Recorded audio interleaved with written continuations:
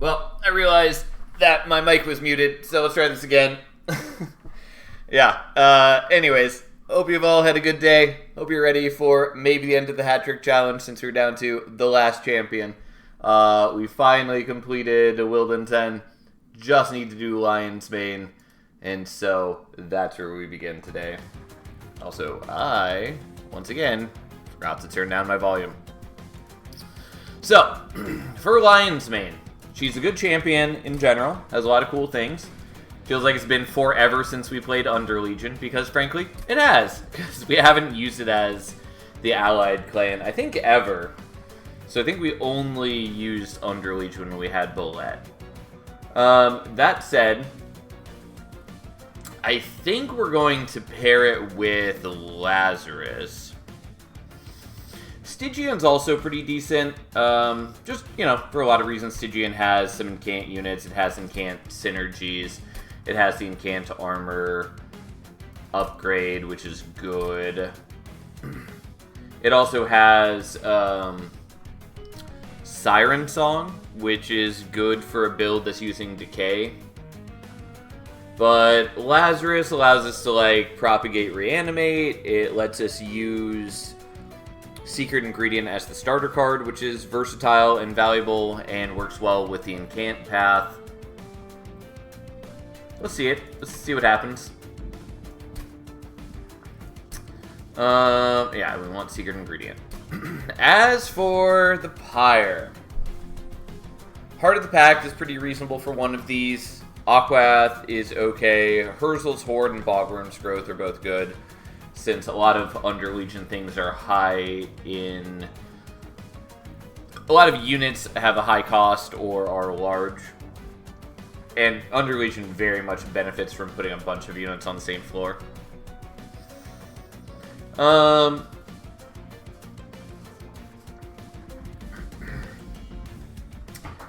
Yeah, I don't know. We'll be a little boring. We'll just start with Bogworm and go from there.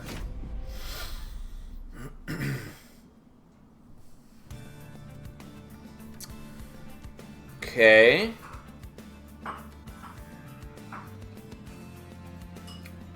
And we're up against Dominion, which I don't mind too much.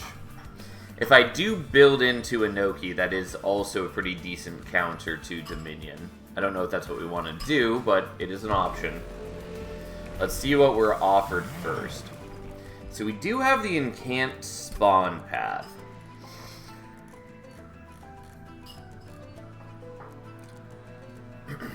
The problem is that Incant Spawn doesn't work super well with Overworked Assistant, even though the Incant Unstable is generally quite good.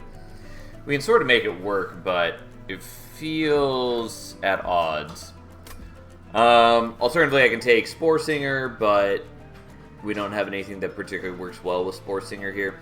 I think we're taking Everbloom, and I think we're going to just pivot away from the Overworked Assistant and try to get, Spore Launcher or something else. But we'll see. Either way, we'll take Everbloom.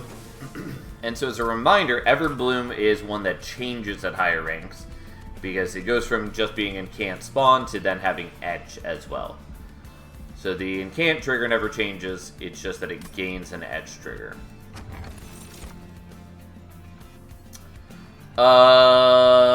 Yeah, Crown of the Eternal doesn't matter too much to us, so we'll take Ever Churning Soil. It's not relevant yet, but that's fine. It is also pretty decent if we do end up building heavily into Etch, since it allows us to take more cards, kind of.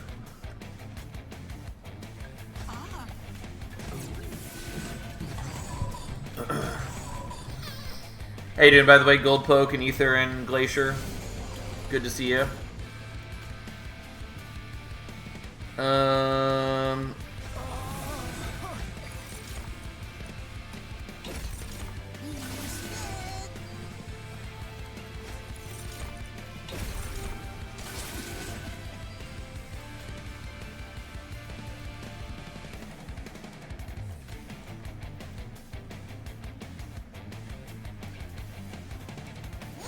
Yeah, I guess we'll do it like that. Unfortunately, I mean, sort of fortunately, sort of unfortunately,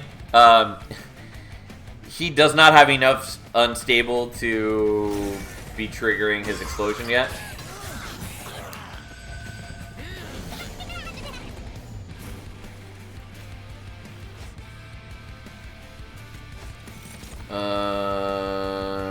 Okay.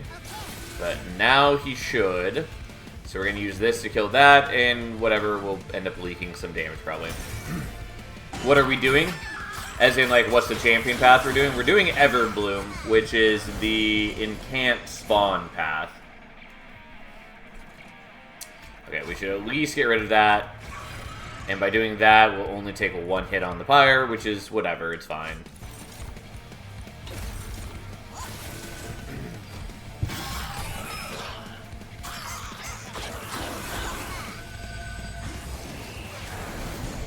Okay, we should have no meaningful problems against Uriel.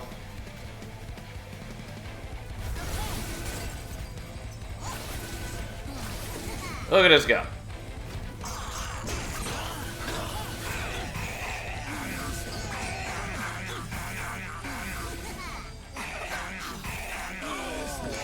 Part of the problem is I don't really care about Amorous Inoki. It's not like a bad unit, but I already get so much defense by just creating a giant wall of fun guy that what I really care about is having some meaningful offense. And so I need some way to convert that into offense. Inhale's okay. I don't really want it, but I could maybe use it. I would definitely take spawning pods, but I'm considering whether I actually want that right now or not. Or if I want to save it for a different path.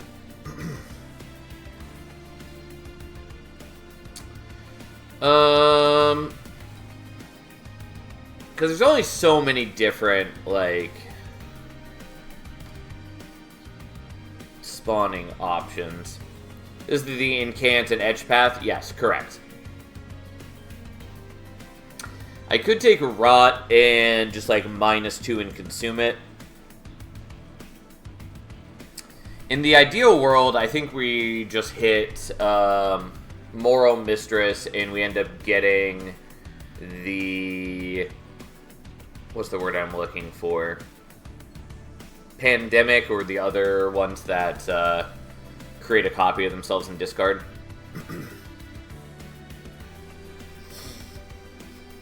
Yeah, I mean, like, Inhale and Rot are both okay. I think I want to save Inhale for later, since it is one of only a few tools that we could use if we're up against Entropy on one of the later runs, if we need to be able to kill the Silencers mid-turn.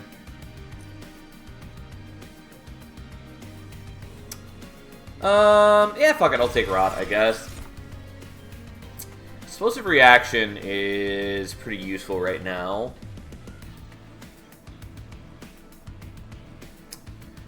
Yeah, I guess I'll take that.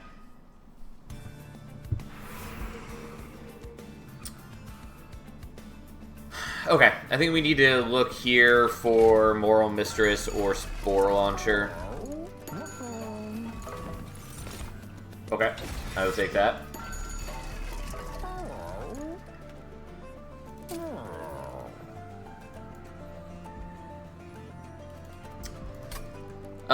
I think more than Smidgestone, I care really highly about Dualism. Yeah, there we go. Again, I'm not, like, in good position to use it currently, but that's a hefty increase in power.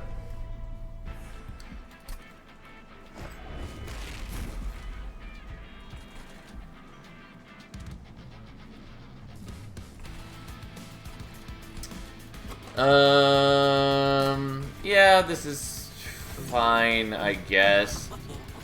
Oh, whoops, wrong order. It barely matters, but it is correct to play out the Inoki first if we're going to play the Inoki. Because then the others get the bonus.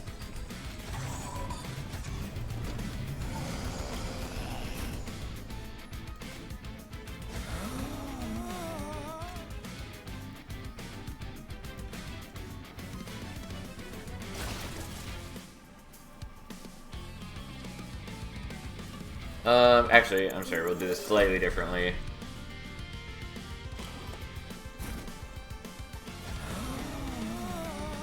I could also have you in front. Either way, we're gonna do this, because now...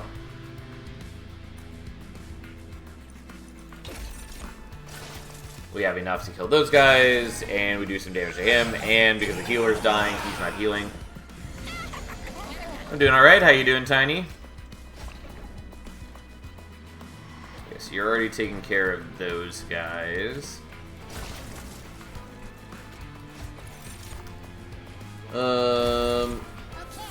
Sure, we'll generate a fungi, even though we haven't really built into that yet, but it just seemed like a good opportunity to be using the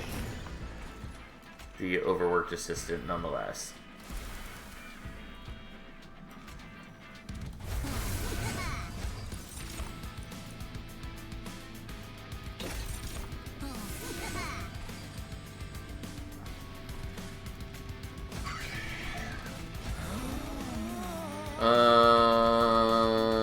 Yeah, I probably could have done this better, but that's fine.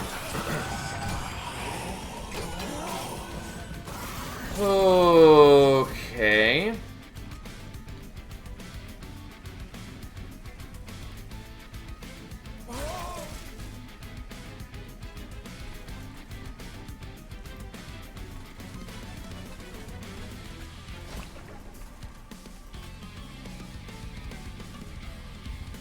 Yeah, we'll just do like that. It'll take a tiny bit more damage, but this way we're killing off the backliners. We're doing a chunk of damage to the boss. I didn't like build into it super well, but it was fine. Yeah, we're not anywhere close to killing you though.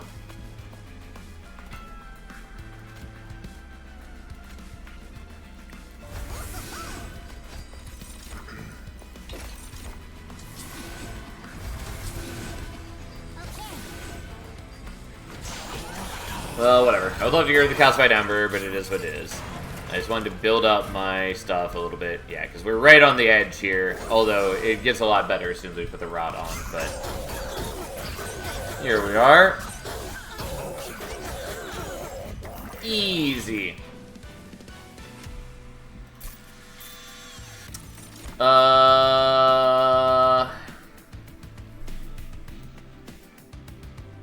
Might want the gooey flask.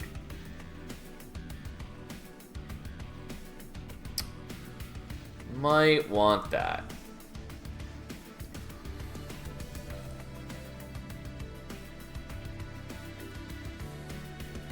I'm not totally convinced I do want it, but it is a consume card and that would help right now, so I'll take it. I'm definitely gonna skip on these. Well, so I could maybe use Twisted Assistant with a big, beautiful stack of fungi that we're going to be generating and turn them into an actual damage source. Nonetheless, I think we'll skip, but it is an option. Doesn't hurt to save that as an option for Man-Eater, though, since Man-Eater doesn't really have offensive power baked into her kit. We're definitely not taking those. Permafrost, I'm not gonna do. Double stack is nice, but I think I don't want to do that.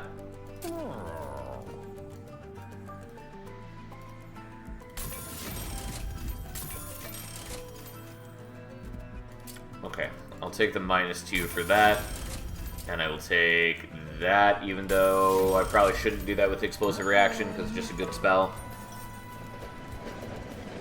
Nope, not taking Dante.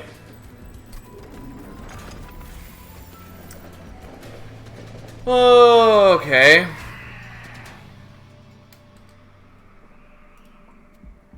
Let's see how this goes.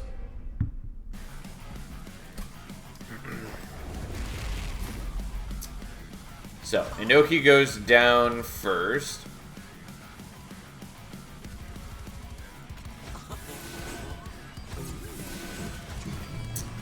Don't love Archeon, but that's fine.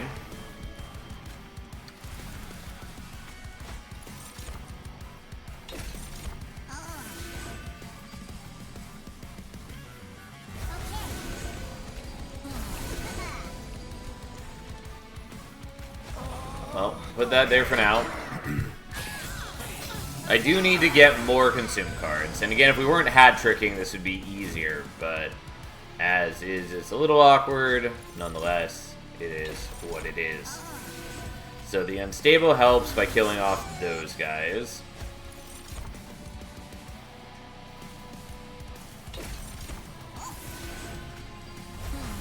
Unfortunately, like, I can stab him a tiny bit, but he's just going to build up more attack soon.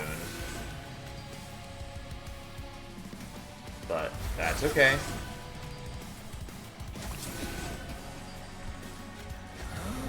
We're mostly just trying to build up the fungi stack, which also builds up our extra HP, and it builds up our regen, so, like, we'll sort of be able to handle these things. Unfortunately, I really wanted the Rot on a turn where Archeon was here.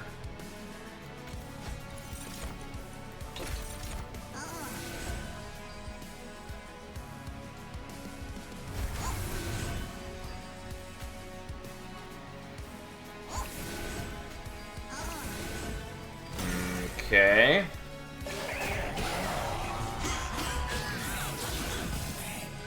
Yeah, he does get healed a good chunk because of the healer, which is how it works. So I could proc their unstable this turn, though it wouldn't be that impressive. I think we're just going to kill you and do some of this.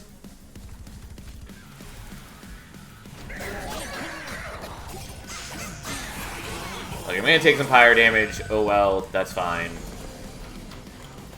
Yeah, so I was really hoping that we'd get, like, the unstable reaction this turn so we could get some decay on everything.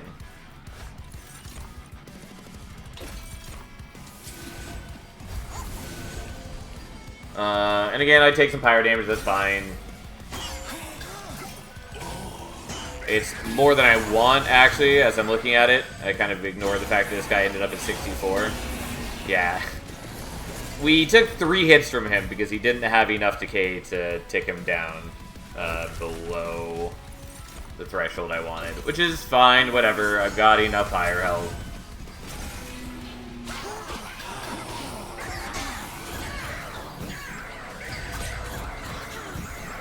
Again, my offense isn't, like, incredible, but I have enough HP and decent regen and all that that we just kind of outlast him and slowly chunk him down.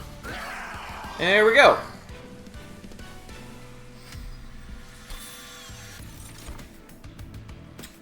I mean, Spike of the League is good.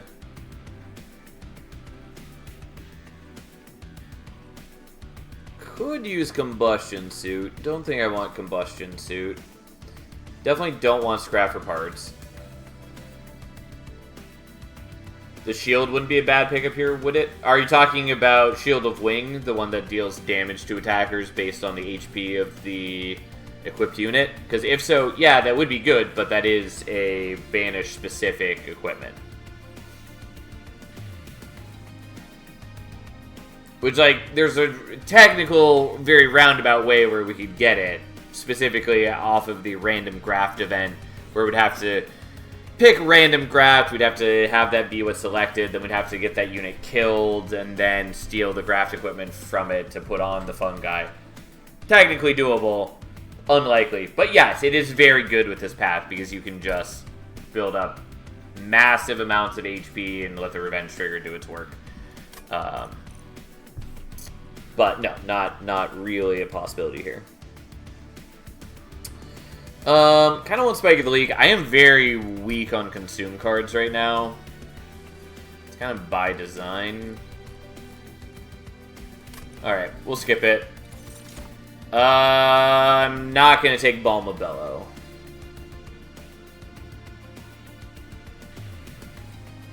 Interesting though that may be.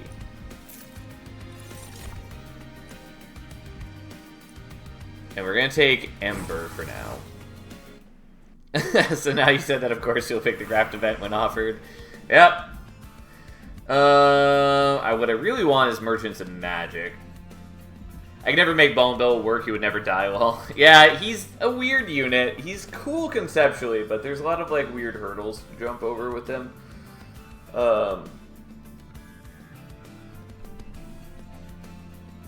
Like, oftentimes you have to work on killing him yourself if you want him to die. But he's also a pretty decent, just like thing to help you with Relentless if you need that, but oftentimes it's not really what you need. Yeah, unfortunately, I really want more Merchants of Magic, and we're not seeing them for a while. Nonetheless, let's go here, I guess.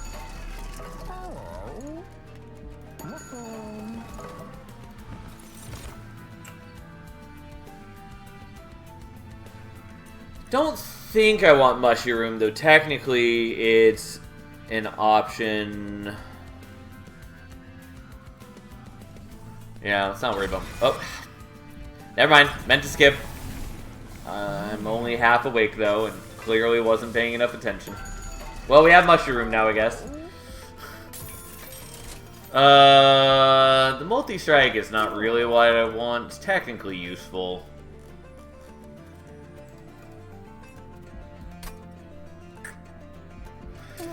Kind of want to do Reanimate here. I could do Reanimate on the Overworked Assistant. In the long run, Overworked Assistant might be helpful once I have enough capacity for it. Also, I can stop using the Inoki and it becomes a lot more useful. Great pickup. Totally planned. Yeah, you know me.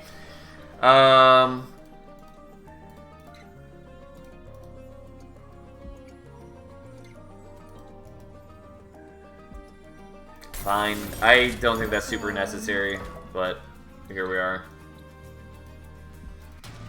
I really just need more consume cards is the main thing. Also, I maybe should have taken Permafrost earlier.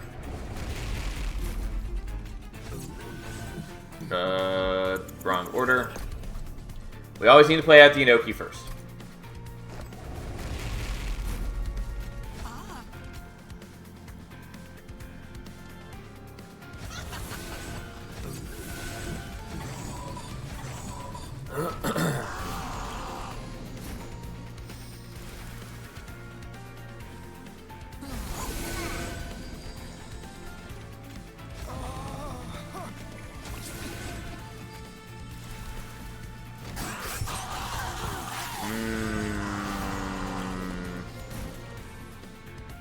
Well, you're getting low, but again, what we really need is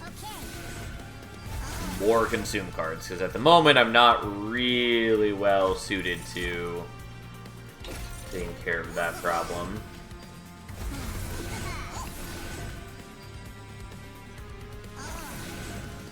Oh, you're not dying because you have Titan Skin.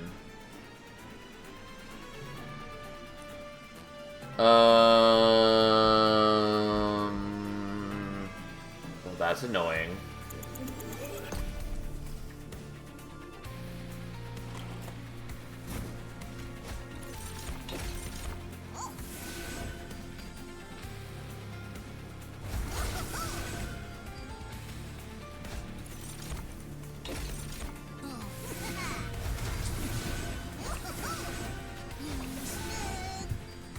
Yeah, again, I'm not really doing enough damage, though.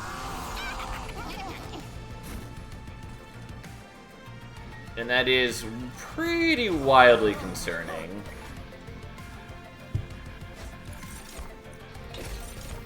At least there's a timely blue infusion, though it's not good enough, because with the Titan Skin, it is actually an issue. But we'll see what we can do.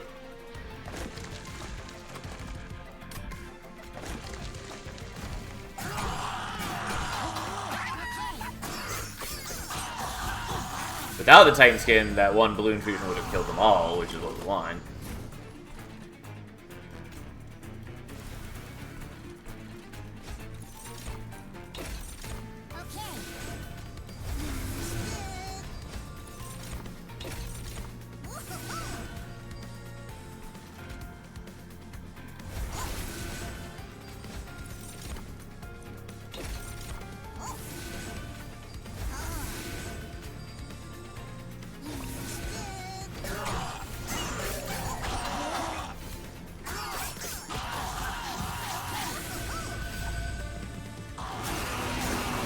Now, I still take some damage even with the mushroom.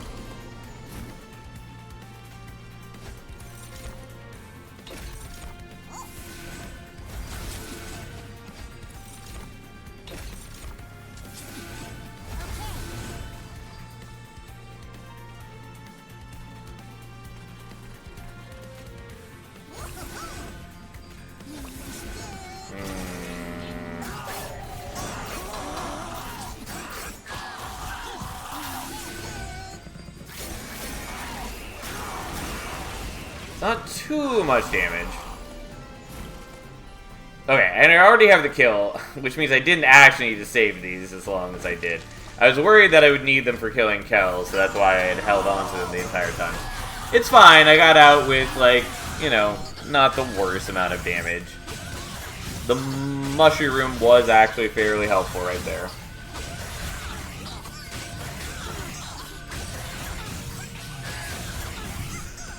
But yeah, I just have not built enough for damage currently. And that is an issue.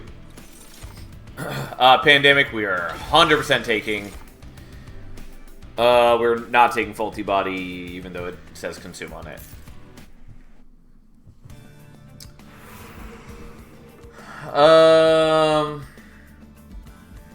So the removals might be nice. The event maybe is nice. I do kind of want to go here looking for a variety of things.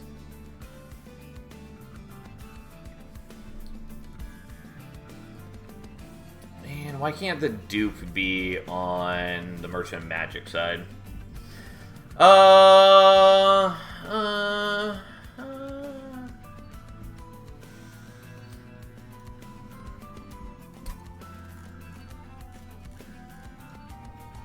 mean, the removals would be nice. I could get rid of, like, Spear Stewards and stuff. I could maybe even get rid of the Overworked Assistants.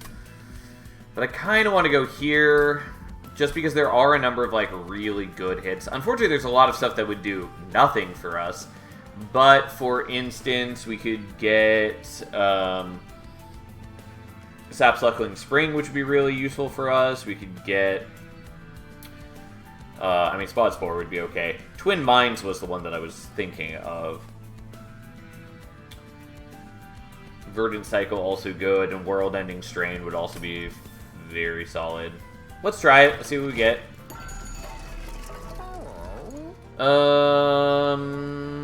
Ancient Roots is a maybe.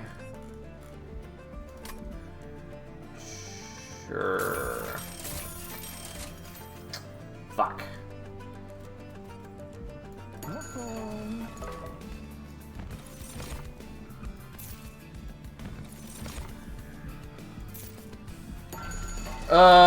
Yeah, this is why I shouldn't have taken Ancient Roots, because I would really love to take both Twin Mines and World Ending Strain.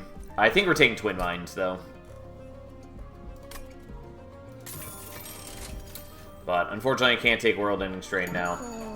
Which is okay. We should be workable without it. It's just a little painful as is.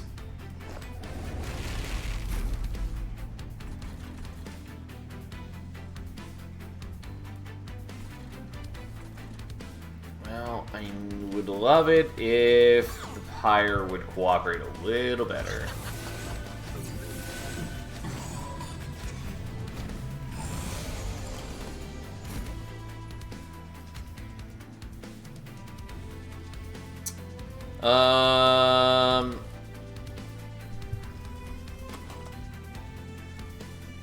I mean, what I'd really like to dupe is Pandemic. I don't know if I can hold on that long, though.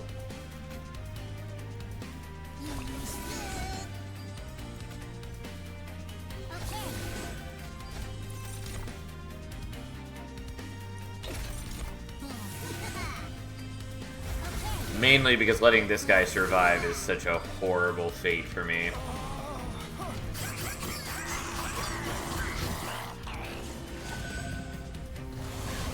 Since the Harvest really kind of fucks us, is what it does.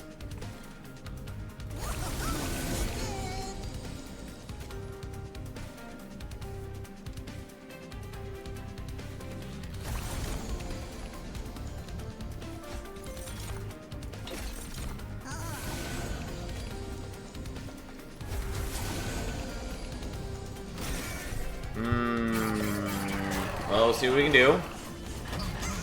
Because, yeah, if he survives, he does just kind of ruin my shit.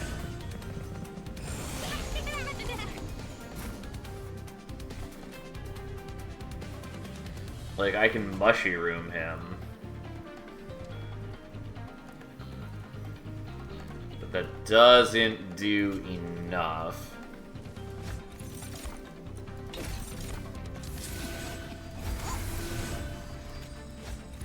What I really needed was... I needed... Oh, I put the wrong room there.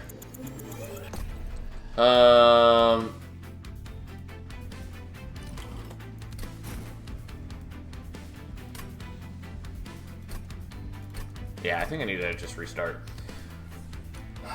Because what I wanted was I was hoping to get a purple infusion set up. Wrong order. I was hoping to get a purple infusion set up so then I could just, like, root him for a turn. But I did not roll correctly.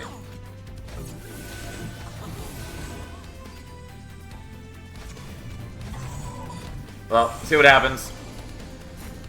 It would not be the worst thing to do for the explosive reaction. It's just not what I want.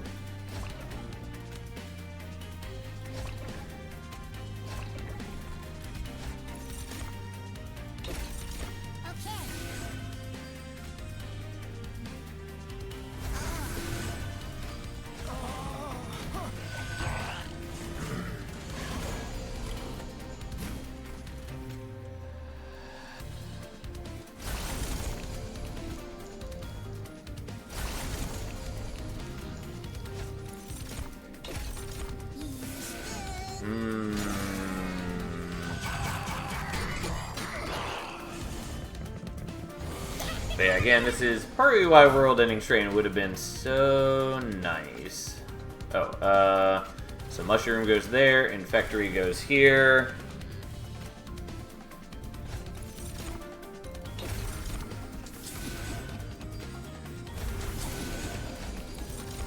I was actually going to do this differently, but then I decided let's do this.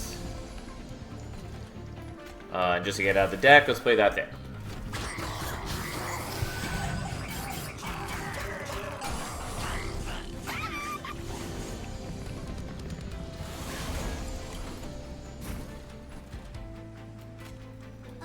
Okay, and so I can sort of freely play these out now.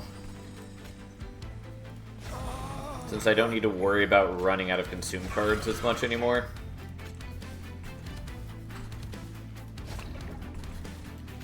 Yes, I will get sapped to Oblivion. Yes, it's sort of a problem. Oh well, it's what we do.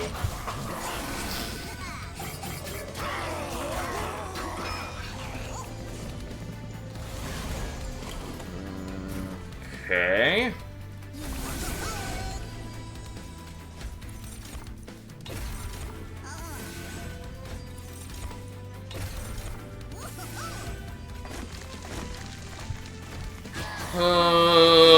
We'll do what we can.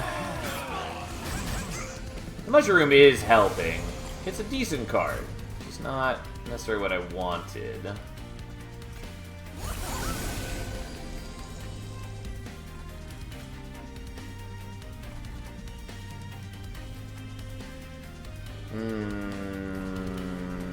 Yeah. Just make sure you're dying, I guess.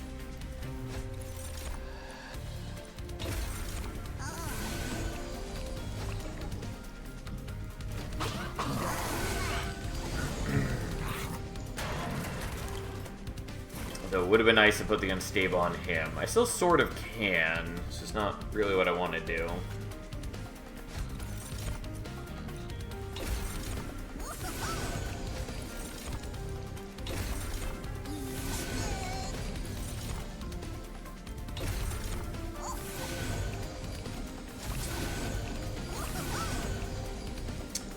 Well, we're gonna take some fire damage.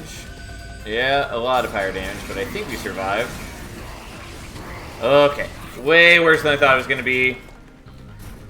Fuck me. God, we're already winning here. Yeah, well. That was real bad. Did not love the way that it occurred.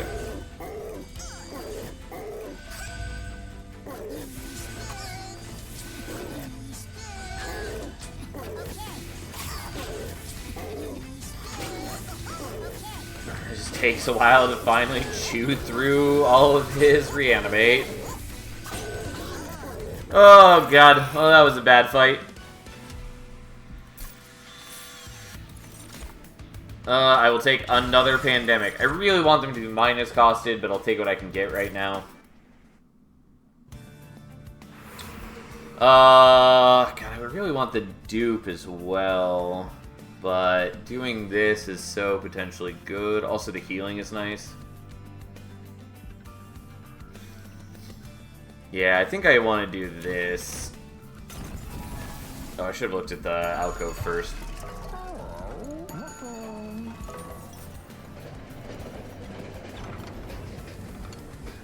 Yeah, let's take Yorick.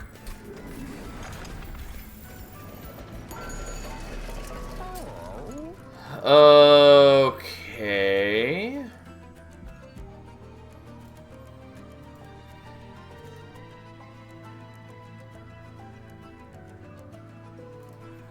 I don't remember if that ever got fixed or not. I think it didn't.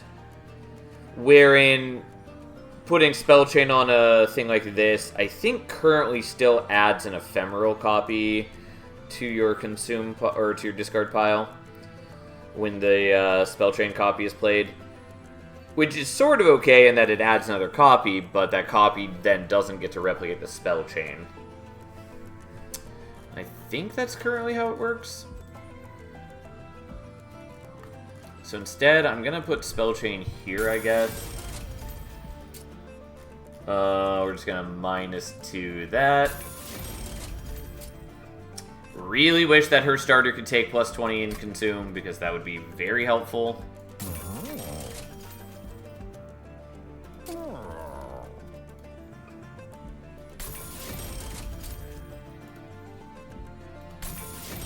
we're just gonna do that. And then we'll see how it goes. I probably should have removed some cards, but hey.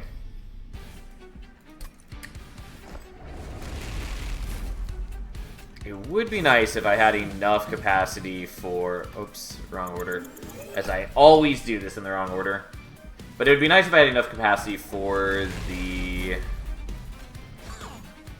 overworked assistant as well.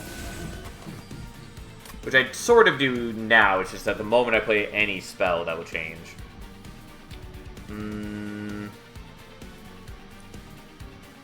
Okay, we're gonna not play with the Shield Stewards, even though it's kind of an issue.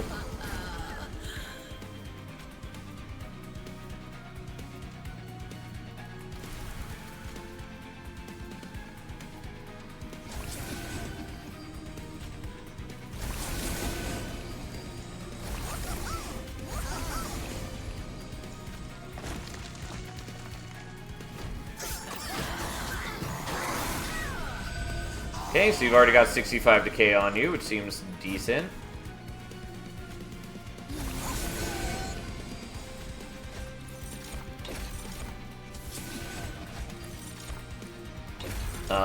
We'll just go ahead and root you for the future.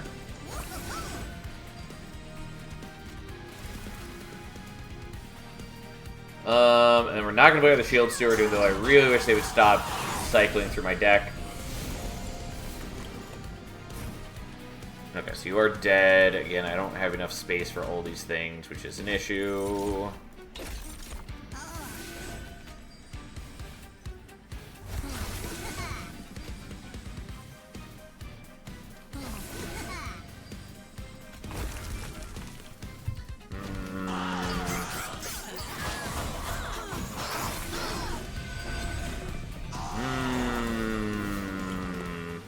You don't have any decay on you, which is a problem.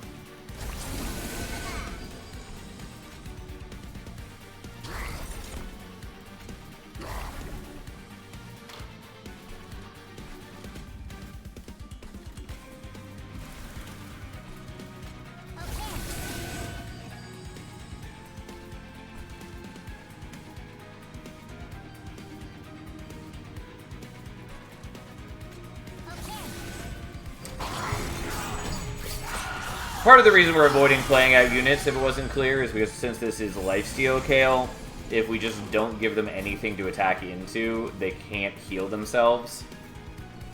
And that is generally fairly helpful to our needs.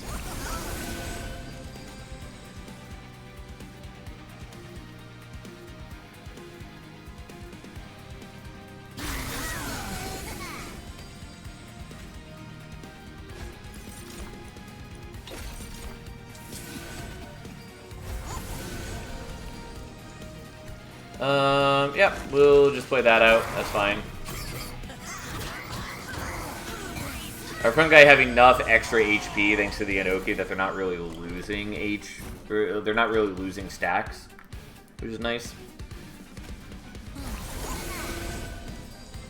Oh, I should have done that differently because I get the discount on the first card played, but the one that I played was the one that's already 0 cost, and so I should be playing out one of the non-0 cost ones. I do wish, by the way, that it showed you what the original cost of the card was when you discounted it like this. There's some other games that do that, like Vault of the Void, and gotta say, really appreciate that.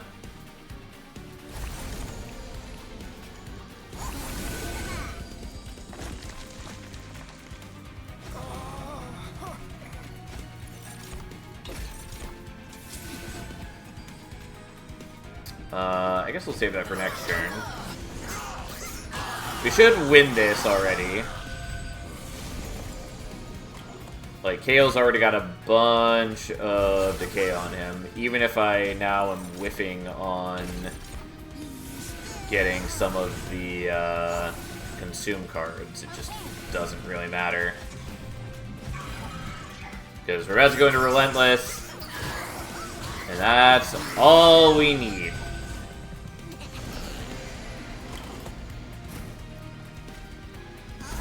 Also, Yorick has gained us so much gold already. It's been nice.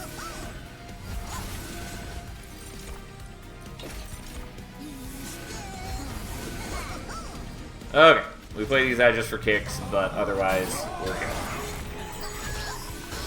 good. Okay, well that worked out. If we had let, like, any enemy leak into the Pyre Room, it could have been really bad, but we didn't, and that's what we needed. Again, Twin Minds has done a lot of good work for us already. We could take the Great Decay. I'm willing to take the Great Decay, I think.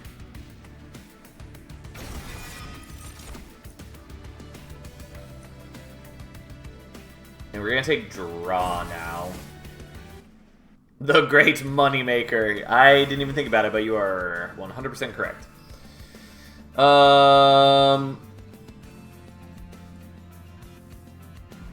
Yeah, we're going here. We get Everbloom 3. Alright, Intrinsic is the thing that I want.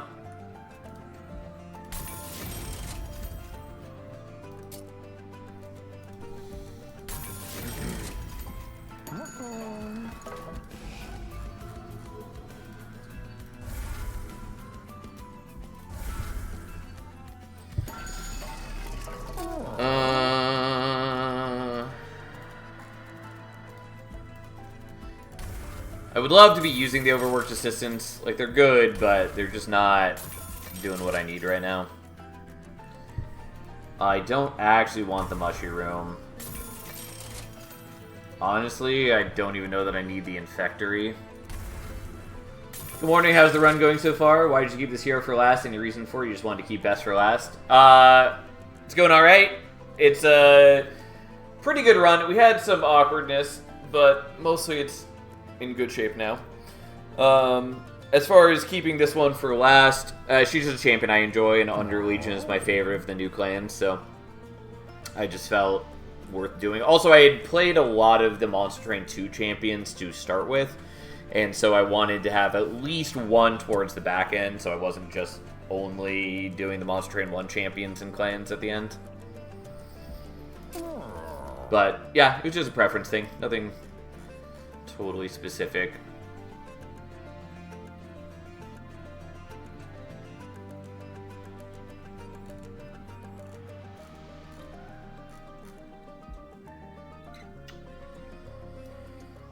Okay.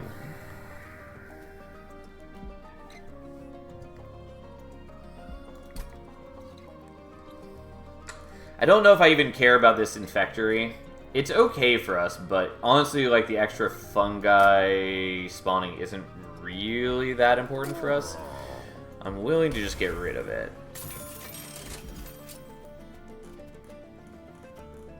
And I don't need the -1 anymore. Okay, here we go. Heaven Seal is a little concerning, but we should be totally fine now.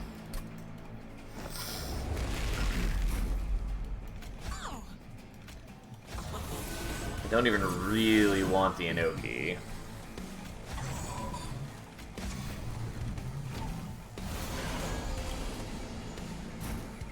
Okay, so...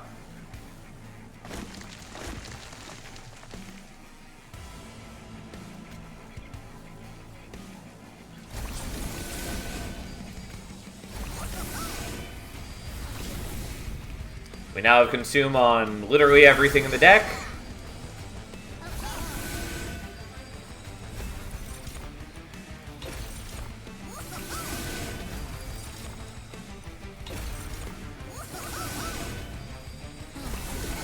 And we'll do that.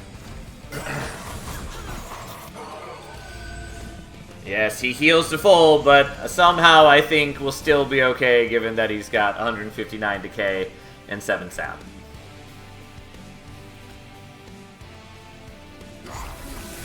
And everything in my deck basically costs 0. There's a handful of things that don't cost 0, but they basically all cost 0.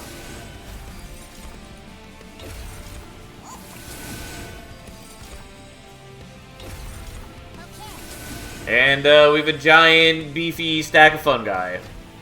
Wait, how does everything cost 0? Because we used the Great Decay, the new card for Under Legion from Lost Arsenal. Here it is. Apply Consume and -1 to all spells in your deck. And since basically everything in my deck already cost 1, there's a couple things that cost 2, but most of them cost 1. That happens now.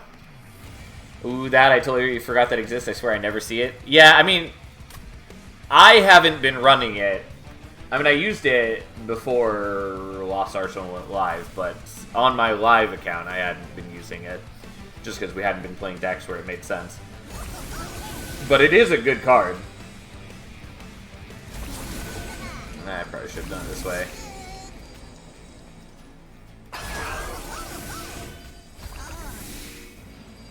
Yeah, I actually do want to do this instead on him. Won't that mean you'll run out of cards very soon? Normally, yes, though even that is sometimes manageable, especially if we were actually just, like, doing a build that relied on the Fungice attacking. Like, if we had, instead of the Moro Mistress, if we had, why am I blanking on his name? Squad Leader, the one that gives extra attack per stack and trample. We could have done something like that and just turned our deck into an engine to build up a giant fungi stack. But more specifically, in this instance, we have Pandemic, which adds a copy of itself to the discard pile. And so there's no way for us to run out, because our deck will just eventually become only Pandemics and Vengeful Shards.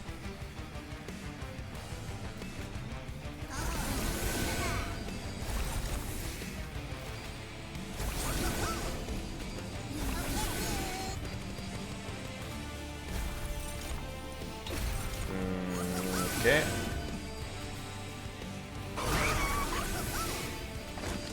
Alright, unfortunately, since he blocks, I'm still not quite killing him.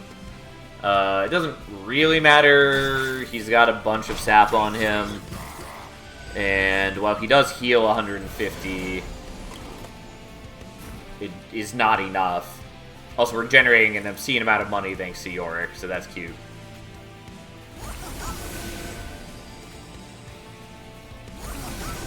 Like, well, I'd like you to have 0 attack.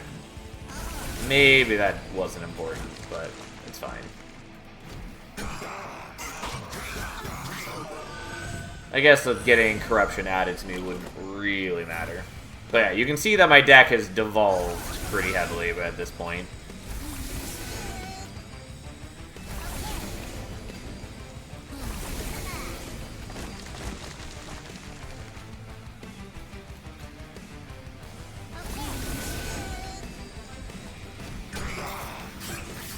And like, yeah, my Fungi takes a tiny bit of damage because it's a tiny bit of corruption, but he's got 155 regen on. He's got, 800-ish HP. I think we'll manage overall.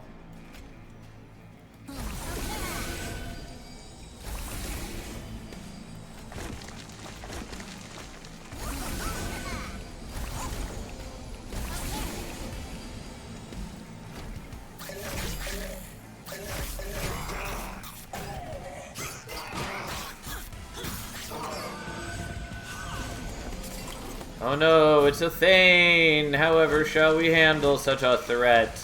I mean, we're already killing her, but let's kill her with style. Again, it is sad that I didn't get World-Ending Strain, because it would have been so much better for us than Ancient Roots would have been. World-Ending Strain, for those who don't know what I'm talking about, is the artifact that when a unit dies to decay, their decay is spread among enemy units. So all this decay that we have generating would be doing even more for us.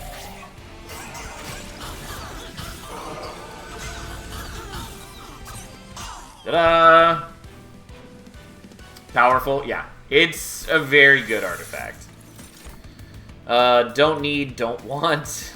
And Truffles is bad. Don't need. Okay, so we're going here, and we're duping, and we're healing, and we're gonna live a life of plenitude. Don't think I care about the Artificial Pyre Stone, but I can just buy it. There's no downside. Yes, we buy this too, just because I've got the cash.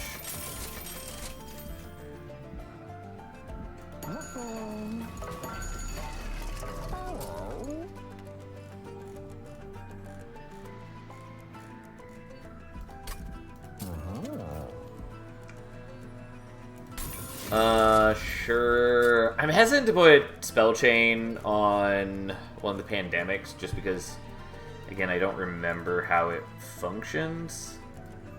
And I think it functions not in my favor, kind of.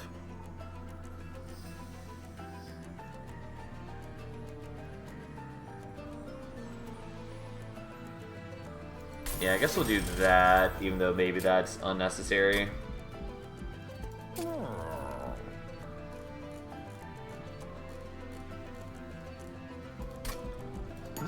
I don't know, just for the sake of it, let's take that.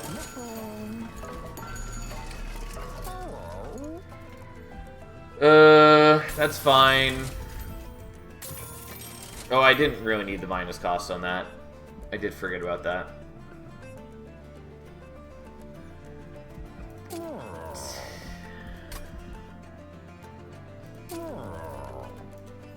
I don't know, why not? I've got the money.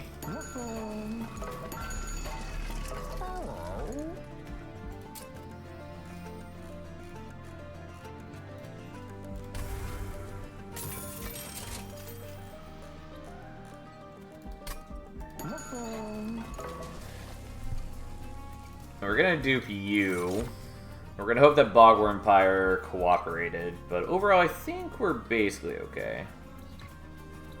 Also, didn't really need to get rid of the Train Steward. I could get rid of some of the weaker spells so that we draw into the pandemics faster, which is what I should have done, but it's whatever. It's fine.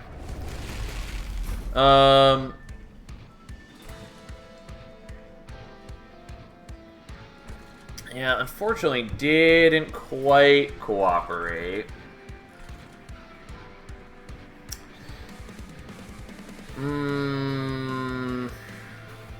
Okay.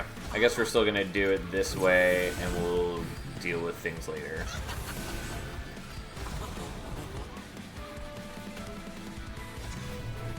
I wanted enough capacity that I could fit the other Moral Mistress here. I do still want the Inoki to deal with the corruption that's gonna be added. Although, realistically, that probably doesn't matter a whole ton.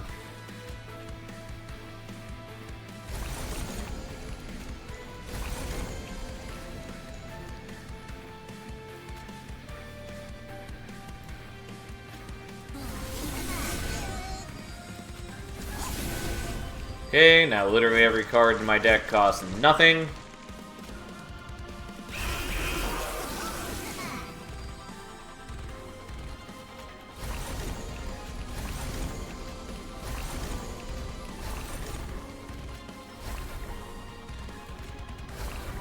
Alright, he already has 216 decay, a bunch of tap. He doesn't get to do the corruption doubling strike because he will never get to attack ever again. Yeah, like, I should have gotten rid of some of these and just drawn into the pandemics instantly, but that's fine.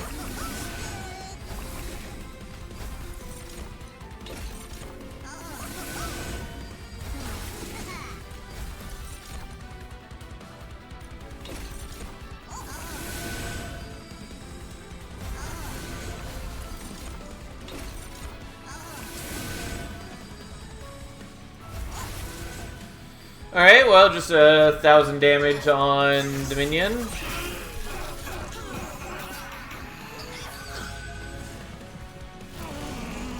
You know, it's looking pretty decent. Oh yeah, this doesn't actually heal because it costs 0 now. Well, that's fine. It's not like I needed the money for anything else.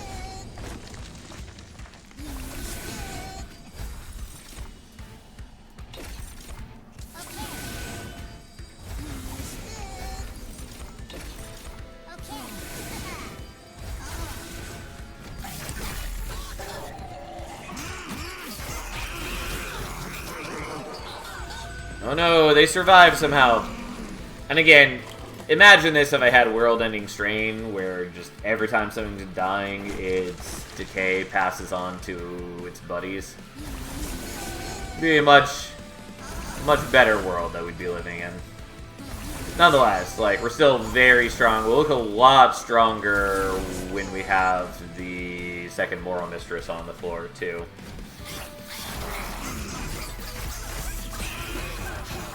I'm still going to take a chunk of damage in the Titans, though, because I don't have a way to stop Savagery from hurting me. But also, who cares?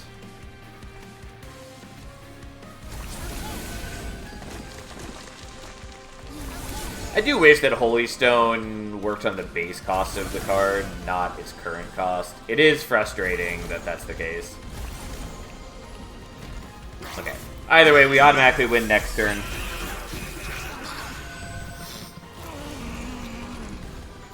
They're already taking 1,400 damage in decay.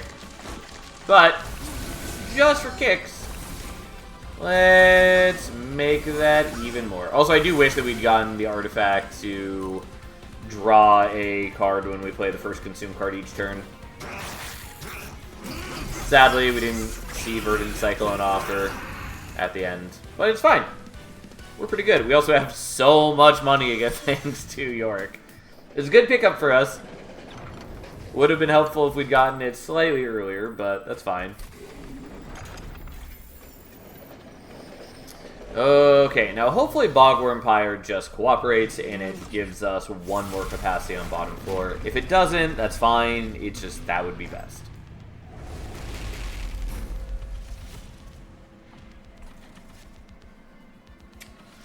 Okay.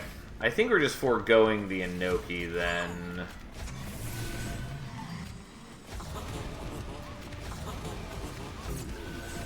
So we should be okay.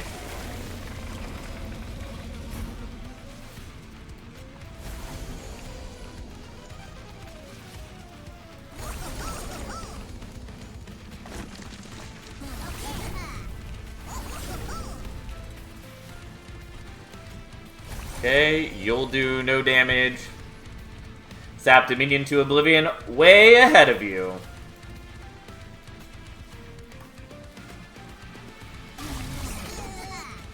I should maybe be putting the decay on Dominion. I mean, I do want a lot of decay on Savagery, nonetheless.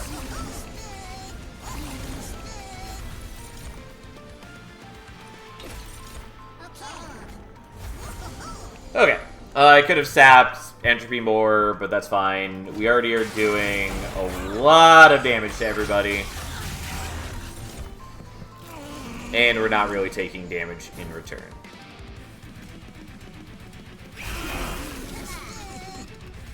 Oh no! We have to deal with the Curse of Entropy. So sad.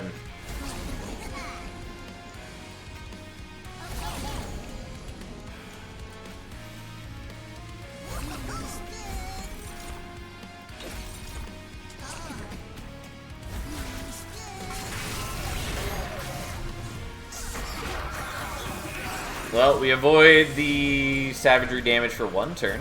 That's something.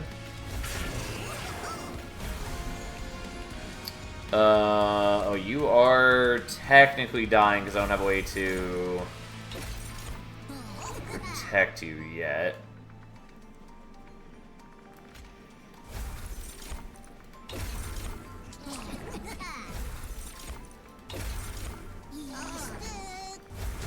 There we go. You do still take a lot of damage. That's fine. It's not ideal, but it is fine.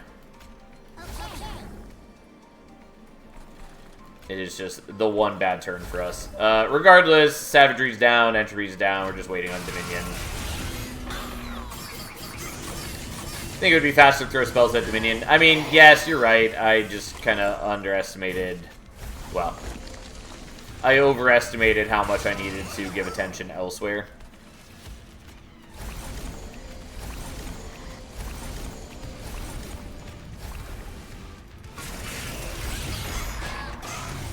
And ultimately, it barely matters.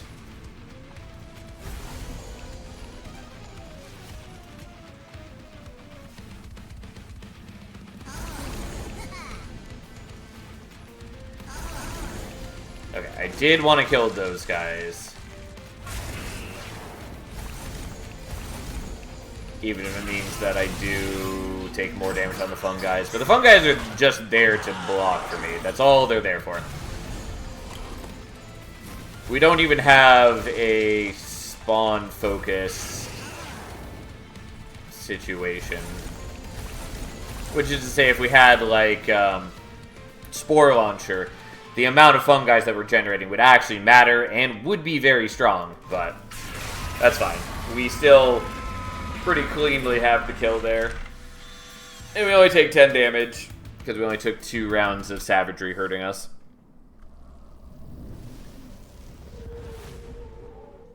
There we go. Turns out, Lion's Mane is both fun and strong. And we finally mastered Great Decay. Woo! God, I still have quite a few cards left to master. Not too bad, and it's mostly just rare units, but that's fine. Okay, so let us add it to the tracker in a moment. And then for Lion's Mane, that was Everbloom. And then let me get the tracker ready, and we can go from there. As for which pyre we're using next, I'm uncertain. Probably Herzl's. It's just good. It's just good. Okay, so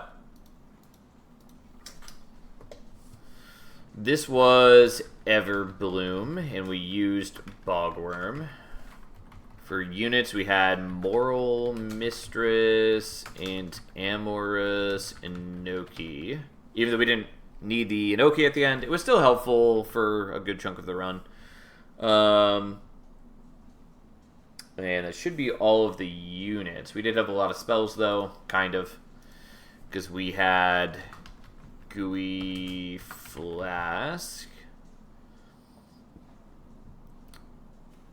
And then we had Explosive Reaction, which is a little bit of a waste. It was really helpful when we got it, but it's a good card, and we barely used it across the run.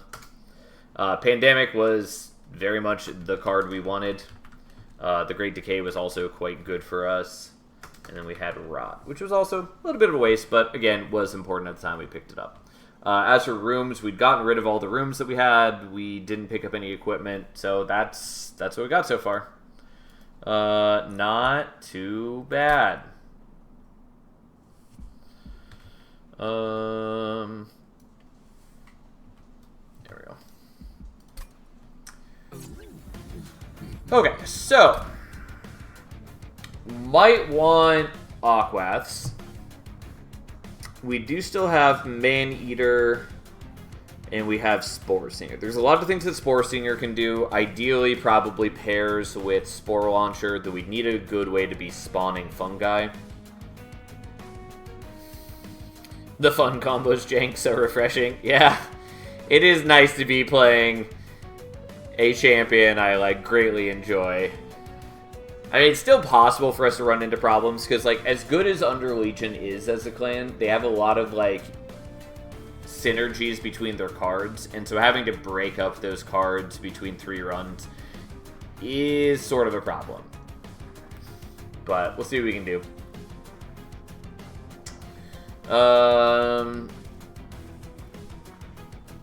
Yeah, I mean, I think we want Herzls and probably just Aquats, like I was saying. I mean, Fear's Greed is also good, and Heart of the Pack is a maybe. But let's just do...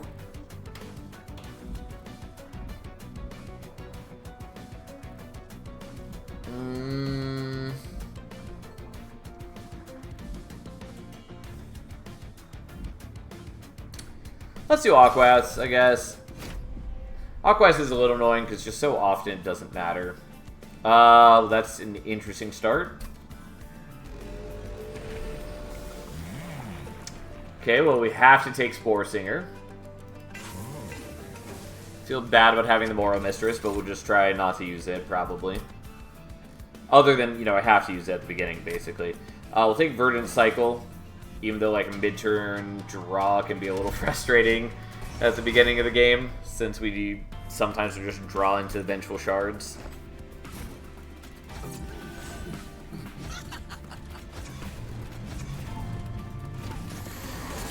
Okay, I really do like Spore Singer, by the way. It amps your damage output, but also just having the action means that as long as you can keep her alive, she automatically sweeps low health enemies, which is just a really useful function for her. It's something that a lot of combos can struggle with, and so I appreciate it not being an issue.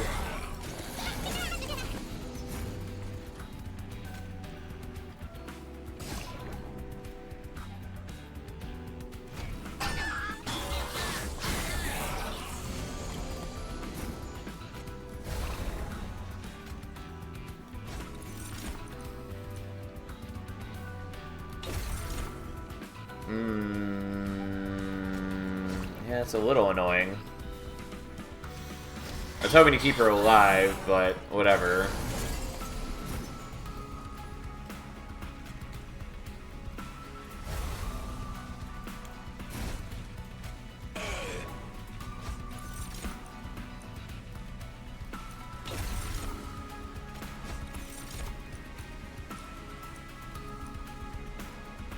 I don't think the regen... Well, I'll do the regen, I guess.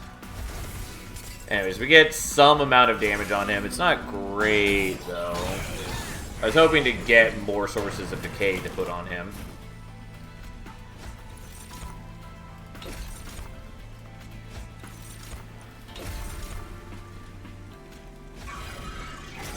But we'll do this. We'll let him tick down a little bit and all of that, and then...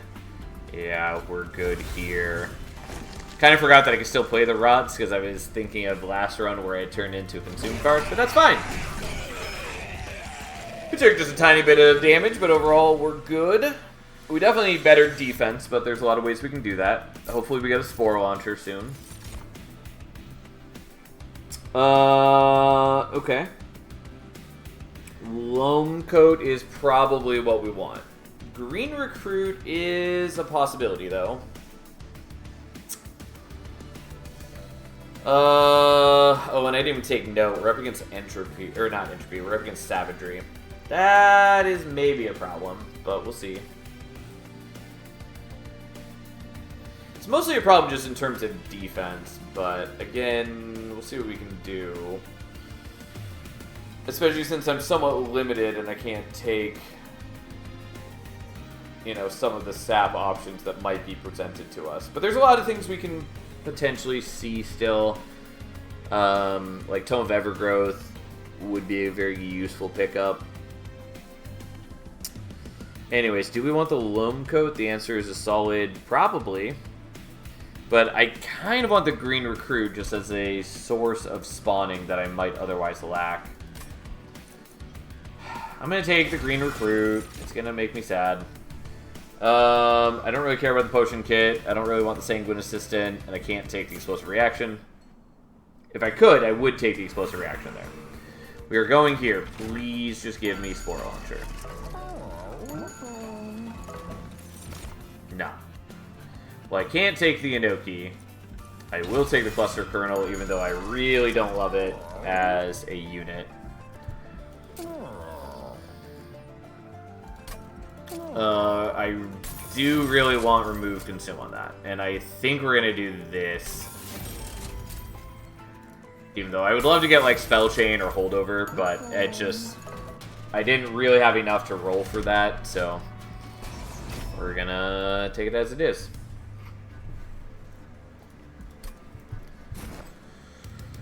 I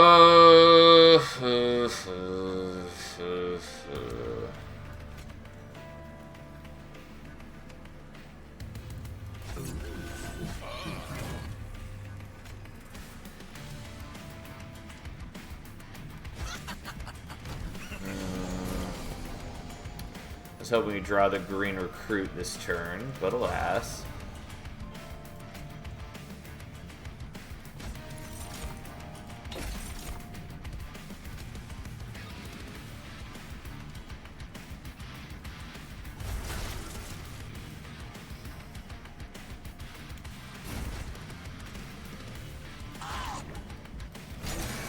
Well, that's a bad start.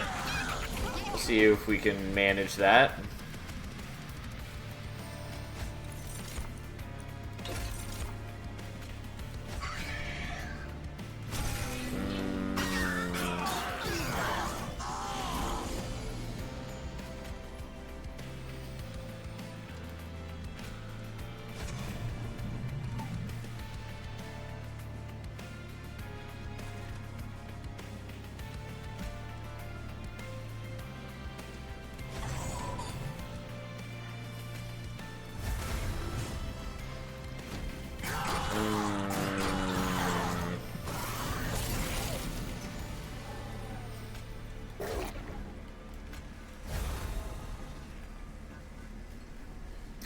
I mean, that helps. Still gonna take some damage, though. We'll see what we can do. Stupid Cluster Kernel was not great. As is much of my situation, but, you know, he's dead.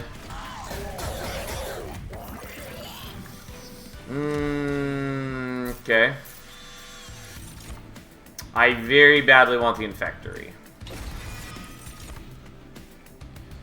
I don't think I want any of these. It's Alive is maybe okay, but we wanted, like, Glow Up and Infectory. Please give me things I care about.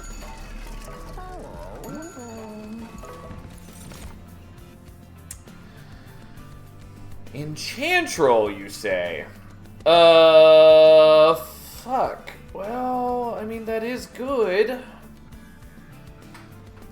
It's just, I really would have preferred that elsewhere.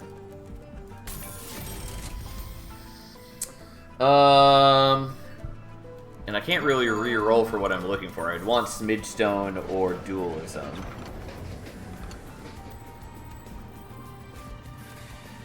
I could do this.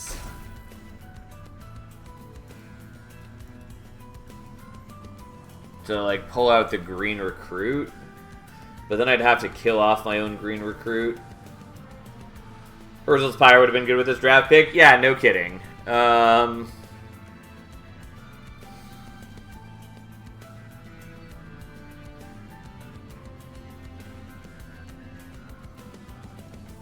mean, technically, I can also... Yeah, I don't know.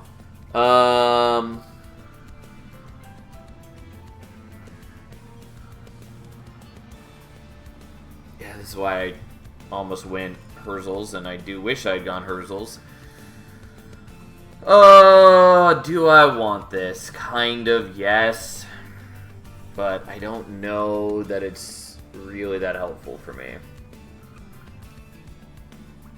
Problem is, like, I really need... I mean, I need a lot of things. I need Endless on the Green Recruit for this to really work. And again, I'm lacking in offense, unfortunately.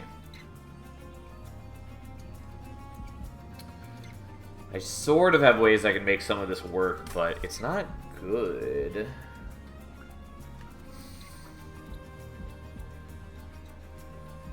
And at the moment, this doesn't really work for me. I'm going to skip.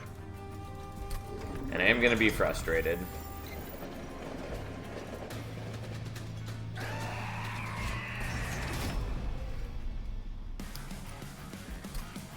Okay.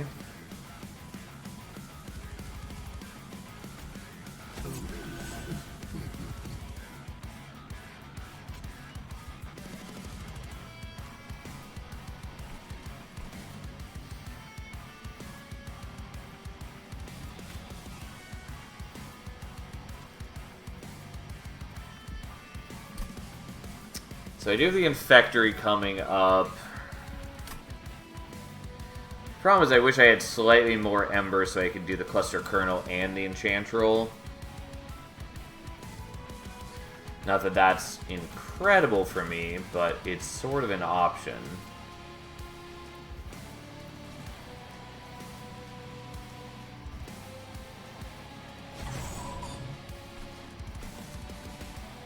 I forget how much HP...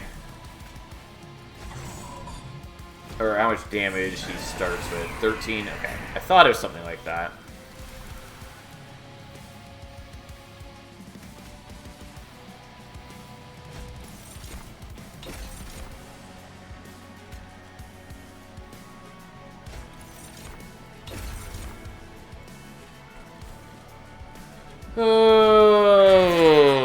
Okay.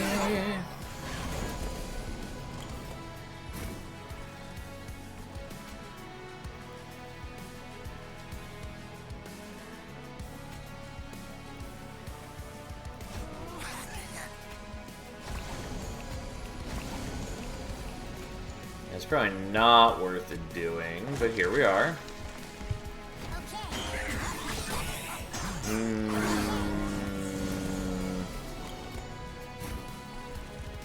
Okay, so you're gonna go here.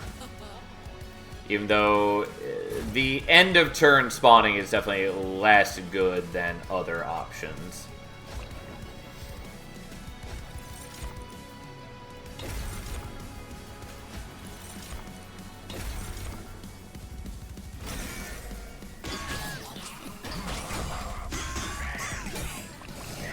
I actually probably should have taken the life steal. Well, we'll see. We'll see.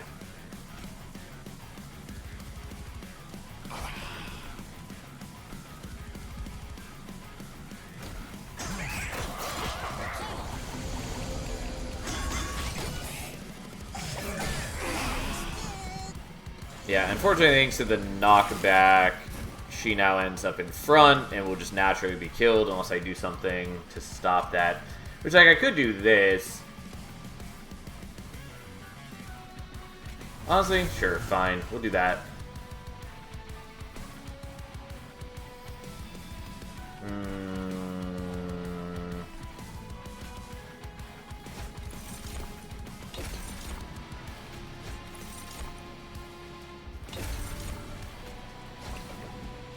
I probably should have done the regen, actually, but oh well.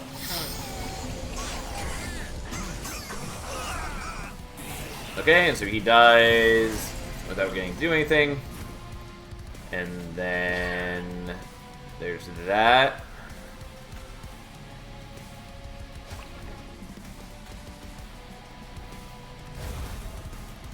And then we get the kill. Although I still take 1 damage, which is fine. My deck is a bit of a mess. And unfortunately, I need a lot of things, and I can't get all the things that I need.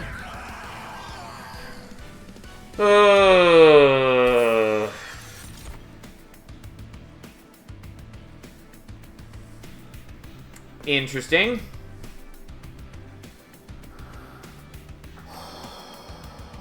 Well, Fungi in a Suit and Spike of the Legion are both sort of what I need. I think we're taking Fungi in a Suit. There's Spore Launcher. Okay. We're gonna take Ember, because I do definitely need that. Hopefully we get Smidgestone. Although sadly we can't look for Smidgestone yet. What we really need right here is we need Remove Consume.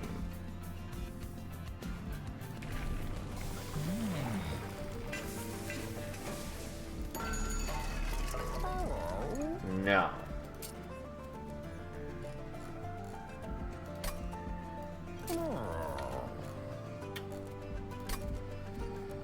I mean, I'd like the Spell Chain, but I really need, like, Remove Consume. No. Okay.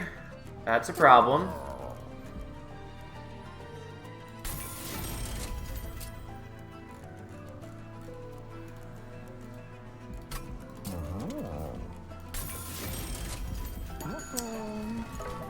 Well, then.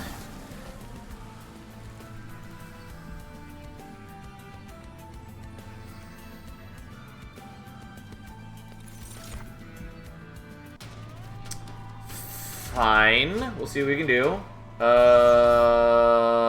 mean, I probably shouldn't take Heaven Seal, but I'm doing it anyways.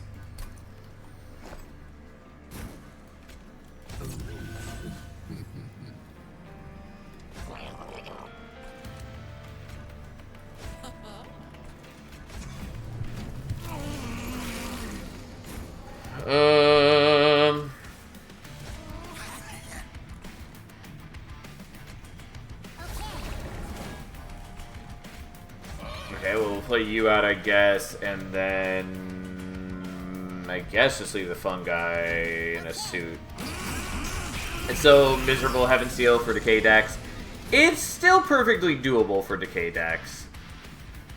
But yeah, it's not really what I wanted right here and now.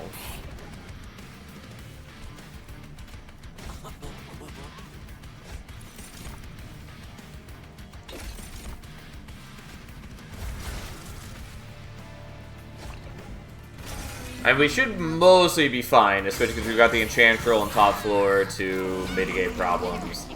Awkward as they may be. Would have been nice to have some Fungi to block this.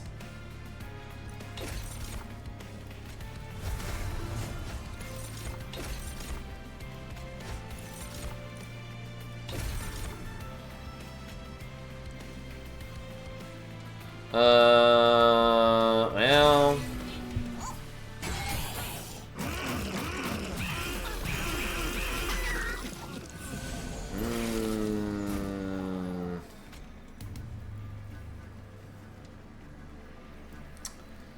Yeah, that is a problem right there.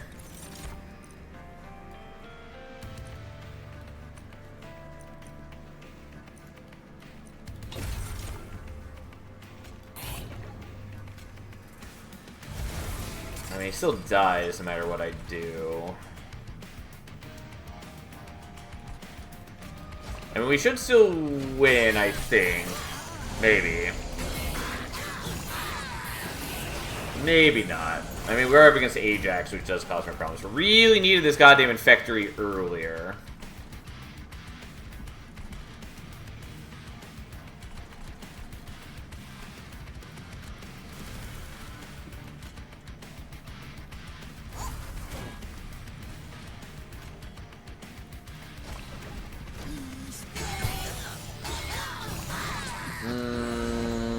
And maybe still should have done the Fungi in the suit down here.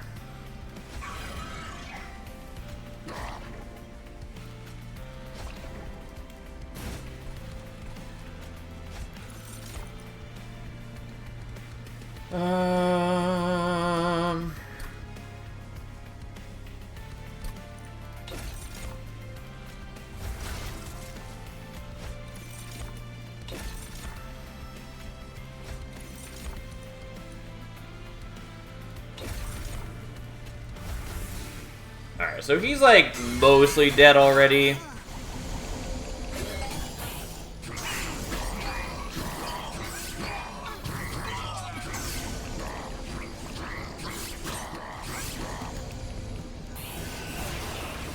he's still got a decent amount of decay on him.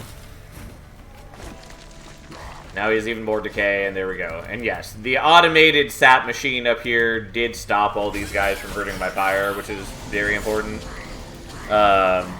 We still have a bundle of problems, but those problems are sort of solvable. Sort of solvable. The mushroom is a maybe. It's kind of helpful for how bad my deck is currently. I think mostly we don't want it, though. We are not taking those.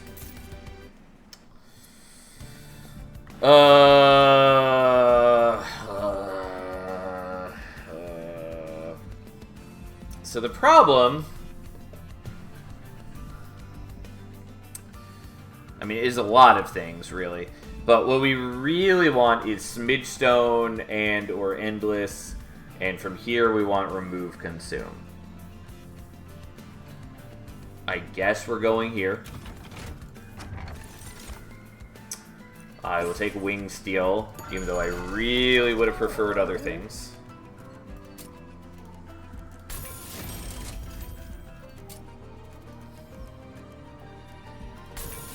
I don't know that I really care about you, but we'll do it anyways. Well, that is one of the things that we badly wanted. Dualism also would have been appreciated, but hey. I was gonna say, if this is like the wings, I was gonna be a little annoyed.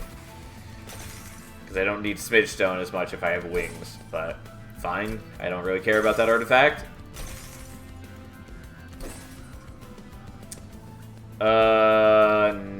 No. I mean, I can sort of make use of that. Okay. I mean, I did just lose a ton of health, but those are very useful pickups. And it does work pretty nicely with Versatile Ember Staff. Okay, how do I want to do this? I don't think this works as I want it to. But let's try this.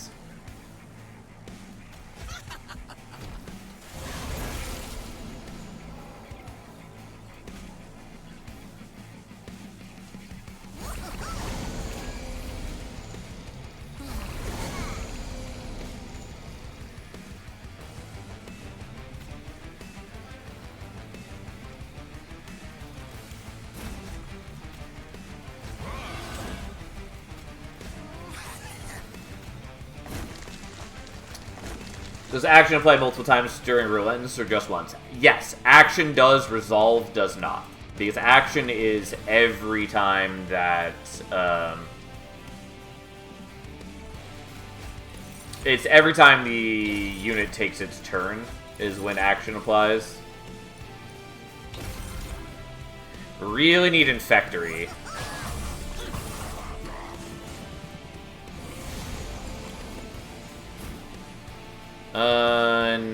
Unfortunately, that's not here yet.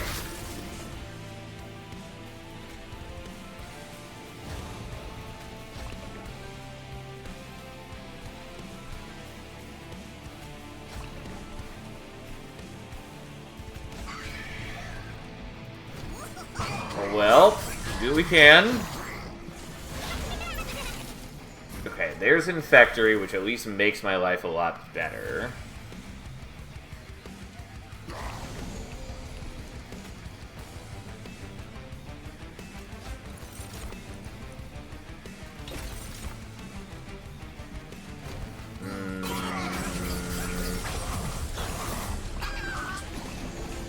Because now I have some engine to continuously spawn. Unfortunately, it doesn't, like, activate till end of turn, which is the problem, but it sort of works.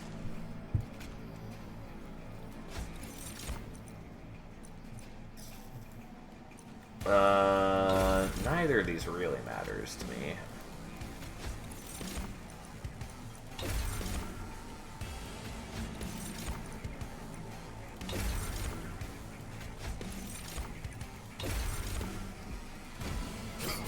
Okay, he hurts the fun guys, whatever, he dies. They die. The fun guys start taking a beating. He looks very big and scary, but it doesn't super matter because we do start generating a lot of decay for him. Again, getting like artificial Pyre Stones would be really helpful. There's a lot of things that would be really incredibly helpful. I got a feeling you will never take Life Mother artifacts. I will do it for the logbook completion, but yeah, you are correct. I will basically never ever take it other than that. For those of you who haven't seen, the Life Mother artifacts are they were revealed as part of the upcoming update. They have some interesting effects wherein they add cards to your deck in kind of a random manner. Which anyone who knows me knows that's not really my thing. Anyways, big ol' Quoto still dies even to our awkward deck. Ta-da! Look at him go. Truly the greatest boss of all time.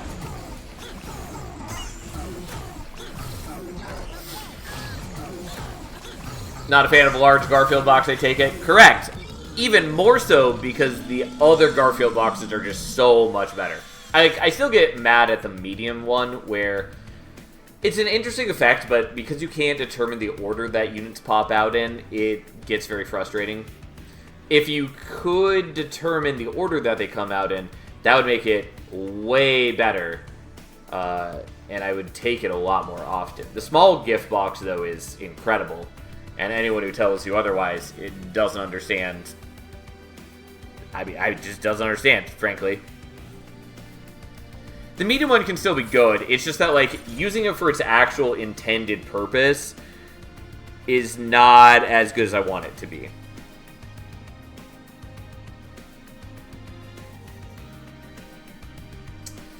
Okay. Which one of these are we taking? We're taking something here.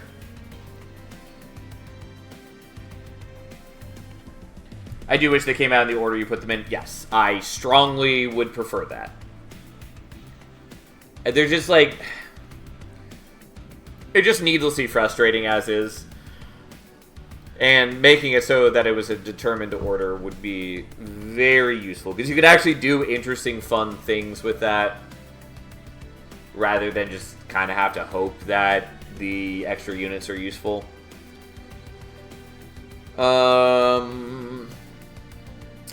So, again, here's the deal. We're taking either Inhale or Fertile Ground. The problem with Fertile Ground is that it's another Consume spawn spell. And I also don't have that many spawn or consume spells. Inhale, we need something that we can actually kill with it, though. But I still think we want that. And then we don't really need any of those.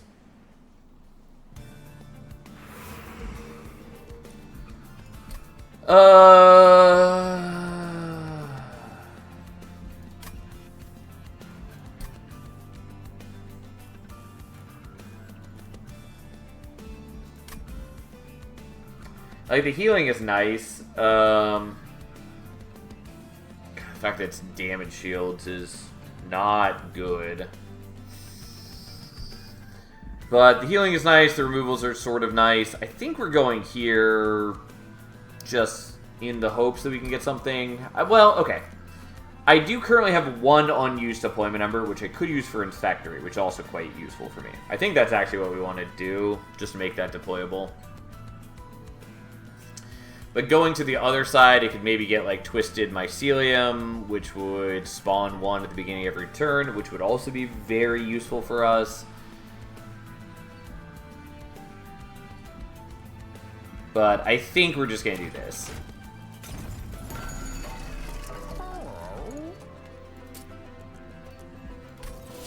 I I can't imagine anything I really want to roll for here.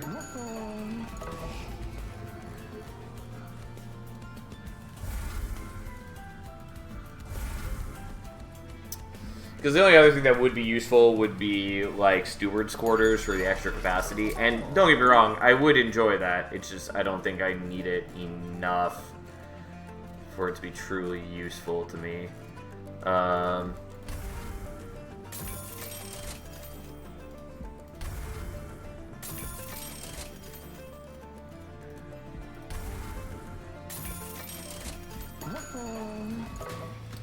Alright, again, the damage shields aren't ideal, but it is what it is. I maybe want to set up on a higher floor. I think I probably do, honestly.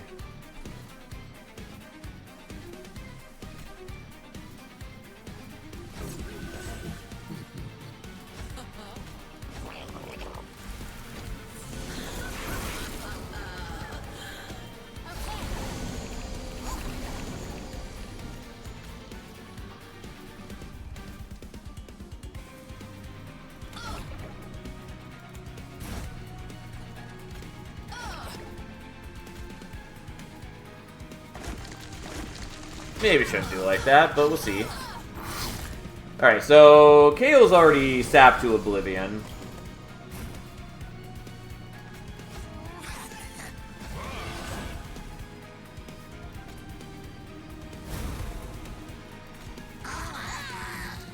Really want to make that thing hold over. Let's see what we can do. Technically playing these things out is a little bit of a concern in that it might give him things to slay upon, which I don't really want, but I think we're okay.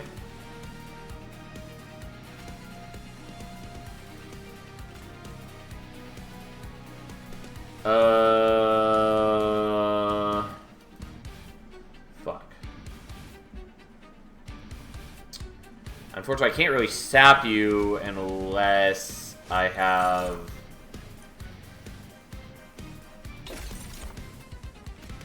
a way to kill something on this floor.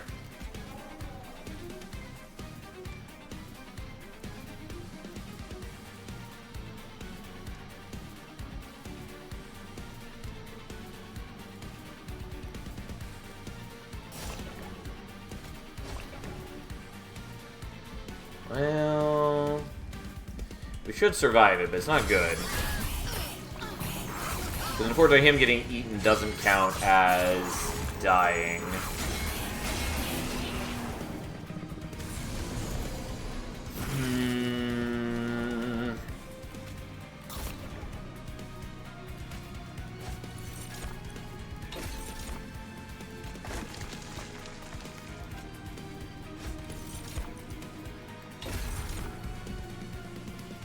So you're dying, which means that we're going to generate 2 sap.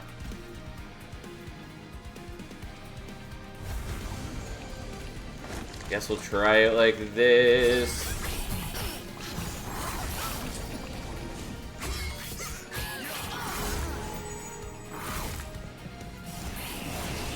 Mm, 5 days. Yeah, I mean, it's something to look forward to for sure.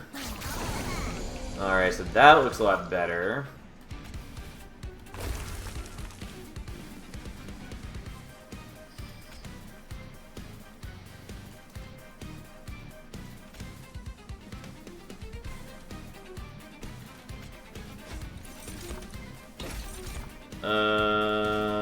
Yeah, not that helpful.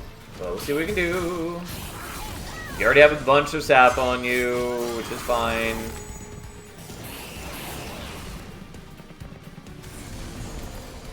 You just need to see it through.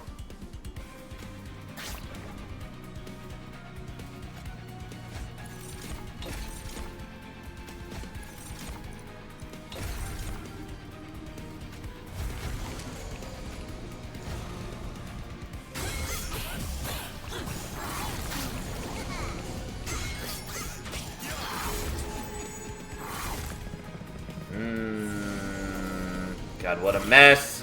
We're trying real hard. Okay, we're gonna do that so we can kill you before you get eaten.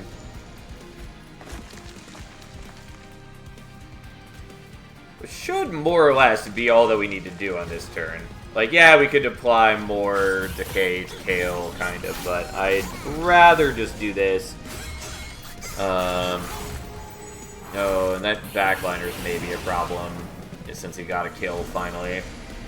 Let's see what we draw, I guess. Well, that helps.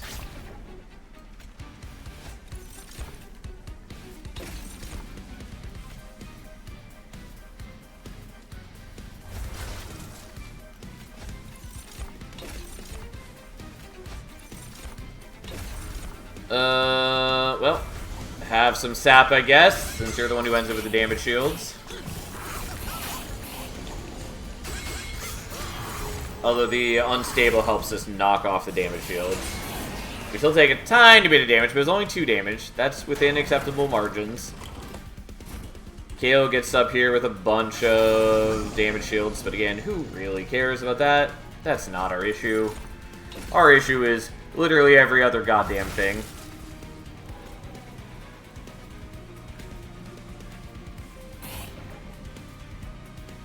I should have hit you with that, maybe. I don't know, it's fine. Yeah, I forgot, we just kill Kale on mid-floor anyways, because he has so much sap on him. And a decent amount of decay that just having a body here means that he dies without it mattering. I mean, Deadly Variant is sort of interesting.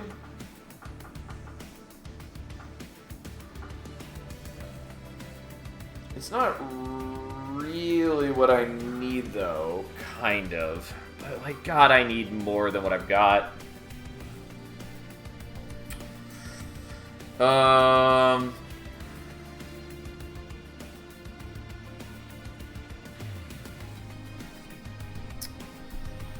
Maybe...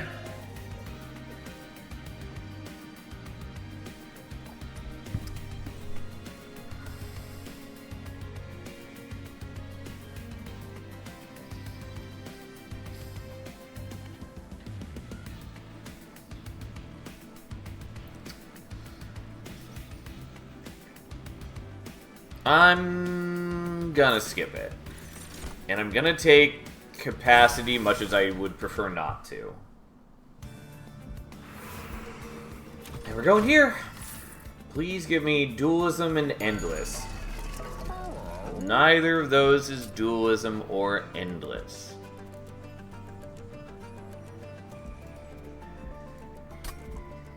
I'd also take Smidgestone. Okay. That's something.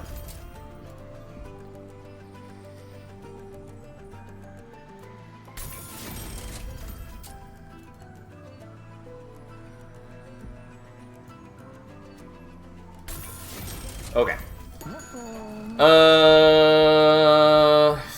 Fair enough. I've got 7 capacity now.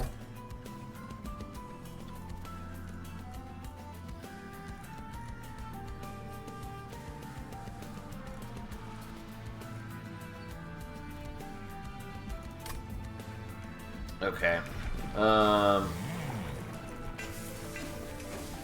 So I would kind of like to dupe the Spore Launcher, but that causes me some issues.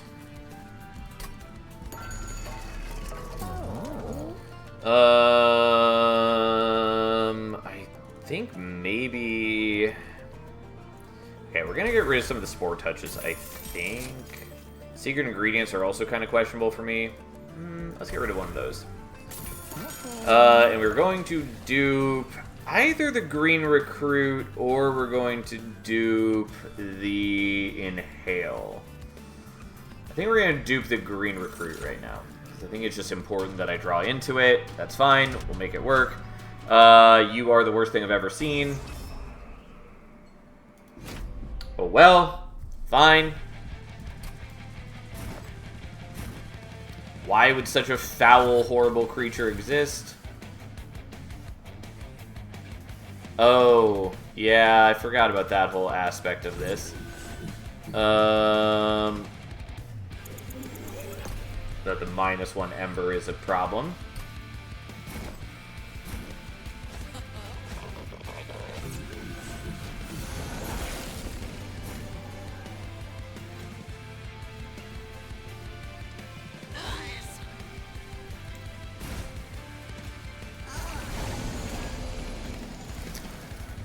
Well, can't play with the other Fungi suit, can't play with the Cluster Kernel, so be it, that's fine. We at least set up the reanimate.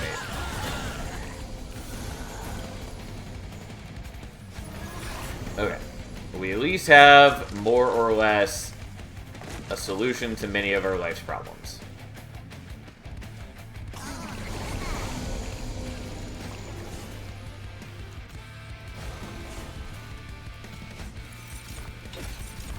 Okay.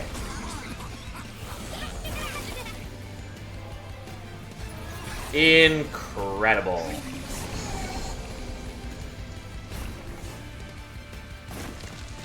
You may notice that our deck looks dramatically stronger than it once did. We're going to build this up for damage so we can kill the stupid silencer, maybe.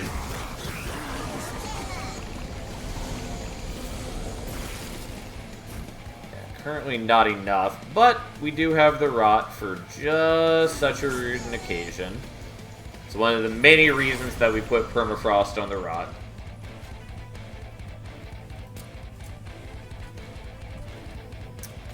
We'll just go ahead and do that, so you die at the end of the turn as well. Yes, it's all come together!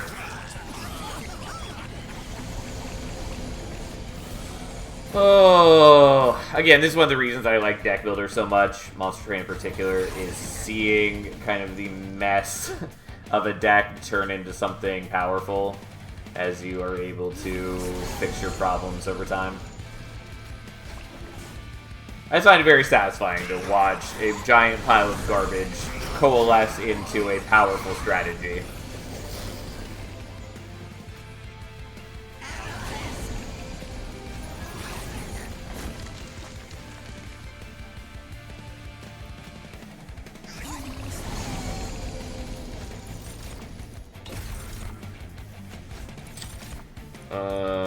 Okay.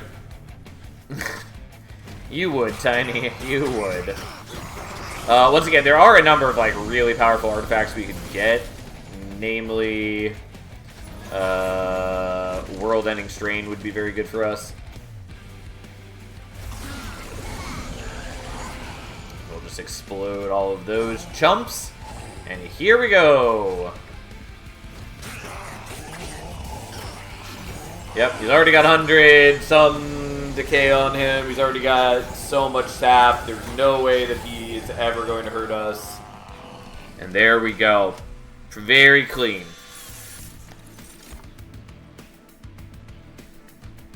COVID deck, how dare you.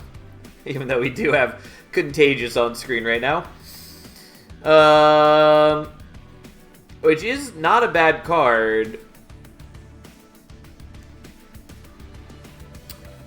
I think I don't want it, though.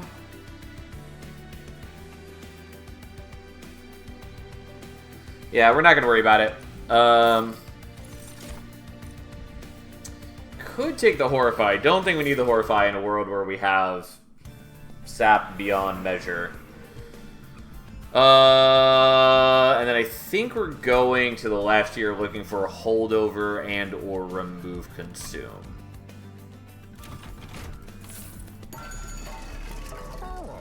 Yeah, Twisting Mycelium I do like, even if we're not, like, you know, the ideal deck for it. Still good for us, nonetheless.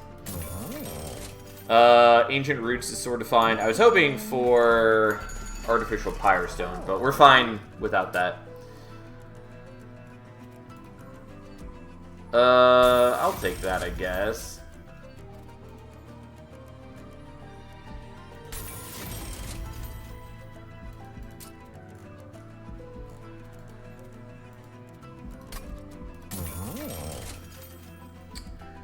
Well, I was hoping for different things, but that's fine. We do at least get the remove consume for that, which is nice. Less necessary now, but that's fine.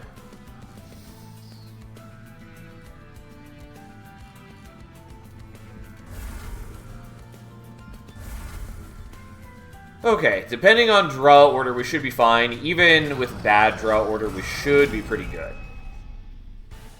And, like, the Ember Staff does help against the Titans. Yada, yada, yada, we're pretty good. Also, I kind of forgot to remove the Cluster Kernel, because we really don't particularly need him. He's technically a little bit useful in the Titan fight, but even then, not really. Okay, so we already sapped them a little bit. Now we sap them a lot bit.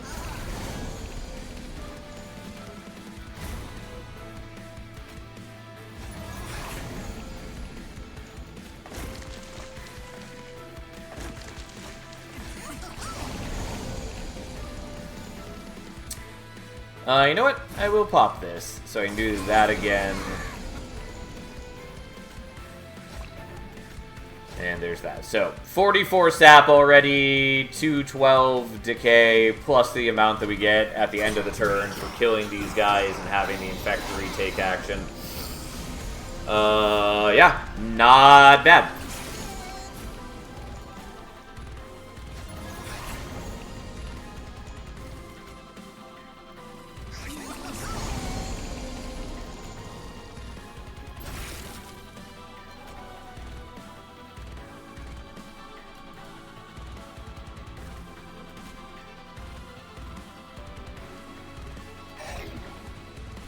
I kind of meant to play with the Cluster Kernel, but it's fine. We have the Twisting Myceliums blocking the Amalgam damage either way. And I just need to wait for them to die from the decay, which they're gonna do. They have more decay than they have HP.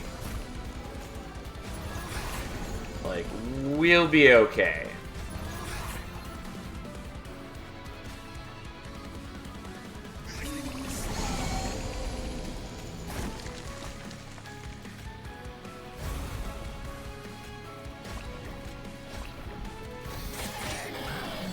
Okay, well I'm glad this deck materialized, because it was real shaky for a while, but getting ways to consistently spawn is really all we needed. And that's what we got.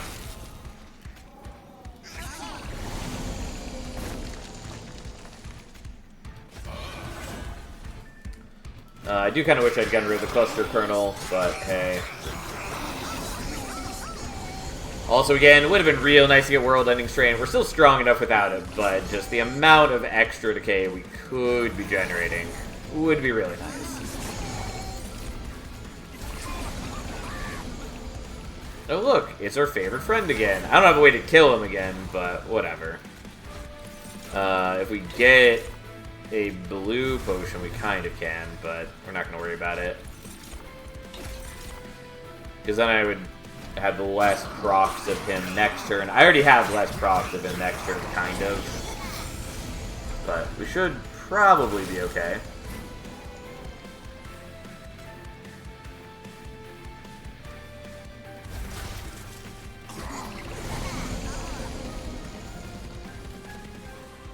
Yeah, I don't really need to worry about these enemies. And if I really wanted to, I could have played out the Rot and then killed him and then redrawn him. Probably should have played out the Rot anyways, just because it has Holy Stone and I would like to be healing more HP. Not that I'm terribly worried about the Pyre situation, but it still would be nice.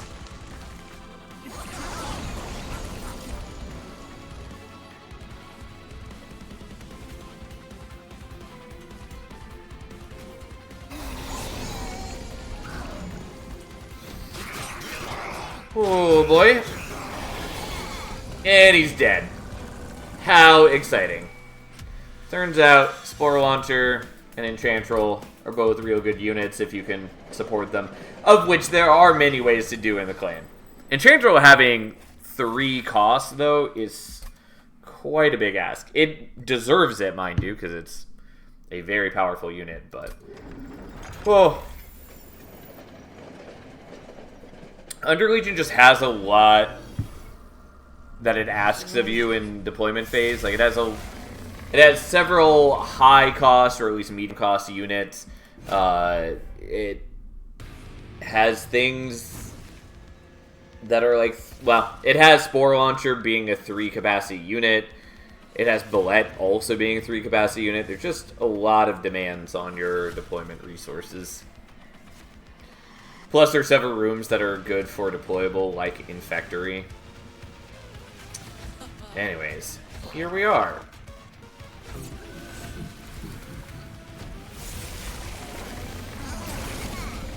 Okay, well...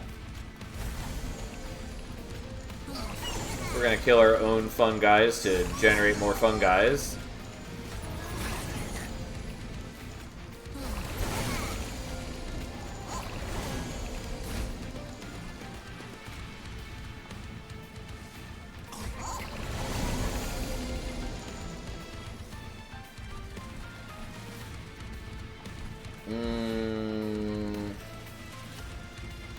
Actually, I'm going to do it slightly differently. Because I do actually want to play out the Cluster Kernel.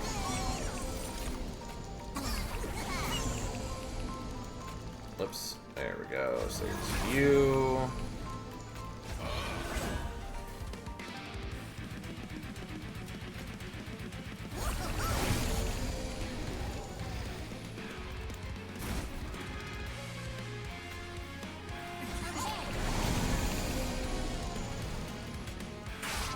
Then we'll give you a little bit of decay as well. I don't have a way to sap you, but that's fine. We have more than enough HP for a multitude of reasons.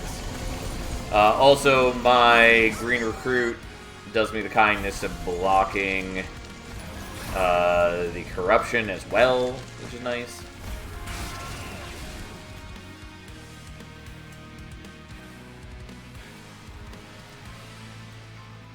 Yeah, I don't really want to play this Green Recruit every turn, so we're going to put you in the back so you don't die normally.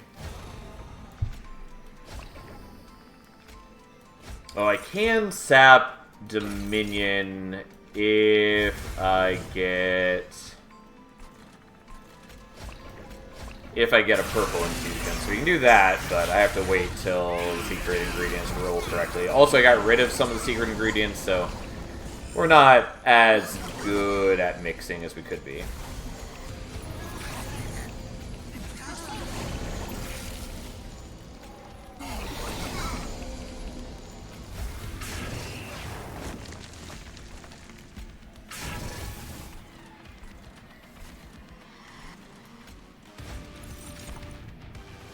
I realized that I could have been playing this one here, which then would have stopped the savagery damage. But that's fine. If I really cared about score, I could be doing things like that to get a better score, but I don't care in the slightest. We're going to win the fight. That's what I care about. It just would have been a very easy way to have avoided taking pyre damage had I thought about it.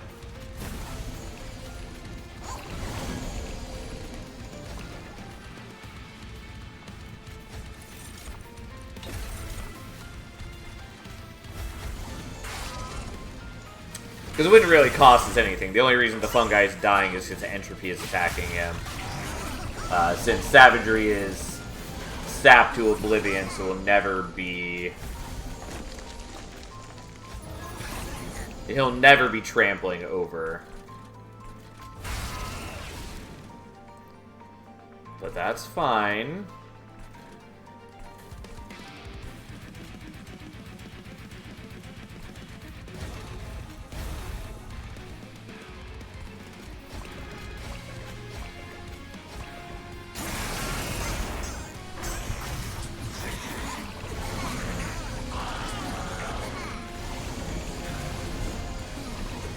Yes, look at all that beautiful decay. Okay, so you're already dead, basically, but now we get to draw into the other Rot, which heals for a little bit. We don't have a...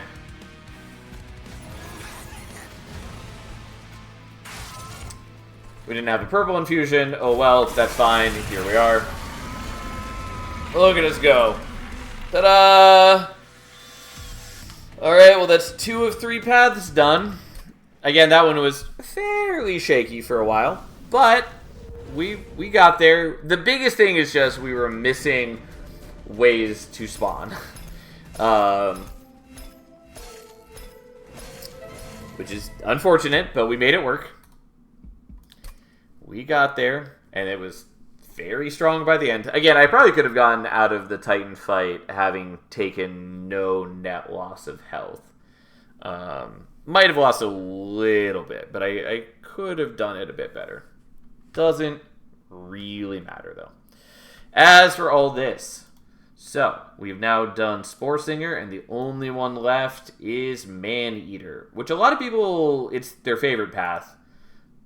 It's fine. I think it's heavily overrated, and people really undervalue or don't understand like what all the other paths can do for them. Because Spore Singer and Everbloom work as engines to support the rest of the clan. Like, they make everything else that the clan is doing much stronger and more consistent in the case of Everbloom.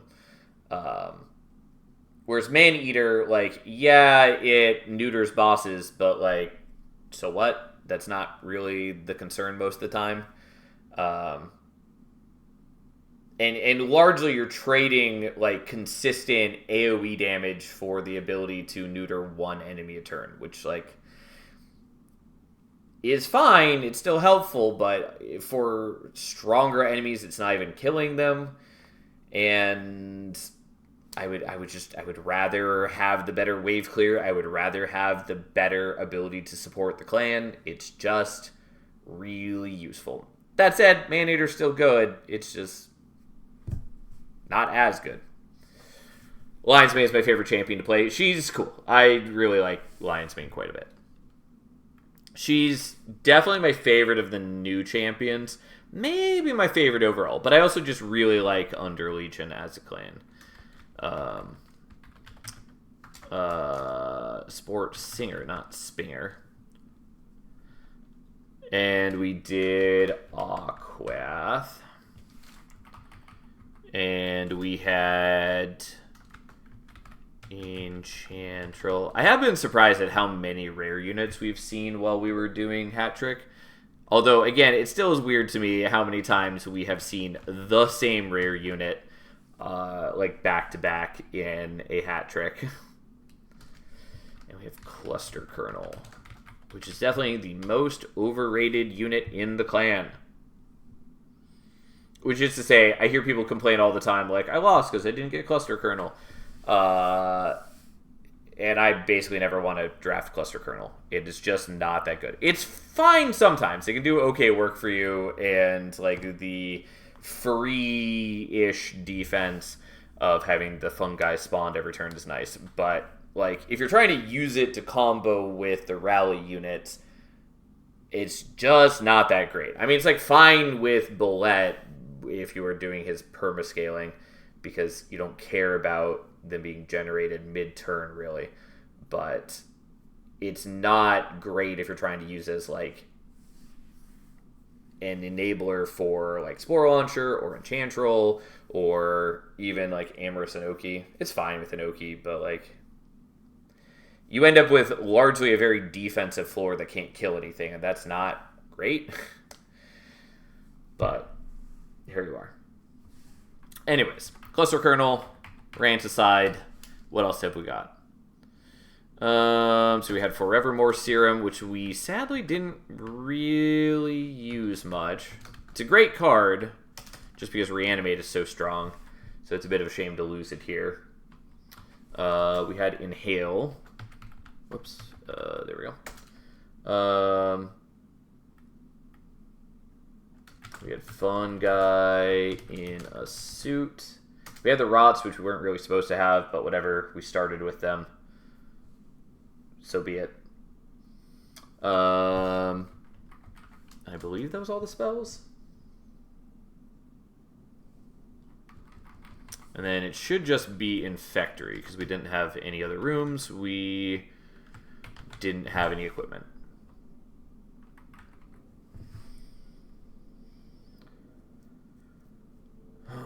So I think that's everything. We basically used none of the like Lazarus stuff. And we've used a couple things here and there, but we haven't used any Lazarus units. We haven't used a lot of things.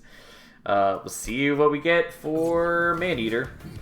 We're gonna take Herzl's Horde, I guess. We'll see if any of this matters, because we have to get Maneater first. Okay, we didn't get Maneater, so we gotta reroll. Oh no, we break our streak of 5, that's fine. I still have not built up an actual, like, meaningful Titan streak like other people have, because I keep doing hat trick where I have to break it every once in a while, or I just lose. Okay, well, I would have preferred the other start, but fine.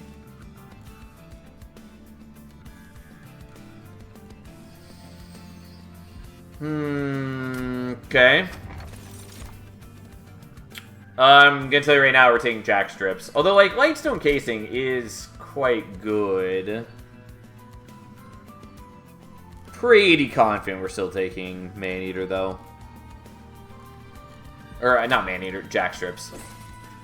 Because, like, Lightstone Casing might be valuable. Might not be that great. And either way, it's not going to do anything for us anytime soon. Whereas Jack Strips, like, immediately is helpful. Unfortunately, the pin cushion is not great for us here. I'm gonna do it like this.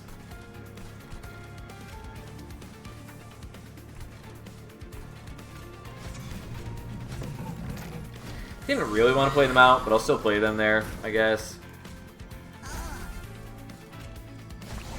And she has a 1 cooldown, so we just use it every turn. And then we just start building up an infusion because none of this really matters. All of these enemies are going to die before they cause us any grief.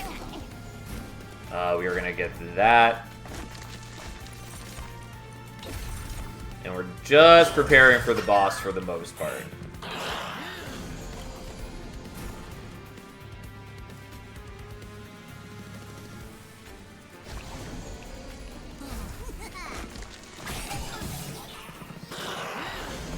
Okay.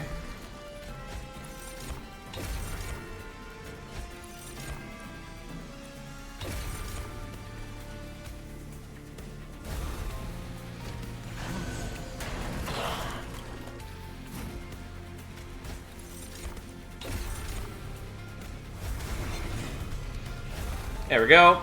Don't even need top floor.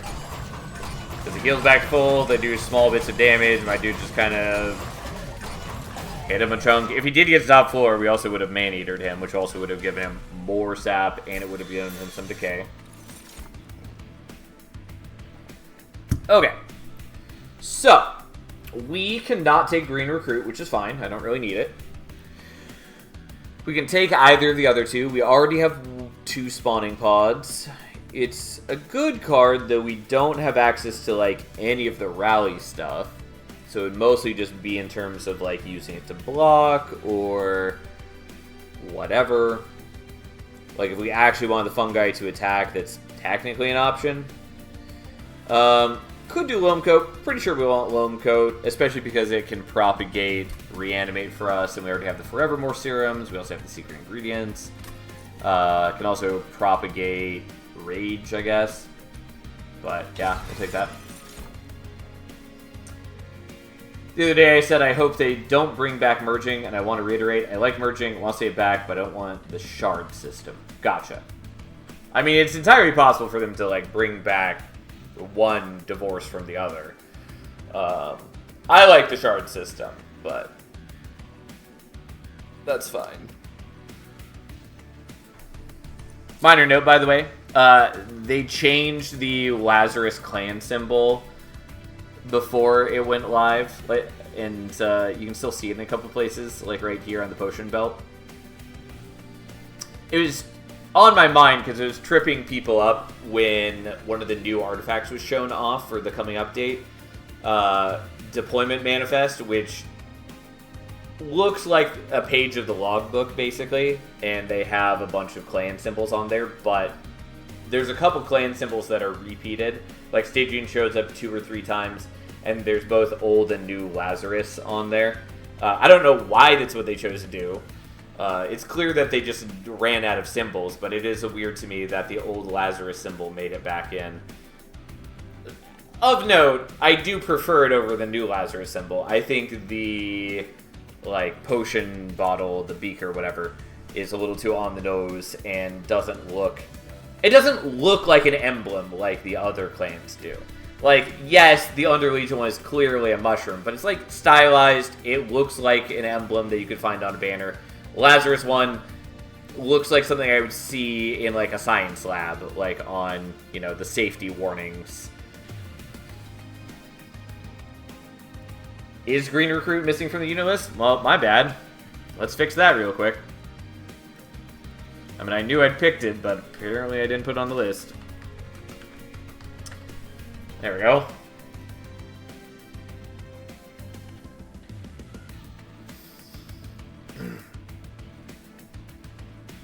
Merging just got too broken, but I love the shard system. I like taking powerful boons but getting harder enemies, and I like that more than Titan Trials. Titan Trials aren't very dynamic. It's just like, yeah, I leave them turned on, but deciding how I want to max out my shards is cool. Yeah, I liked the decisions of the shard system. Especially, like, learning how many shards I could take how early, getting a good sense of what my deck was capable of. I thought that was fun.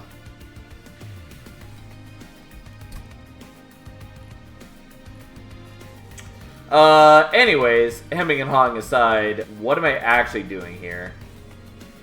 Don't want the Sanguine Assistant. Overworked Assistant is maybe a solid option for us. I probably actually want to go that route. I was considering Potion Kit just as a way to start buffing up the pincushion, which is fine. Not particularly incredible for us right now. But, like, Overworked Assistant is pretty good as an option. It has issues, mind you, but if we can incant well, which we probably can, and if we can stack Reanimate on it, which we definitely can, then we've got a winning combination right there. I have to draw into it early, but that's fine, I guess. I think equipment is a more refined version of what merging was. Yes and no. I get what you're saying, and I sort of agree with you, but I liked that merging had more variety to it. Like, there's a wider range of things, and you didn't have to... I think equipment is a good system as is, but there are definitely things I miss from the merging system. I also liked that there was some interesting gameplay around, like, do I want to take this unit now speculatively and that it might make for a good infusion later, but right now might be a bad unit in my deck, or something that I can use, like, early game for great value, like Morsel Maker, and then might use that as an infusion later. There's just a lot of cool things. And there's also just a lot of really cool combinations. I know a lot of people just kind of boiled down to, like, look for the multi-strike infusion. There's a lot of other, like, really cool things you could do beyond that. So, I don't know. I really liked the system, but I do understand why it probably won't make her reappearance.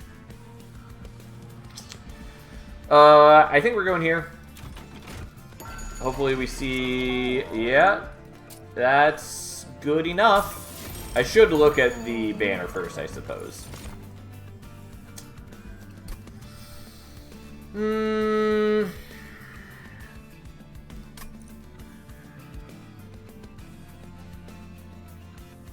I do have Herzl's Horde, so it is easier for me to play things out.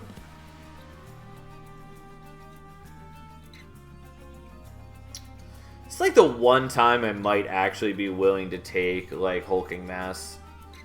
Well, it would still be kind of problematic size-wise, though we do have Smidge Stone in the shop. Might be worth taking Test Subject Alpha here, or Plague Doctor. I think we take Test Subject Alpha. The problem is I don't have any way to, like, buff it up. But we'll take it as just a tool to exist, I guess. I don't know.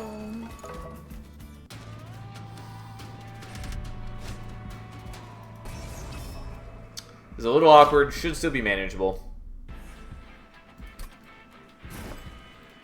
We definitely want to set up on top floor. And we want to leave capacity open for the Overworked Assistant. Oh, I did forget about the whole spawning pod situation. Well, that's fine. We'll just wait.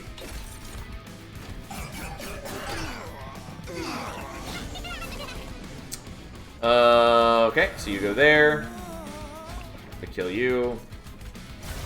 Gain more reanimate, although you start losing it immediately, basically, because now you have enough unstable that you die.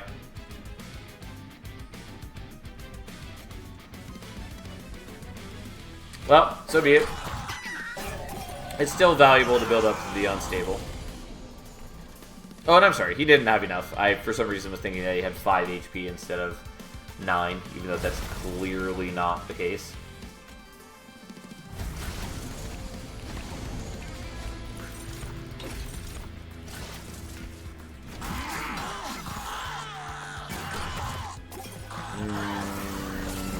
Okay. Well, that's a good pickup for us. You know, I take a little bit of damage here. But now we gain more reanimate than we lose.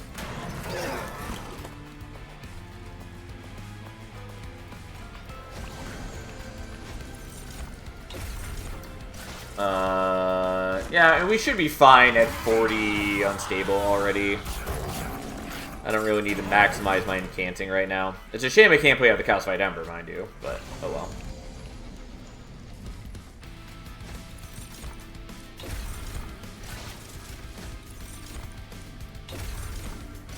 well. Alright, and now he's super dead.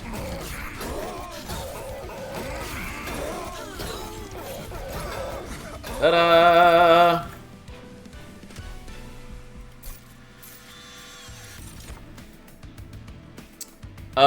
So I can't take Green Recruit or Inhale. Honestly, Inhale might be kind of nice, but we're very happy to take Glow Up.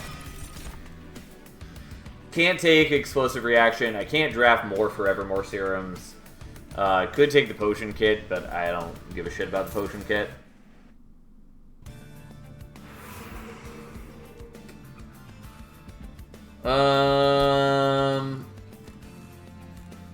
Unfortunately, I can't really do deployable on the Loam Coat because our dude, the Overworked Assistant, is not a deployable unit. I mean, obviously I could put it on, like, Test Subject Alpha or something, and we can still manage without that. It's just not as useful. What I really need is Merchants of Magic. I think we're still going to the left, though I'm not sure what we're looking for. Could just do, like, Inferno Room, though that's somewhat overkill. But I've got the Ember for it. I could also do Zone of Silence to mitigate some problems. Also should have done that, not immediately here. Don't need Overgrowth Carapace. Technically useful on, like, Test Subject Alpha, if I just want to put it on its own floor. That might be good as a backup plan. It shouldn't matter in the long run, but maybe.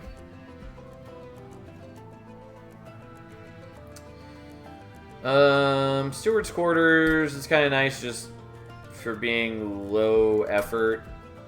I'll take it.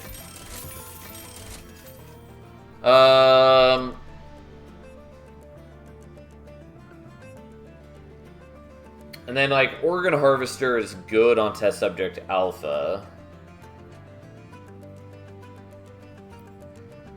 But that's presupposing that it matters. And it's mostly just not going to matter for me, so. We're going to not worry about that.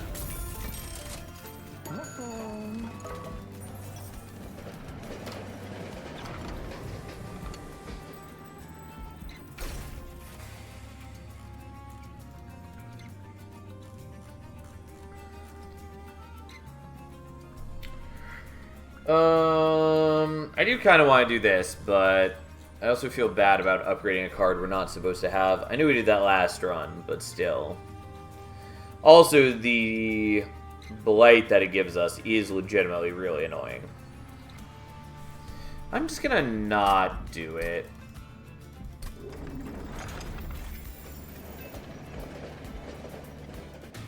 If I could do glow up to propagate more, like if I could have made it propagate 6, I would have happily done that. But sadly, you can't. It's just not a viable use of propagate. Okay.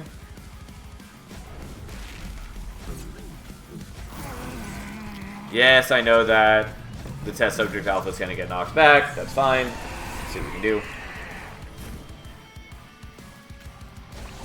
I can also just kind of play you out and watch you die. So let's do that. I mean, the blue is fine. What we want is green.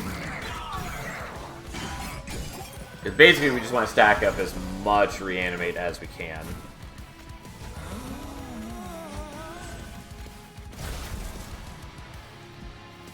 And we'll wait on doing the blue infusion.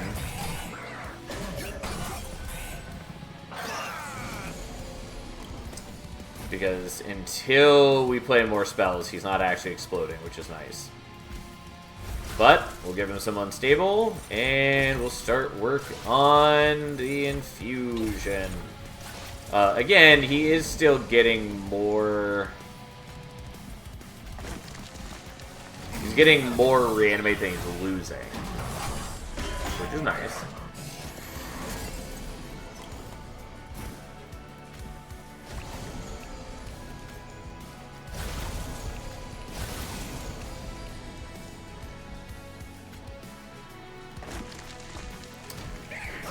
Alright, and you proxy unstable an additional time because he gets hit.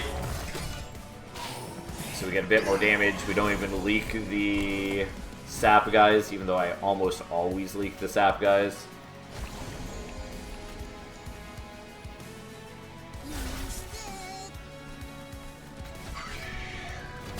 Unfortunately, I'm not a very good in camp deck yet, but we're working on it. We're working on it. I mean, I would love to do the glow up, but we're gonna get rid of that because I don't like having 2 of them in the deck. And I'm reasonably confident that we're okay as is for the most part.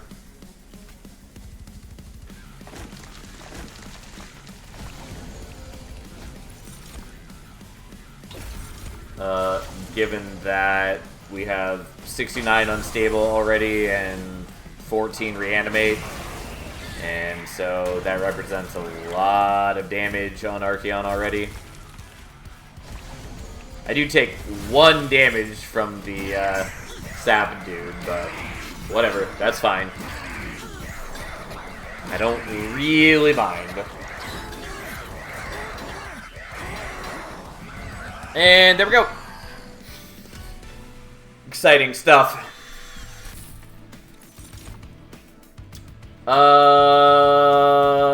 Interesting options.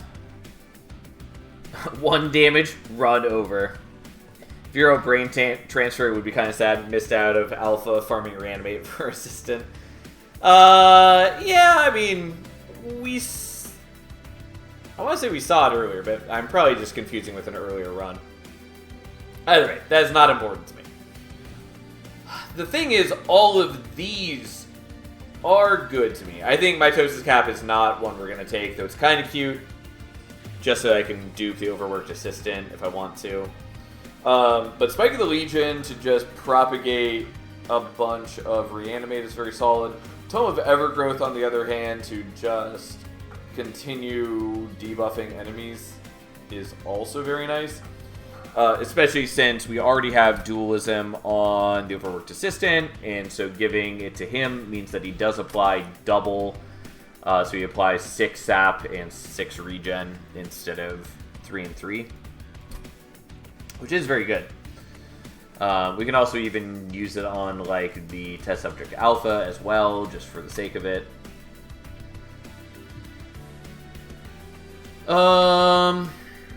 I don't know. I kind of want to do Tome of Evergrowth.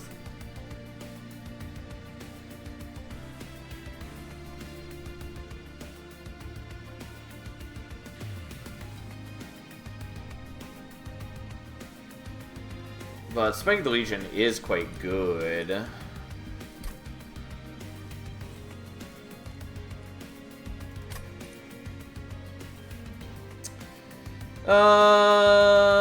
I don't know, fuck it, we'll take that.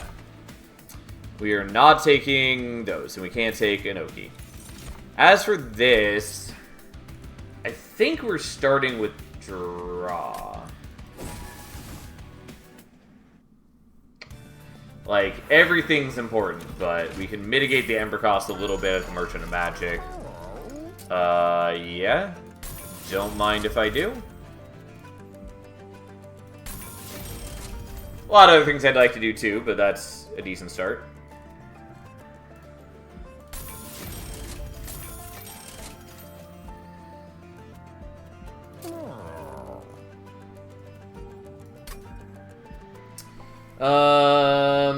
I don't really need the remove consume, kind of. I can do it on the Forevermore Serum.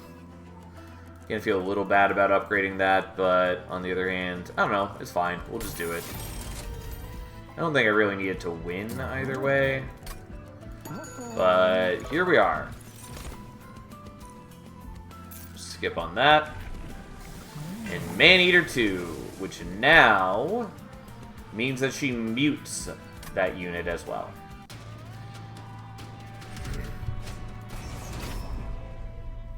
Heaven Seal should be okay. Kel is the worst, but even that we'll be fine with.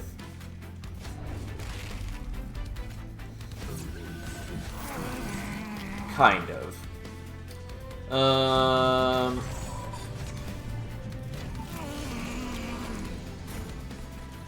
Yeah, this is not what we wanted to draw.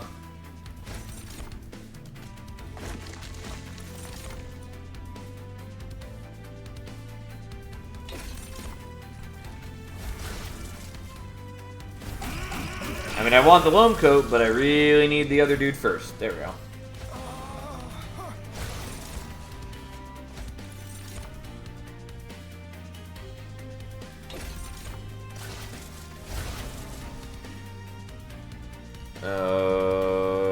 Okay.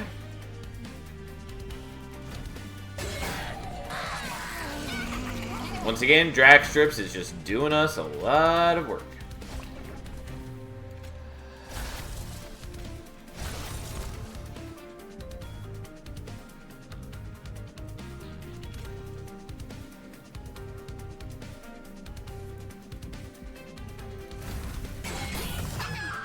Okay. Turns out Jack Strip's real good. Okay, so I want Damage Shield here. For reasons. Because now, when I propagate, I am now propagating Damage Shields and Rage in addition to the Reanimate, which is pretty cute.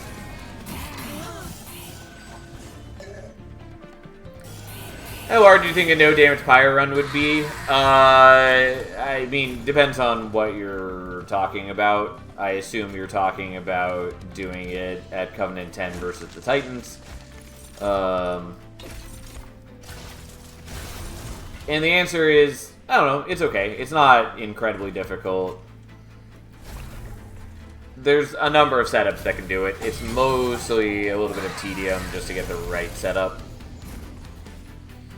But there are a lot of ways to make it work.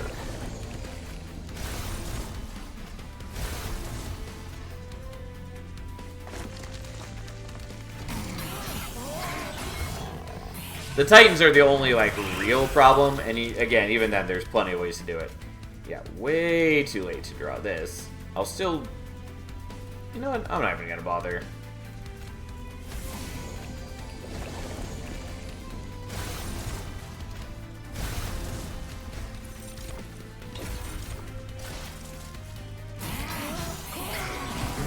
Thinking about a possible next challenge now that hat trick is coming to an end. Yeah, that's one I'm probably not gonna do. I mean, I might do it at some point just for the sake of it.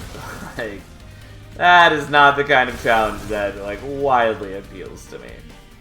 Oh, I meant to play this first so I could propagate the spikes. It doesn't really matter. Titan fight is the only problem I see unless you have sap. And even that, there are ways to do it without... without sap and days. Well, without sap. But... even without days, it's technically possible. It's just mostly really dumb.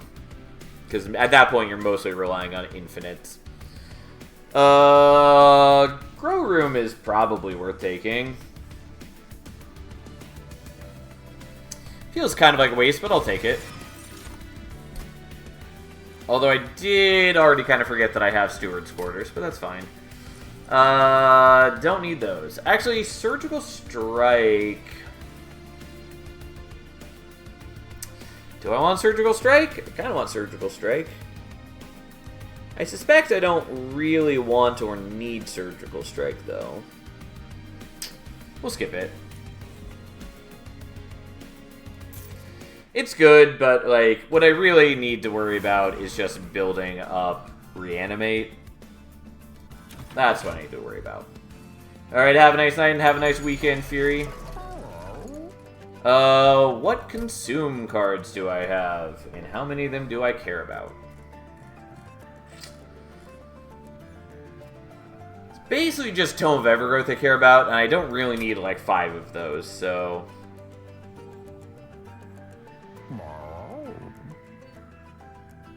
You can't use rooms in the Pyro Room, right? You cannot. Can't do anything with the Pyro Room. That's not entirely true. You can cast spells there. It's just that most of the time it doesn't matter. But, like, technically you can kill Dominion with spells on turn 1.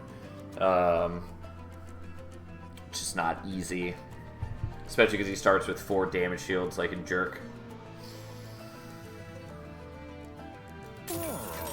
I will take this. I am definitely not taking Mycelium.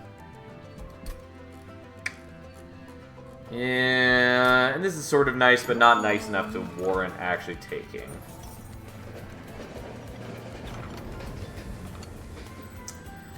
Well, isn't this a fun bundle of things? I think we're taking Awoken's Railspike. All of these are very good for us, though, but I think we're taking Awoken's Railspike. And we're gonna do... we're gonna start by duping the Overworked Assistant. I do want to dupe the Glow Up as well, but this is more important to start with.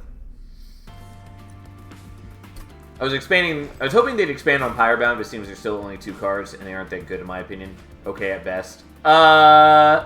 So there's a lot of reason for them not to expand on it. Namely in that Monster Train 2 is very clearly trying to move away from encouraging, like, top floor only play. And so for them to have more cards that are tied to only being played top floor, unless there's something that is, like, bad for both allies and enemies,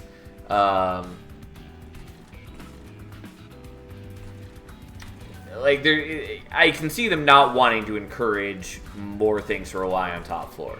Or at least not to create a sense of frustration of, like, I want to use these cards, but I can't really afford to be setting up on top floor. Yada, yada, yada. All that said, Siren Song is still quite good. Ice and Pyre's fine. I do think it's a lot worse than Monster Train 2 than Monster Train 1. And Monster Train 1, it was fine. It was a decent chunk of damage, especially because enemies had lower health pools. But Siren Song is still quite good. Quoto, yes, truly a boss of all time.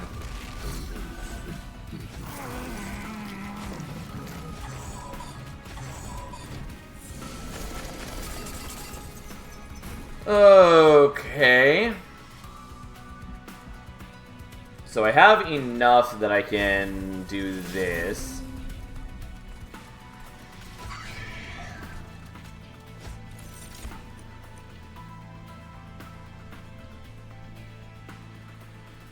I'm actually going to start with the blue. And I do want the grow room, but I don't want it now is the problem.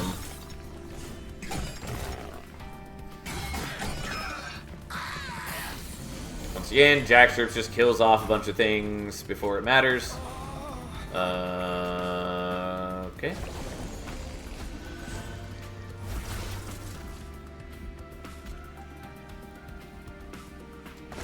Yeah, I'll just avoid the pyro damage.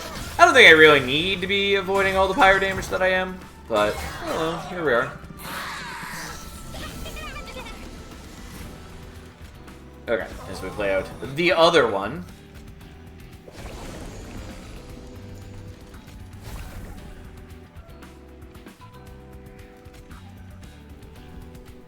Yeah, I didn't think that was enough because there's the Titan Skin enchant. Like a jerk. So let's do this slightly differently. Where we're going to move you up, so you're going to die naturally that way. You're going to get that, and we're going to sap you to oblivion.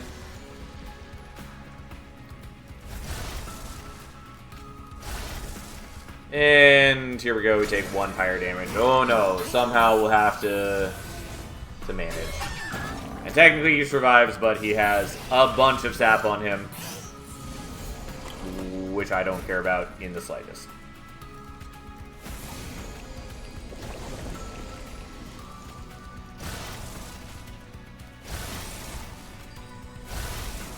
Alright. And then we're just building up a lot of unstable. And a chunk of reanimate. I would like to draw into the grow room again. Speaking of, there we go.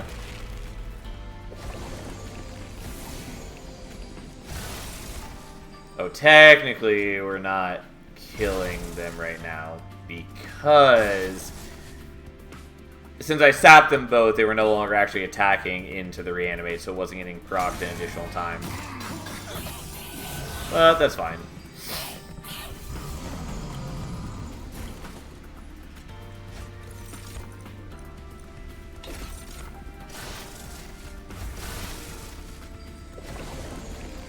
We are definitely more than strong enough for this. I really need more Ember, and/or I need everything to cost a lot less. But we basically have a winning deck already. There are some things to be ironed out still, and there's definitely a lot of, like, potential good pickups. But for the most part, we've got everything sorted. Oh no, it's Quoto, the Great Deceiver! However shall we handle? We are not going to mute him, by the way. Well, you know what? Fuck it. We'll mute him. It's only mute 1 anyways. And also, who cares? I can handle him having a chunk of Titan Skin. I'm not doing, like, insane amounts of damage, mind you, but I've got so much reanimate, and that there's no possible way he's anywhere close to surviving. I can never really tell how the pack shards would affect each combat. Sometimes taking 10 more made no difference. Sometimes it would just kill me.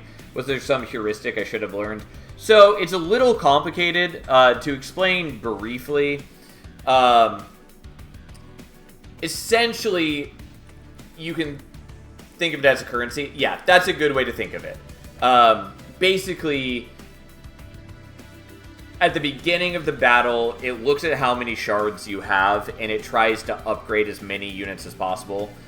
And so every unit upgrade, like every enemy, going from its base form to its enhanced form, takes a certain amount of shards, and so it divvies up the amount of shards that you have to spread that out to upgrade enemies.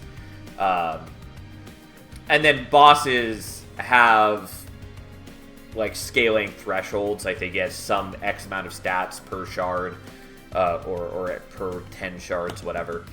And then most bosses also had scaling like status effects, like Crystal Cloak, which has base, I think, 4 stealth, gets additional stealth per whatever amount of shards. Self-Made Harpy gets additional multi-strike, so on and so forth. That's the basic idea. We definitely don't want Wax Cap, we don't want Mushy Room, we don't want Dig Deep.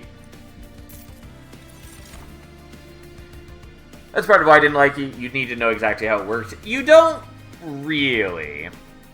It's good to know how it works, but you can get just a sense of it by playing. Like, I never looked at the wiki to understand the exact math of it and all of that. I just played a lot of Monster Train 1, and I got a good sense of how powerful enemies get when I take, you know, any number of shards.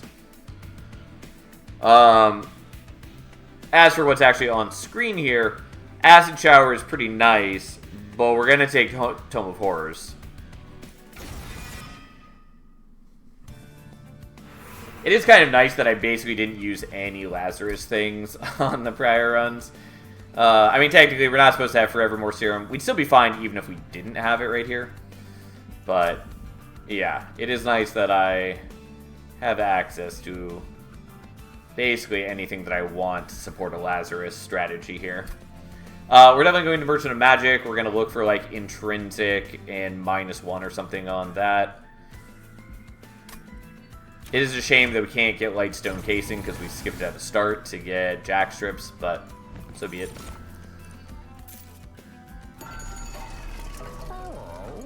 Tome of Horrors with Reanimator Retchie is so good. Yes, it's very good. It's also good just really in kind of anything. I do kind of want the double stack on the Tome of Horrors, but I'm going to tell you right now we're going to do this instead. Could have also done this on the Rail Spike, and maybe should have, but just making this playable is very useful for me.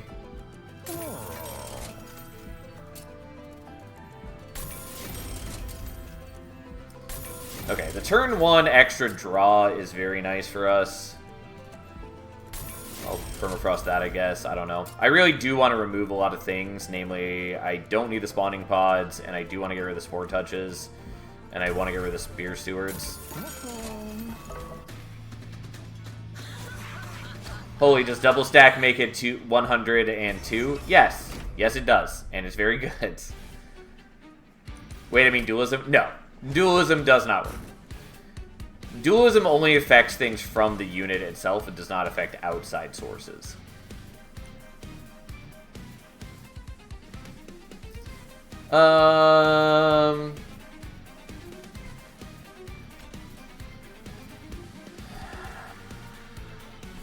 Yeah, let's set up mid-floor, I guess.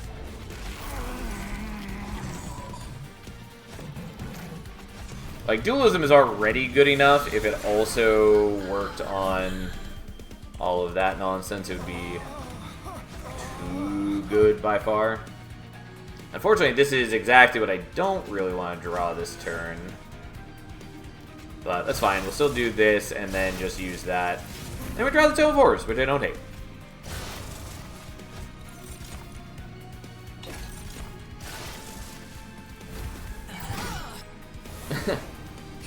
I am stupid, yes, Dualism goes on units only, double stack is the spell version. Double stack used to increase mana cost in Monster Train 1, right? Hell of a buff. Yes, it used to increase mana cost. In general, Merchants of Magic are a lot more powerful now than they used to be.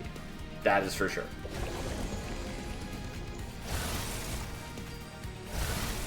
Alright, we're going to lose a little bit of Reanimate to these guys attacking in. No, I don't care. So it just explodes the enemies, deals a good chunk of damage to Kale, and then we still propagate back up basically as much as we can spend.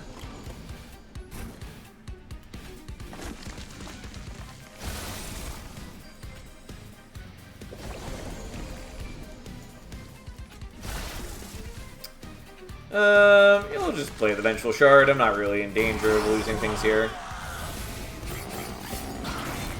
I will say, Split Anvil would be a nice pickup. There's a lot of things that would be a nice pickup, mind you. I don't really need to sap him. Since we're already at 1 HP anyways, he's attacking into our Reanimate, and so we lose the same amount. Kind of no matter what.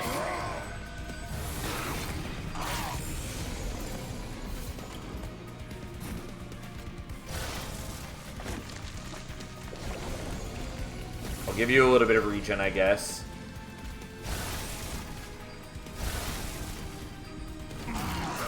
Ta-da! Turns out Reanimate is very good. Reanimate also works very nice with Propagate. It's still good whether you can Propagate or not, mind you. But it certainly works better when you can.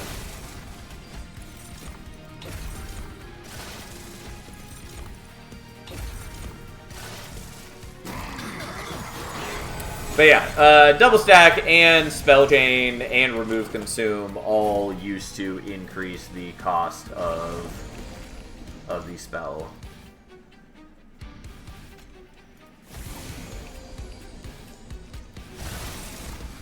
And that is partly why a lot of people will say that Merchant's Magics are so much more valuable in Monster Train 2 than they were in Monster Train 1. They were so good in Monster Train 1, but... Excuse me.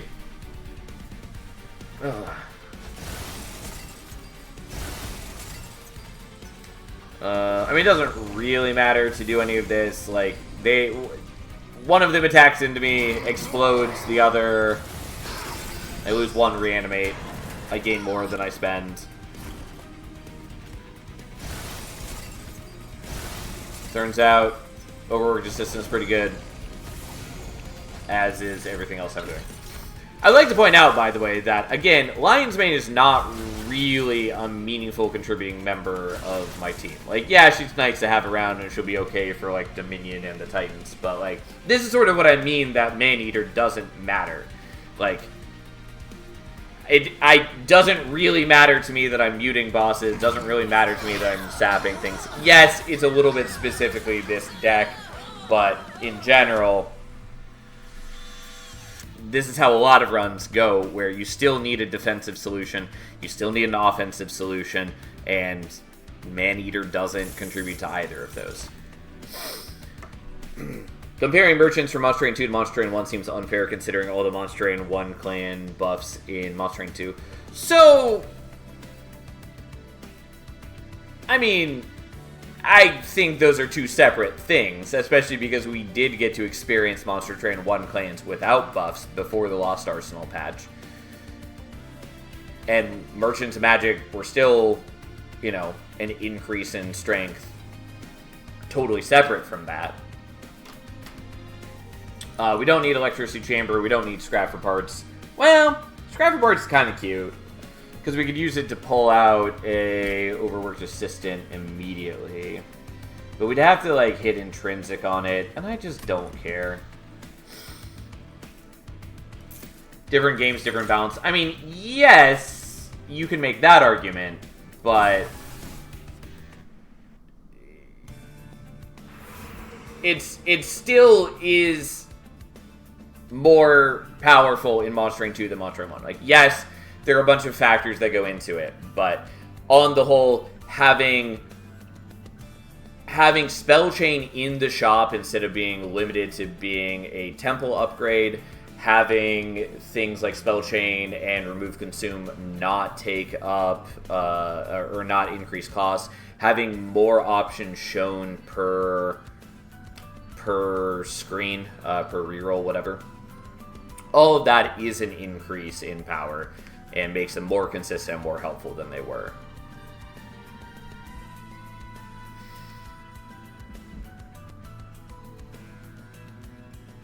We're going here. I don't know why I'm really sitting here to consider anything.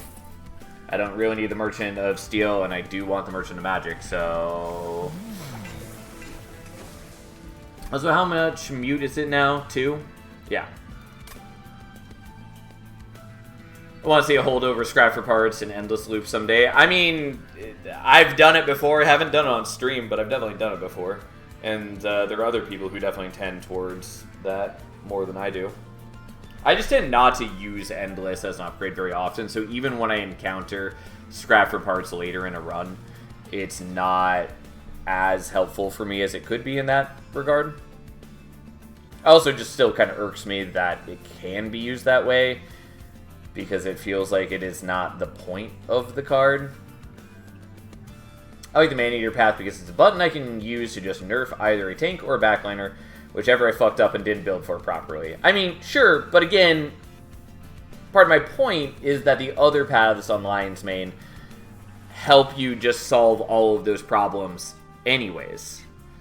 Like, they do a better job of solving those problems regardless. I kind of want to do intrinsic on this so that I can get it when I want it.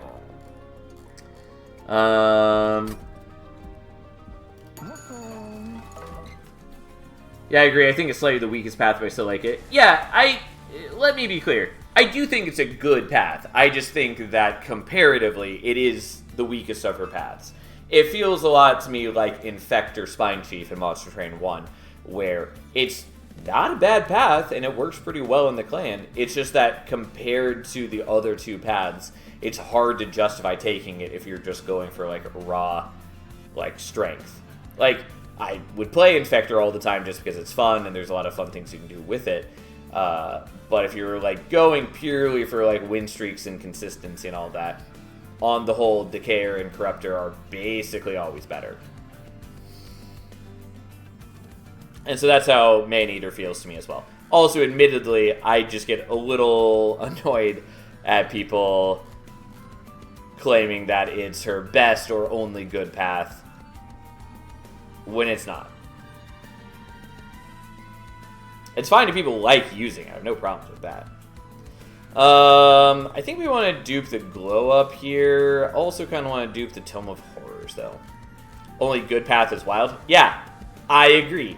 But there's a lot of wild takes that people have with this game. And, you know, I get it. There are plenty of people who don't sink in nearly as many hours into this game as I do. But, yeah, it's just, I don't know.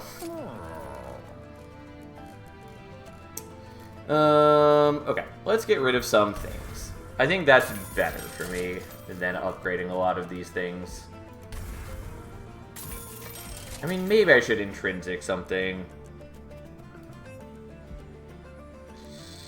Let's do that, I guess.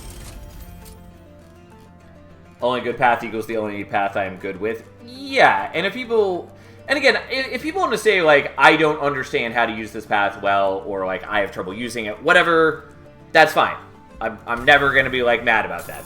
I do get a little annoyed when people try to argue the strength of something with me, and are just, like, not understanding how to utilize the path. This is not ideal for us, but we're gonna take it anyways.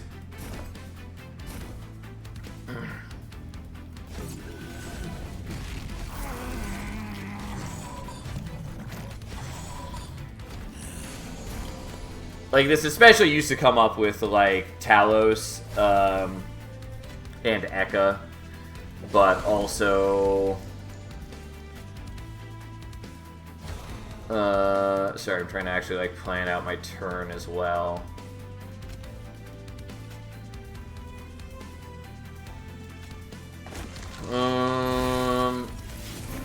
Yeah, that's not what I wanted to draw, unfortunately. Okay.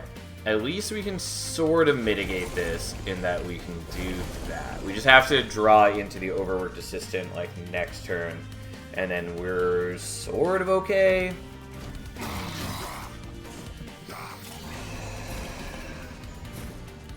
Okay, so there's one of them, which helps.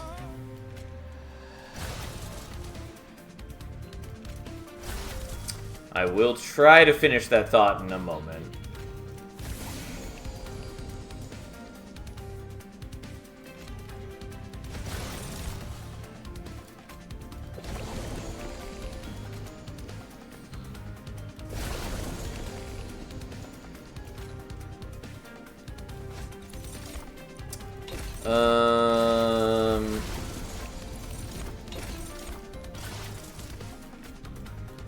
Yeah, that's fine. We should be okay. Yep, totally forgot my train of thought. I think mostly I was talking about people complaining about Eka and Talos. But, like, I see it a lot as well with people complaining about, like, Fel,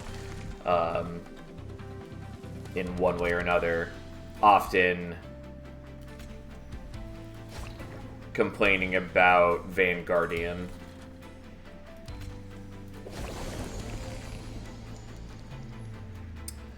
Yeah. Alright, let's...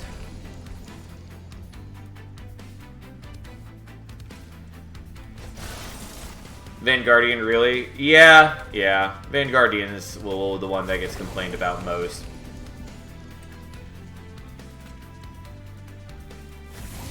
Oh, whoops. I did forget that I didn't want to do that. Let's redo this turn just a little bit better. Mostly it's because, like, people...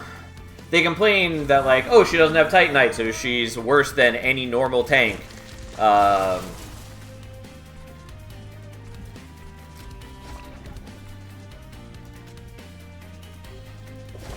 Which is, you know, sort of missing the point. Okay, let's just do that a little bit. Yeah, that's fine. Savior's the one I started with, but I think I'm playing it wrong. I mean, Savior's still good. I think it's quite solid, even though I do also still kind of feel that people overvalue it to some degree.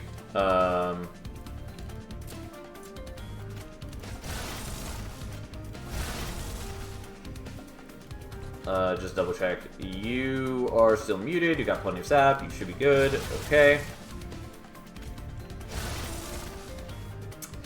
Yeah, the Minus Ember is really messing with me a little bit. I mean, this is fine. We can do that. Yeah, whatever. This is okay. But anyways, like, yeah, Vanguardian gets complained about because people... They're like, why would I use Vanguardian when I could use Firebrand? Like, it stacks up the Valor so much faster. And it's like, yeah, but that's not the point. The point is that Vanguardian buffs your entire team. And yes, she can't get Titanite. And yes, she needs a little bit of defensive help to get rolling. But she converts defense into offense, and she does it for your entire team. That's very valuable. And anything needs defensive support. Even your Titanite, Dualism, Firebrand needs defensive support. And if you're not, like, and even if it is surviving battles on its own, it is at best killing one unit a turn. That is not winning you the battle. Like, you're, like, missing the point.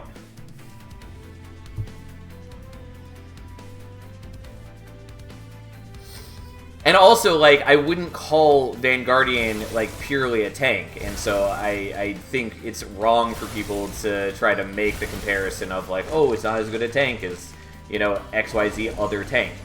In that, it has offensive scaling mixed with the defensive scaling. The tanky Fel path is Savior. Like, if you just want pure defense, that's the path for it. Vanguardian is the hybrid path.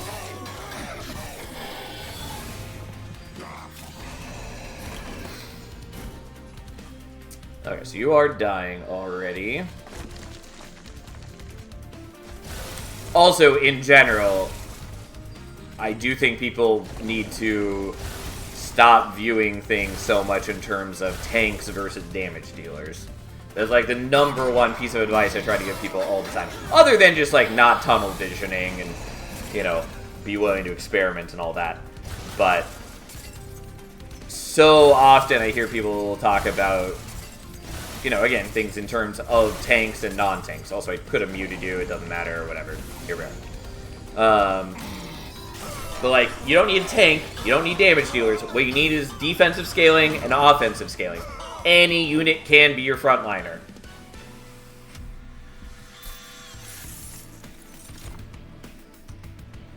Savior's actually the one that makes me go, why not just use Firebrand lol? Well, the reason is that Savior armors up your entire floor. Also, that it can stack the armor on top of the Valor, which is nice, so that like going into late turns in a fight, you can then do that. But like Savior is a good option into like Dominion and Savagery in particular, since you can use it to protect backliners. And more to the point, it is something you can rely upon from the beginning of the game the moment you choose Savior. Whereas, like, yes, Banish has a bunch of tools like Benediction to stack damage shields on backliners. And obviously you have, like, damage spells like Cleave that can kill things with Sweep or whatever.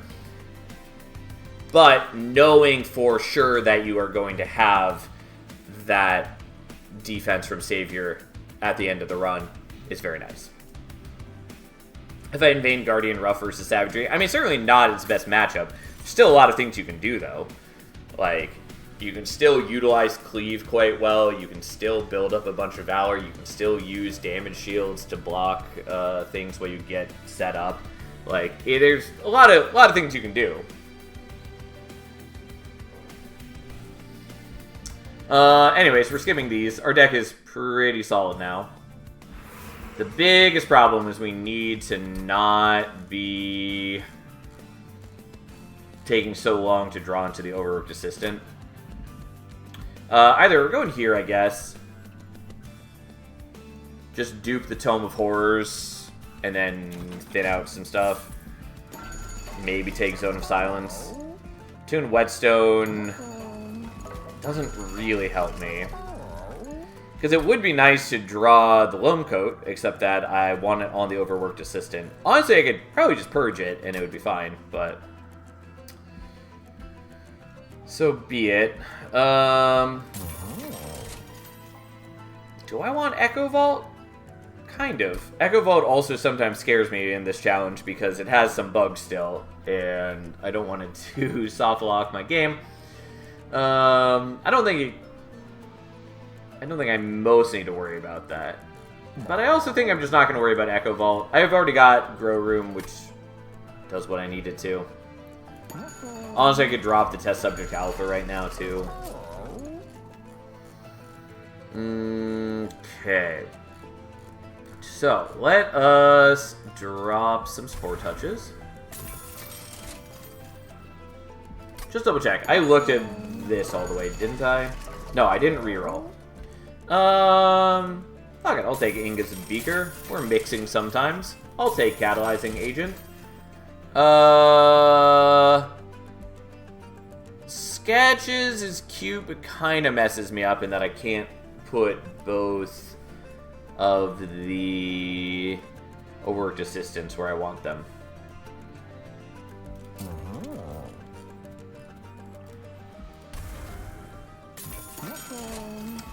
Okay, and then we're going to dupe this.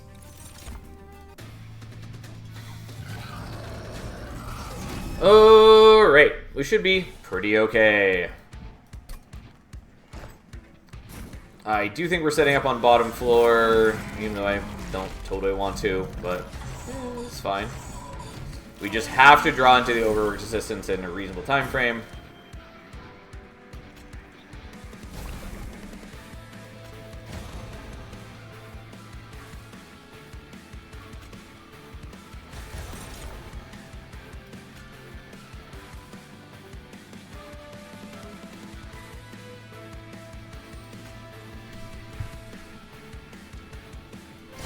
Fuck it.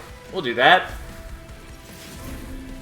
God, I never got rid of the stupid spawning pods, either.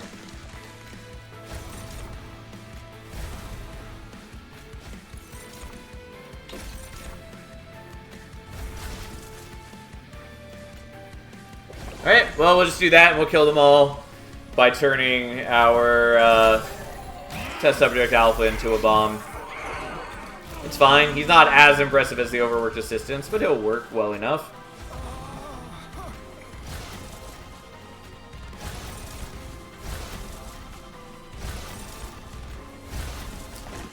And then we'll just go ahead and mute you. watch as all enemies explode. Yes, I lose a little bit of reanimate, but we just need to get the grow room up and everything will be okay.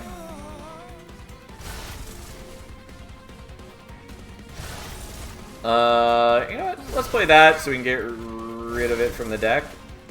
And technically we have some fun guys now, I guess.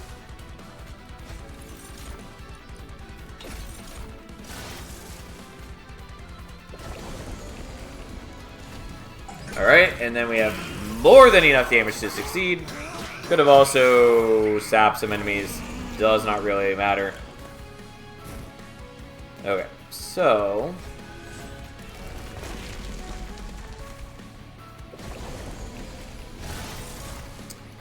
well, we're gonna let the glow up cycle, I guess, so I can just do this because it doesn't matter. And I could just sap him more, but I could also just let him attack into me and proc the unstable again. And that seems reasonable. And now with the grow room, my backliners aren't even dying, which is nice.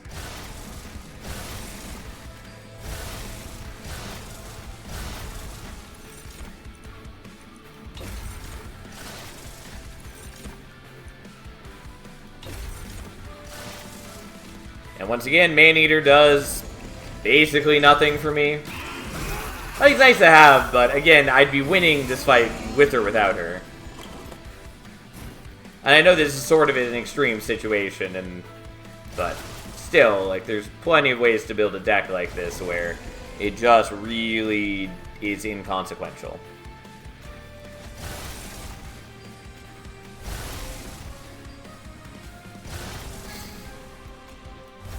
I forgot to do this beforehand. Technically, the test subject alpha is dying, but it doesn't really matter. Also, I can just give him reanimate if I want. Look at this guy. Well, we're doing 3,000 damage. Unfortunately, we have to wait still for Seraph to come to a floor where we can kill it.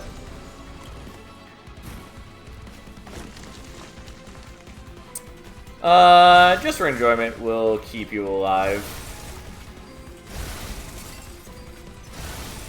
Just because it feels wrong to let you die after all this hard work.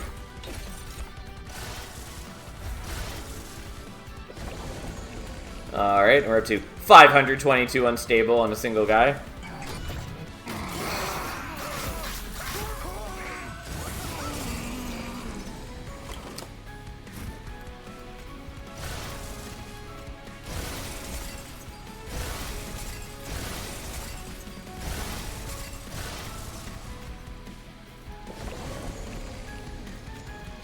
Now, just for kicks, we'll play out the last couple. Technically, you should have done this first if I was going to. Regardless, 657 unstable, and here we go. And then he explodes. Ta-da! Not a difficult fight for us.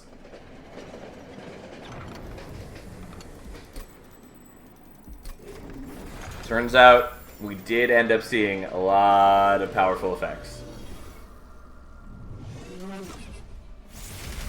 Like, Overworked Assistant in particular is very strong so long as you can support Reanimate, and we have a lot of ways to support the Reanimate.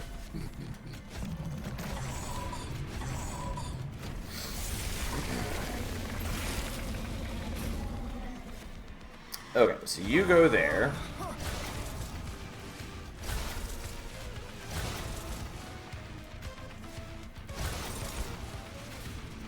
I'm gonna mute you first. I would also like to mute you, but we'll start with this. At least we got the glow up. I was hoping we'd get the other Overworked Assistant, but this is fine.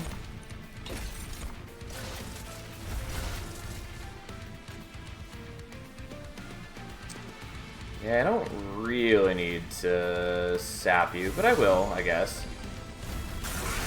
Reanimate plus Propagate is my favorite thing in the game to do. It is very good and very satisfying.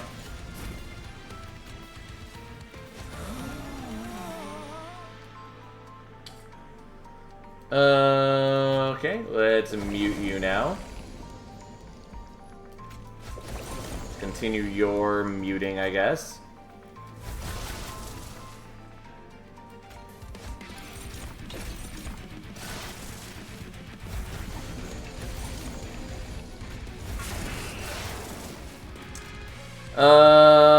I don't know, I guess we'll do it this way even though we're skipping on the Tome of Horrors.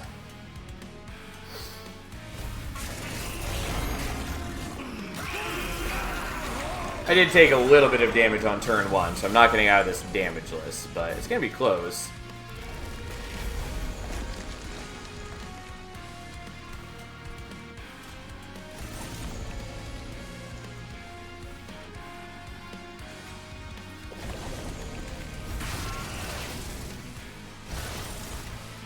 Even if I'm not incanting as much as I would perhaps desire.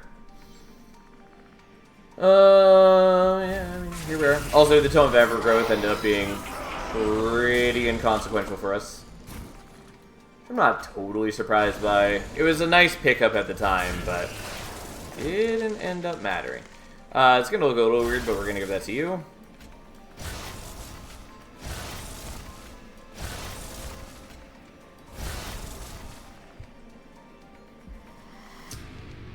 Okay.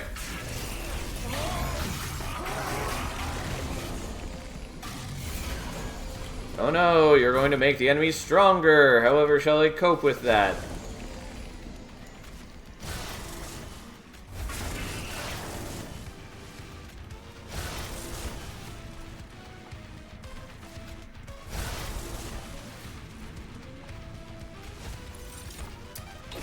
What we want is a purple infusion.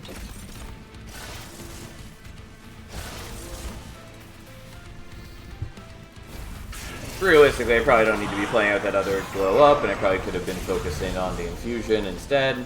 Oh well, here we are.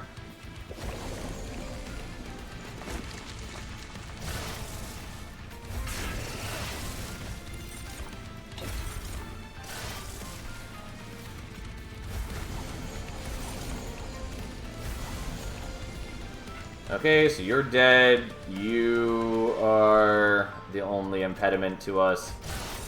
And so we just power up. And then next turn we get the kill. If Savagery were dead, we would have won right there. Alas, he was not. But that's fine. It's all coming together. And the stupid spawning pods we basically never use.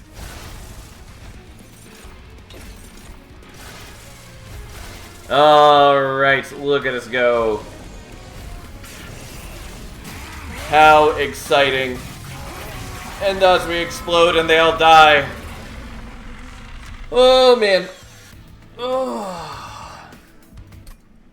And thus, we did it. Unsurprisingly, we beat Lion's Mane on the first go-round. I was not expecting her to be terribly difficult in comparison to some of the others, i.e. the great and terrible Wilden 10. But we did it. We beat all of the champions. Oh, it was a long process, and we've been doing this for 23 days of streaming, which ends up being, you know, a lot more days total since I only stream 4 days a week and missed a couple days. Well, we even finished Wilden 10, never expected that. Yeah. Yeah, Wilden 10 was definitely the most miserable of them. We did lose on a couple others, like Bulette and Prince. We definitely lost on as well. And I think we lost with Ardoon, I was going to say once, maybe twice. But most of these we did on the first try. Some definitely easier than others. But on the whole, it's been a fun process. I really enjoyed doing it. And whenever they release the new clan, I'm sure we'll do it with the new clan as well. Though that's probably a ways off. Who knows when they'll actually release it other than Q1 sometime. But yeah, it's been a fun process. I hope you guys have enjoyed it. It's been a journey. That said, it is 2 o'clock. We normally go till 2:30, so I am debating right now whether we start just another random run or not. I think we'll probably do one more just because I like playing Monster Train and I like hanging out. It will admittedly be weird to no longer have to adhere to the hat trick restrictions since I've been doing that for so long. Challenge run? Do you have a specific challenge run in mind, Tiny? It was a cool challenge. I discovered it late, so I didn't see a lot of the others.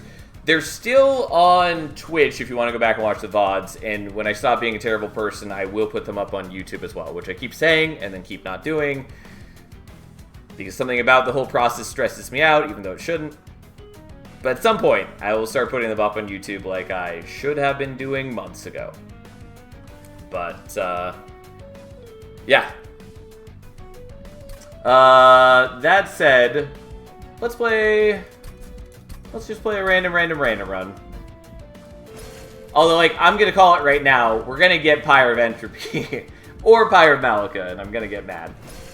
But that's fine. I dare you take Orechi and Primordium using the Mutator. Like, why? Either way, let's see what we get.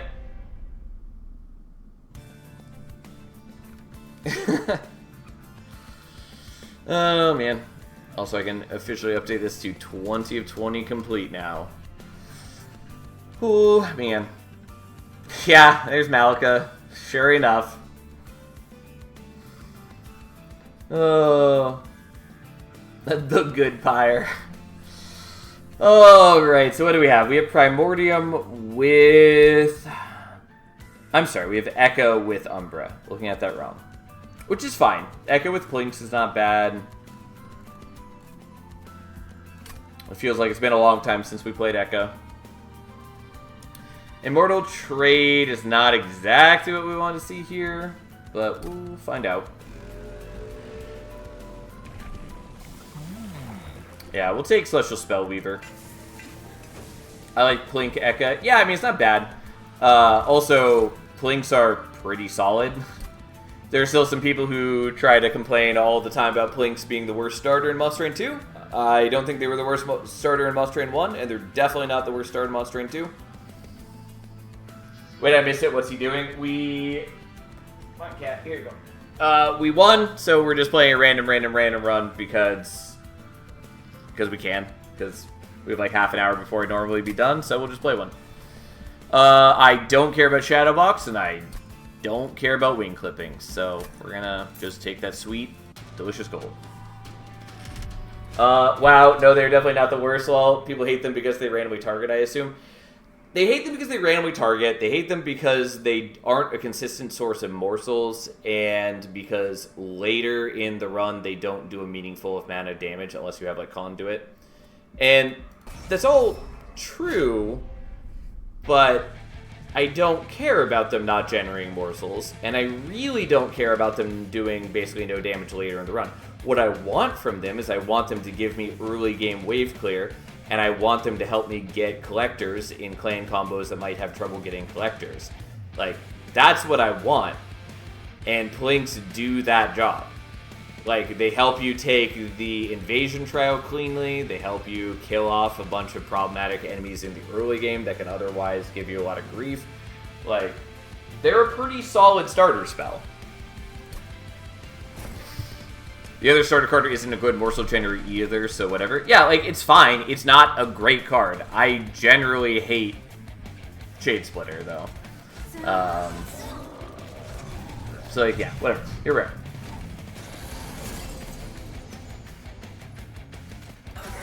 Ta-da! And we're just playing out what we can to generate Conduit. I usually take Plink. Given the option, I always take Plink when offered. As far as, you know, Umbra specifically.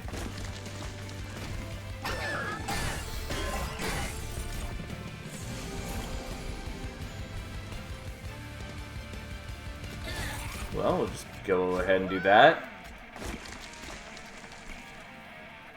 I will just stop them from giving me the blight cards.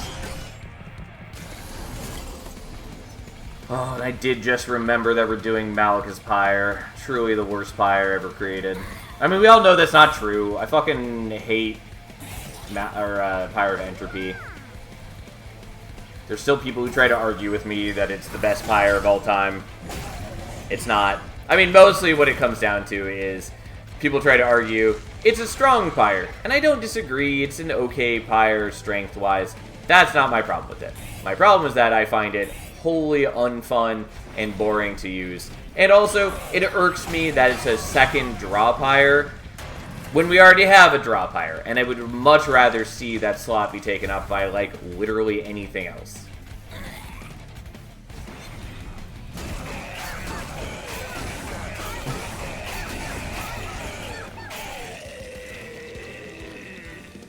Like, the identity, like, Pyre Entropy's only sort of, like, design identity is the pyre where you're not supposed to skip as many cards.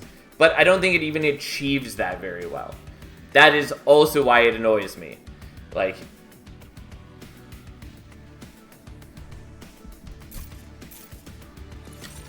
and beyond that, I don't even want that to be its design identity.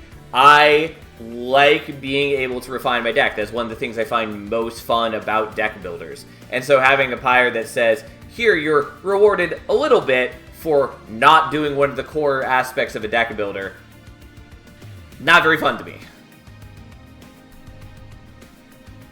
I like the Savagery +1 on Slay Pyre. Yeah, it's conditionally quite good. There are a lot of decks where it's not relevant, like several of the last couple that we ran, with like Lion's Mane and Lazarus. Savagery would have done nothing for us. But when it's relevant, it is quite strong. My only problem with Pyre Savagery really is that it can lead to some kind of samey runs where like you get a sweeper, you put quick on it, you have Pyre of Savagery, so it just naturally has damage scaling. And a lot of those runs feel pretty similar. But yeah. I actually love building big, stupid, unrefined decks, and I still don't like Entropy. Well, I don't like building those decks, and I hate Entropy. I think we're taking Celestial Storm, maybe? It's a good card. We don't have any phase control yet, but that's very solvable. And we might be able to get holdover on it, which would be nice. Antumbra Assault is okay. Immortal Trade is the thing. I don't think we want it.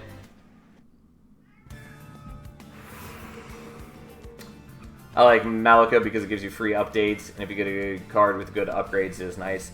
I really hate it stripping away choice and agency from me. Yes, it's not, like, in Monster Arena 2, well, I mean, whatever. It's a decent pyre. Like, strength-wise, again, it's like B tier. It's pretty decent. Most of the time, it's going to roll pretty okay for you. I still really dislike that, because one of my favorite things about Monster Train is being able to upgrade your cards in special ways and tailor your deck and, like, refine your deck in cool ways over the course of the run.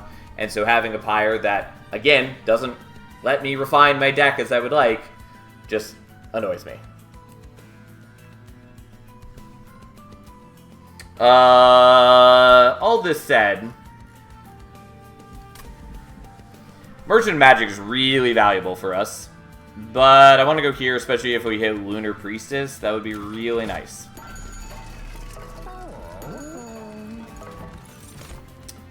Ethereal Sealy. Well, isn't that a thing?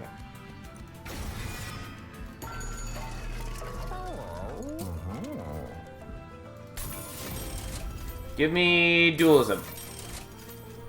Yes.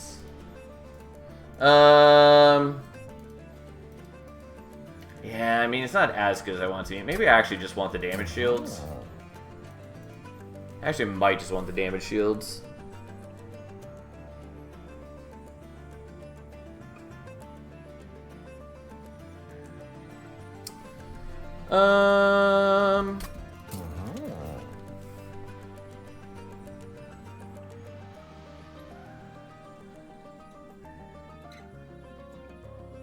The problem with having one slot already filled, putting Dualism on this doesn't really matter unless I'm putting on something else, like an equipment, that is going to matter with the Dualism. Because unless I'm crazy, I'm pretty sure it doesn't affect the +1 stack of Conduit. And so right now, I'm just doubling the Conduit, which I could also do with a much cheaper upgrade. I think we just take the damage shields. We do have Phase Blessing, which is going to make that sort of irrelevant, kind of. But it's nice to have it early. Either way, we're largely in good shape. Also, I'll tell you right now, it's nice to be playing Ekka for the first time in a while, and Luna, since I didn't use Luna very often during the challenge. It's just nice to be doing different things. Technically, I block my ability to put morsels down on this floor. I don't think that matters.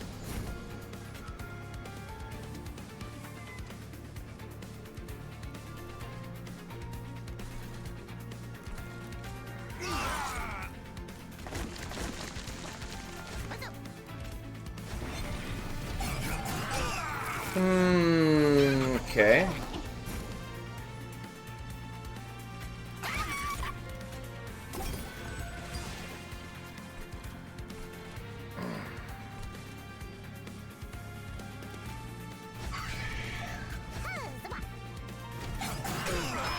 Well, I really need my deck to look better, but that's fine. We'll get there.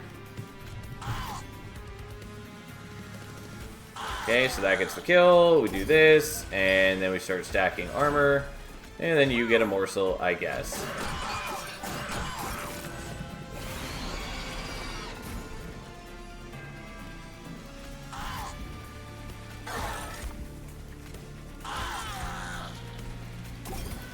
And we're already up to 26 Conduit, which is nice. Yeah, I mean, it doesn't matter, whatever. I could have gotten one of the morsels eaten, so I should have let the Rebel morsel get eaten so we'd have extra Ember for the turn. But again, the amount that matters is very low.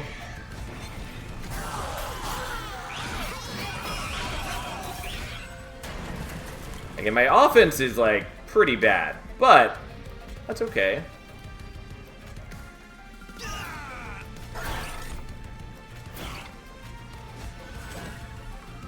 We'll get there.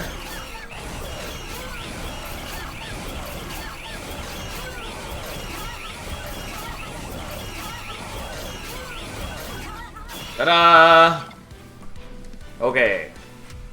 Look at us go. By the way, how long since you started streaming? A long time. I've been doing this for years.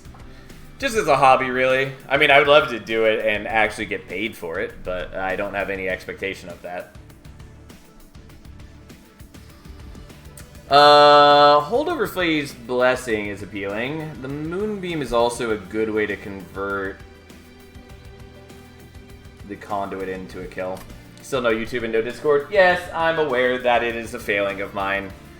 I know that it is a mistake. I technically have a YouTube account, I just don't update it like I should.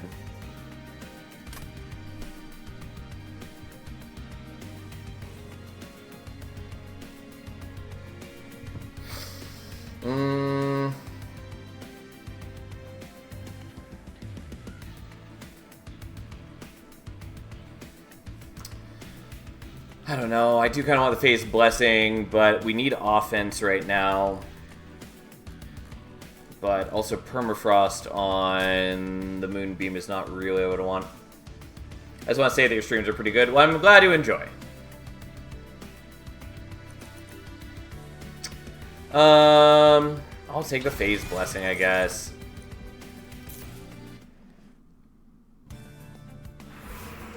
And we're gonna go here, and you're gonna give me Lunar Priestess, and not exactly else that I wanted. Yes. Don't love the extra attack damage there, but fine. I too enjoy them. Well, I appreciate that.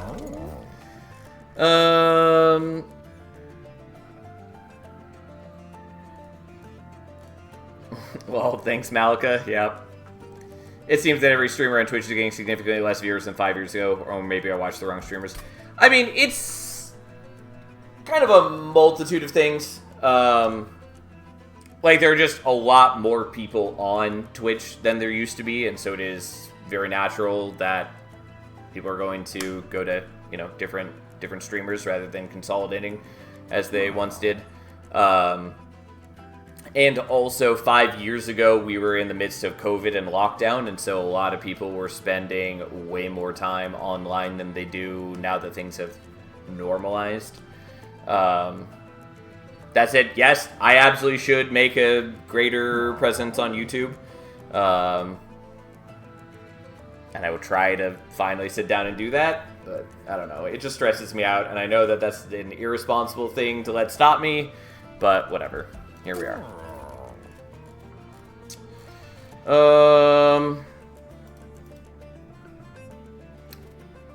I kind of want to minus cost the Celestial Storm. I do really want to hold over on it. I think we're just going to intrinsic this.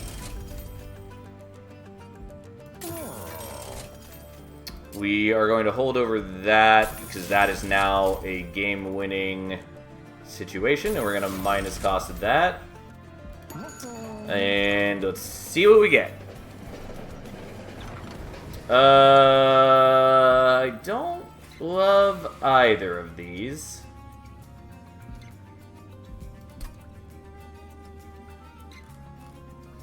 If I were playing, like, Ember Drain, that would be totally fine. And even as is, I can maybe take the Penance and just kind of deal with it. And then later I'd have a bunch of free deployment Ember. But I think that's not my biggest issue.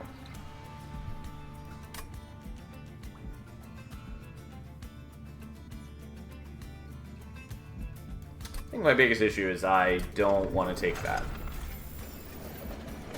Alright, so we should be fine versus Archeon. We are going to take some damage. Who cares?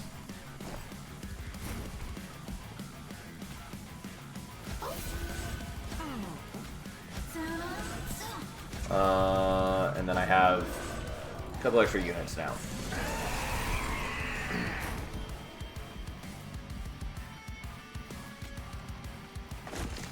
Okay, well, let us just start shooting. We do also have the damage shield, so we're not immediately taking damage either way, but here we are. And we can force it to be full moon all the time and get some extra conduit. And we're just going to play these on this floor so that I'm still stacking conduit. Doesn't really matter what's happening on the other floors for the most part, unless I want to try to, like, preserve some fire health. But I can't really do that because my Phase Blessing does... Like, it has no magic power on other floors. It's just not particularly impressive. Technically, I could have generated some morsels, I guess. But even that wouldn't really solve the problem. So we'll just play that there, we'll take some pyre damage, and we'll continue living our best life.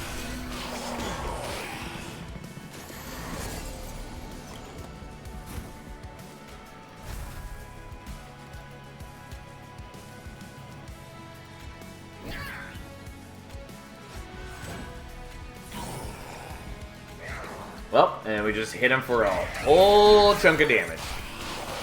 It does feel good to be doing, like, spell slinging Ekka for the first time in a while.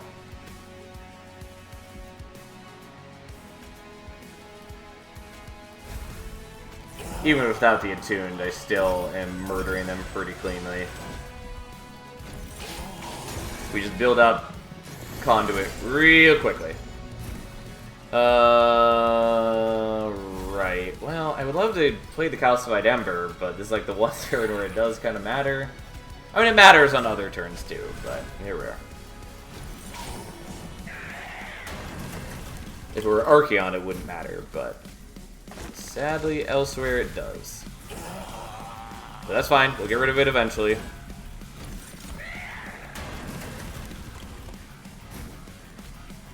I'm really glad that we got the Lunar Priestess, because having phase control is really helpful. And it also is an extra spell every turn for Ekka, which is really good. I don't need nor want Umbra Stone.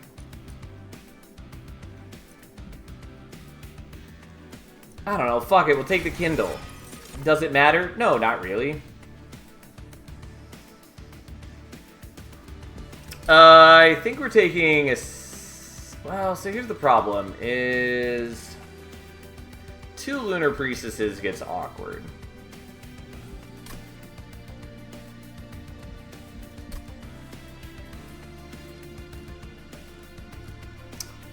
But I think we're still taking that.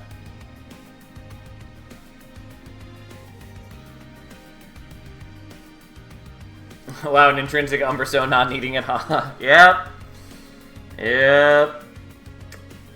I think we take Lunar Priestess here.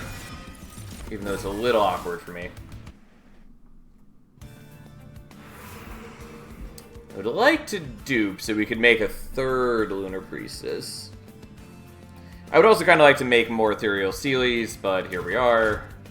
Here we are. I just want damage shields for you, basically. It's really all I care about.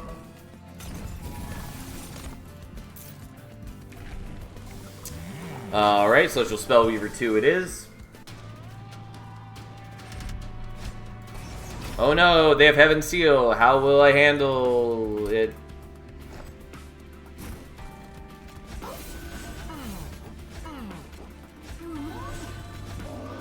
Okay, and I do have enough to play out all these guys. Not that I really care about them, but that's fine. And then we do need to spread out the armor across my different units. Since I need to be prepared for Kel.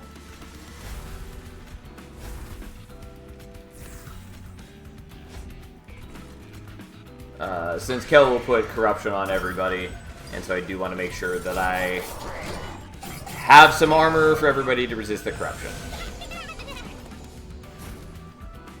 Well, let's generate some Ember. So helpful. Truly the greatest card of all time. Yes, and I am aware that if I use the Plink, I could be getting some morsels, but I don't want the morsels. They don't do anything for me right now.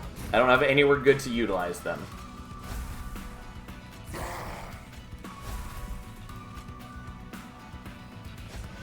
Oh, whoops. I meant to put that on you.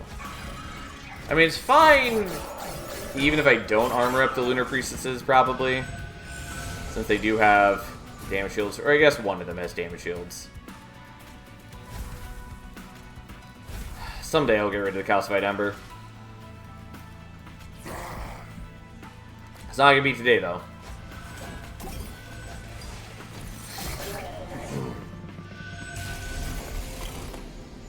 Oh no, it's Quoto. I mean, or not Quoto, Kel. And Kel, admittedly, does actually piss me off. On a fairly frequent basis. But right now, not too worried about him.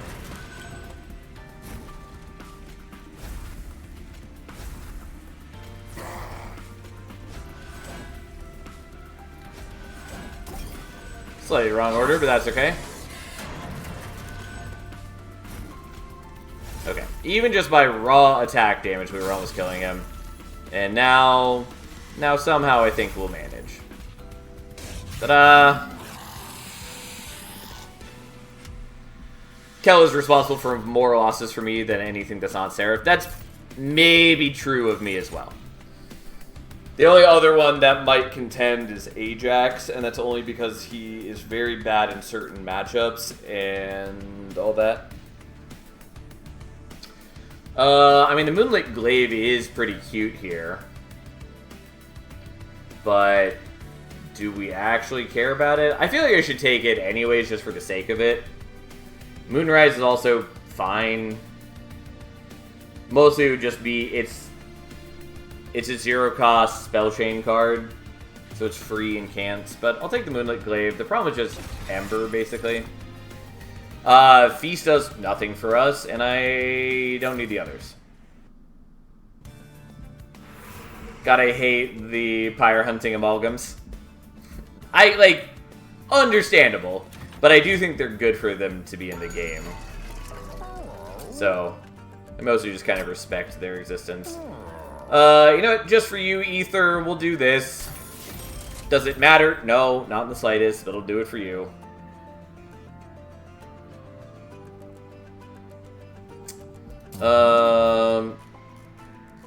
This feels like a waste, but... I mean, we can just buy the -1. Let's do that instead.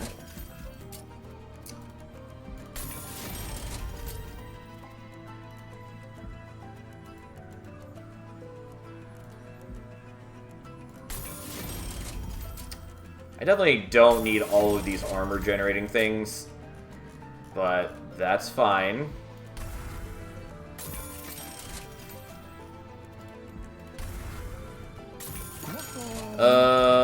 Okay. Zone of Silence.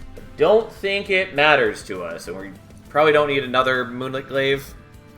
I mean, it's cute, but, like, it just doesn't matter. Oh, man, I still kind of want to do it, though. You know what? Fuck it. Why not? And then we're making a 3rd Lunar Priestess, even though I'd love to do the Seelie as well, but here we are. Maybe should have done the Seelie, but that's fine. Okay.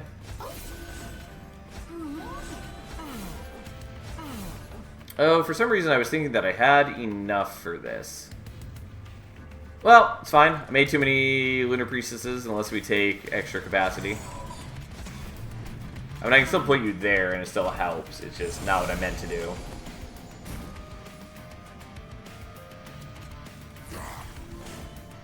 I guess that was sort of the wrong ordering.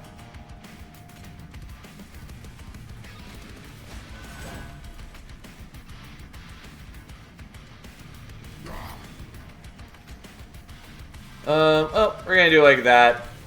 Although technically I should probably have another frontliner, but that's fine. I'll still naturally kill these guys as is.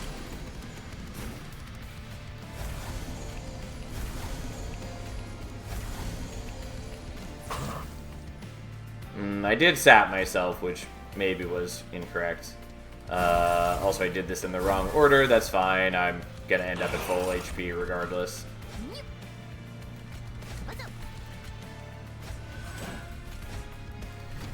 I'm doing a whole lot of things in not the right order, but again, the amount that it matters is strikingly low.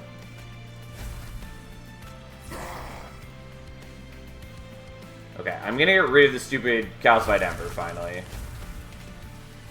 Even if I take 1 pyre damage. Though, again, it doesn't matter. I just healed myself for a bunch, so we still come out at net higher HP.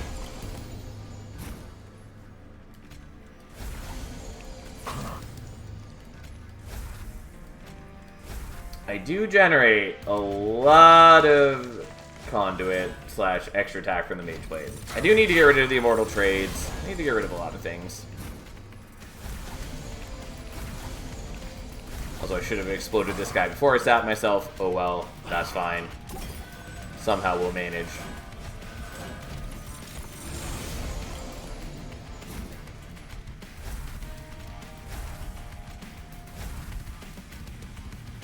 Oh, it's only 775 damage, so it doesn't knock him down into the reanimate yet. But we get there.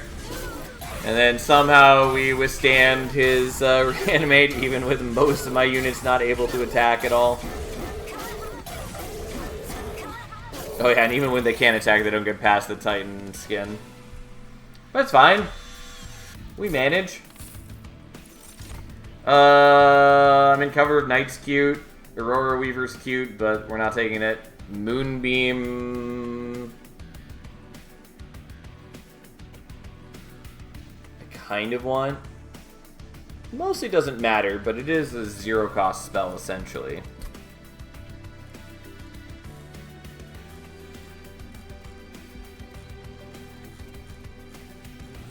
And technically, if it ever lines up with the Kindle, it does some good work.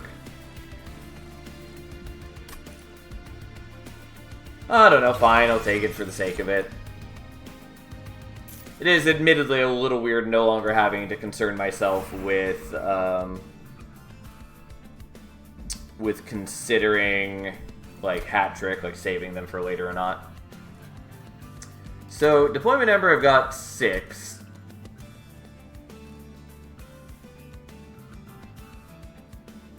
So I could make one of those deployable without altering my situation at all, which is probably what we want to do. We also have the removals there, which are nice. It's fine. It's not bad. We'll do that, I guess. I am going to start by getting rid of the Immortal Trades, since they are actively just bad for us.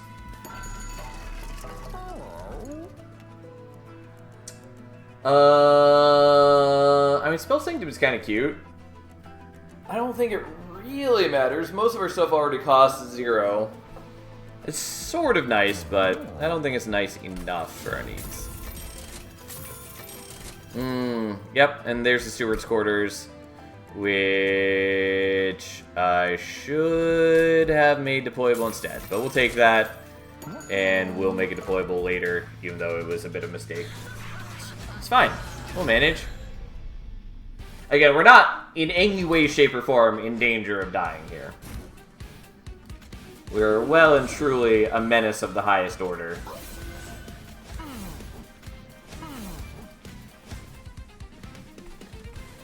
We'll play you there, because if we play the Lunar Priestess up higher, then he'll just get murdered by Kayle.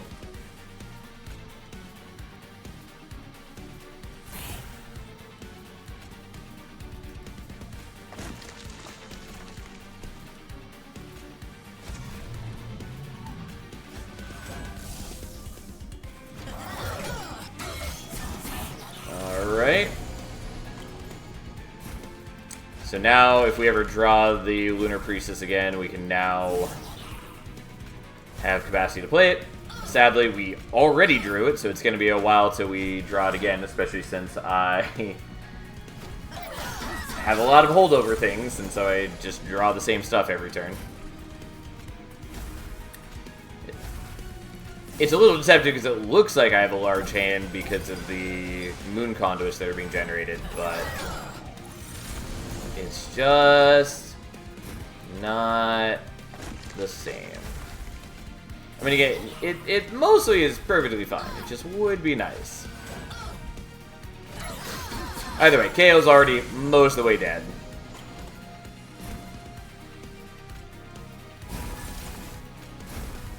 Well, got plenty of Ember to spend.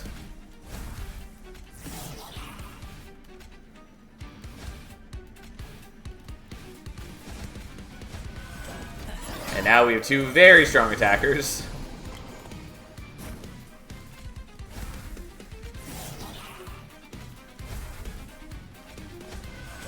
And way more armor than we need.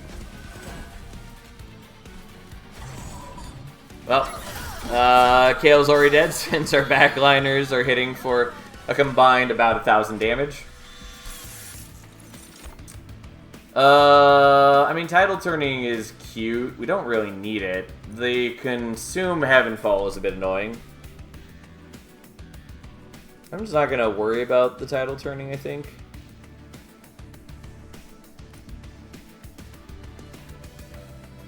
Yeah, we'll just not.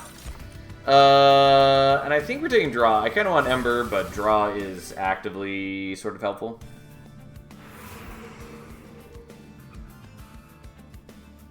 And then we're going here, and then here to make something deployable, and then dupe something. I don't know. We'll figure it out. Yeah, I guess we'll go here. Look for, like, Spell Chain, minus cost something.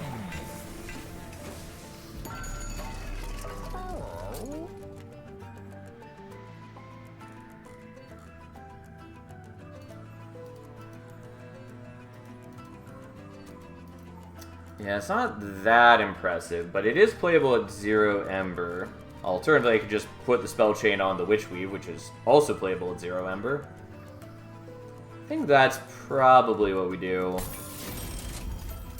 And then we just minus that again.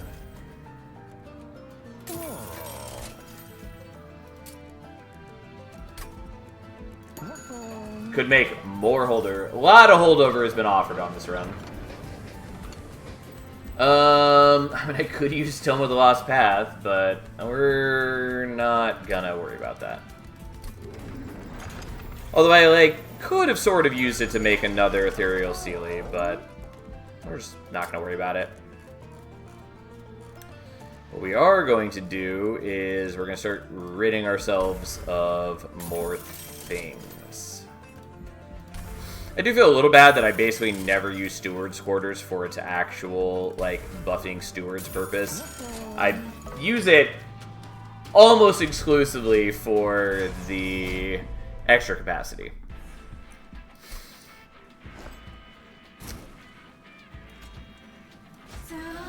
Well, the Silence Dude is a little annoying, but we should be fine here.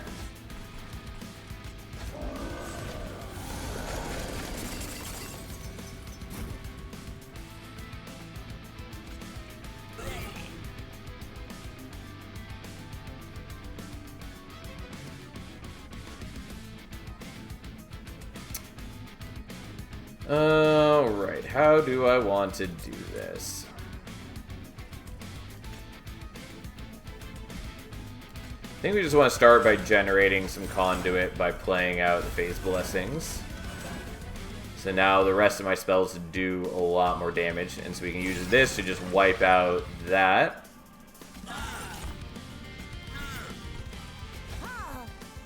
I don't get to play the Moonlit Glaive, but that's fine.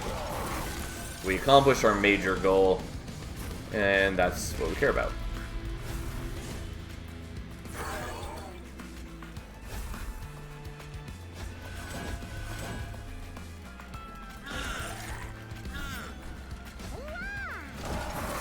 Okay. Oh no, the Collector.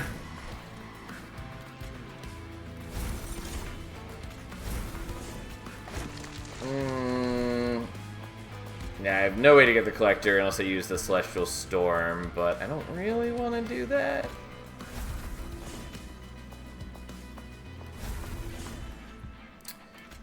I mean, I sort of can. You know what? Let's do it.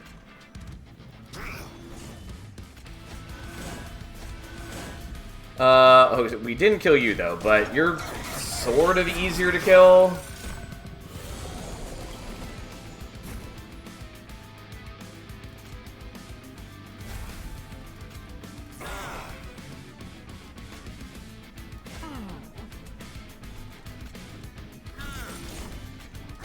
So we just need one more damage spell to get you.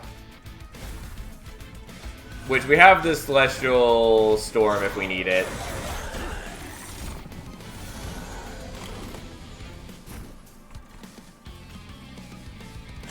Okay. I'm just gonna be a little annoyed if that didn't work, but it's fine. We got there. Everything's okay.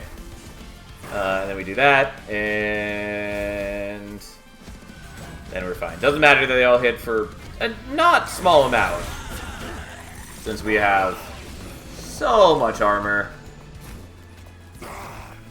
Yeah, it turns out Celestial Storm, pretty good card.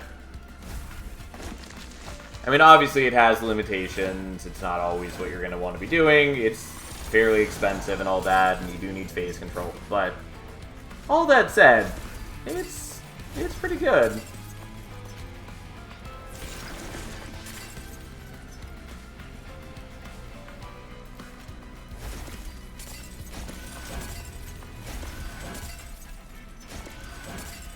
Don't mind me as we just armor up all my guys so they can withstand the spikes that I'm allowing them to get from the incanting. Not that we needed to do any of that, but, you know, felt like it. And here we are. Okay, I mean, whatever. Cover of Night's cute. Doesn't really matter. I'm just going to skip. Although I suppose doing the Hexcalation for the spell weakness could have been cute, but again, it doesn't matter. Technically, maybe should have done the Ember Cache. But, again, what's the actual point? When applying spell weakness, apply more. Doesn't really do anything. We'll take the Jackstrip just to deal with reanimate enemies, though again, I don't think that's wildly important. We can get a little bit more conduit, which is fine.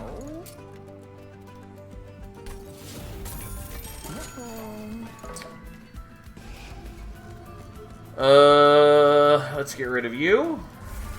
Let's get rid of you, even though technically the Plinks are pretty good for us.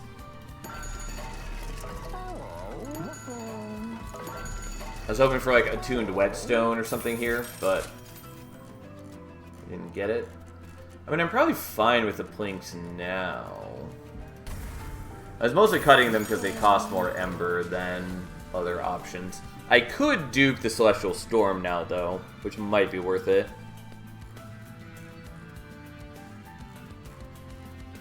Yeah, you know what? Let's just do that. That's fine.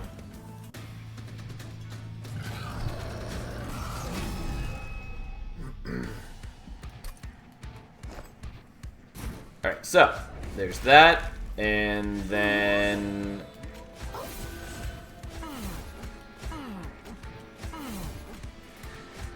you already have 115 attack.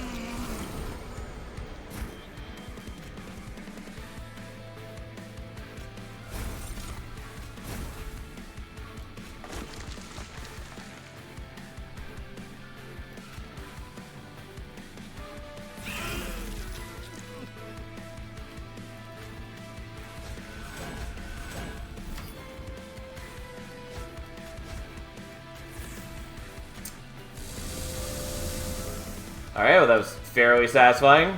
Already shaved off like 2,000 damage. They do give us the corruption, but that just means I need to armor up my team, which is more than doable.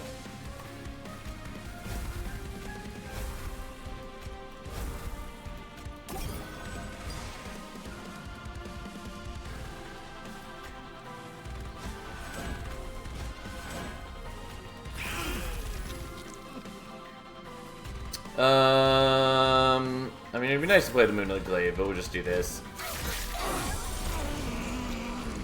So that when Seraph comes back here, we will murder him real well and good.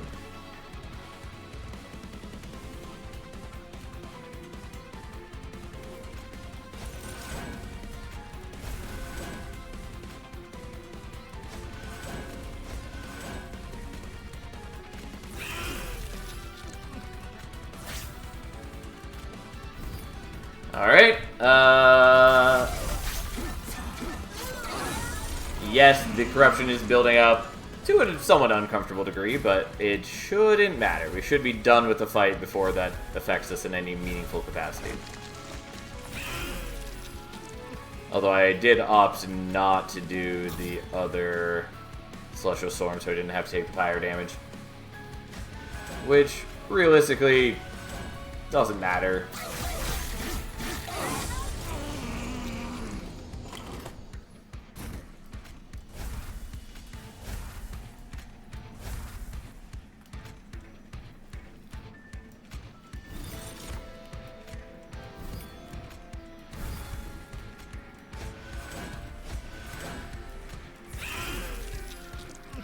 I should have shot you. Oh, well, that's fine. I do waste a lot of damage. Doesn't matter. We get the kill this turn either way. We do have a lot of corruption on our frontliner, but even that is not enough to stop us. And unsurprisingly, the Jackstrips do not end up mattering. They're a cool artifact, though. Alright, and we are going to take some damage from the Titans because, whatever. Technically, you can build in a way to take less damage from the Titans, but why? If there was less things dealing damage to your units on every floor, it would make a lot more sense, but as is, you end up taking so much more damage and having to divert your resources between all the floors to try to do like a multi-floor setup in this fight, that it's just mostly better not to worry about that.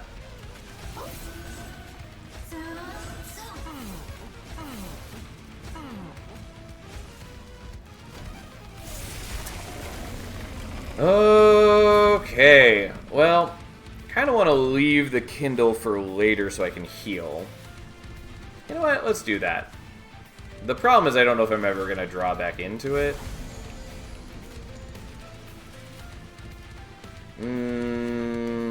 Also, it would make it hard for me to play at the Moonglaive. You know what? Fine. We'll just do it now.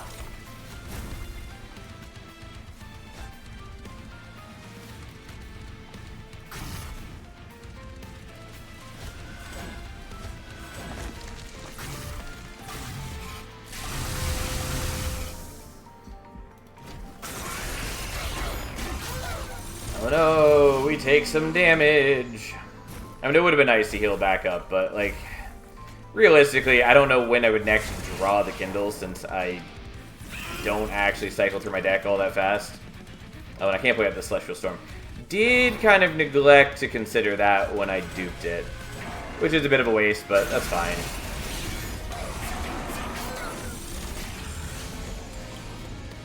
It's not like we're hurting for damage, really. Since I can just do that every turn. Technically, should have done these first so I could generate more conduit first. But I'm not too worried about it. Like, Entropy is not the one I expect to be taking me the longest to get the kill.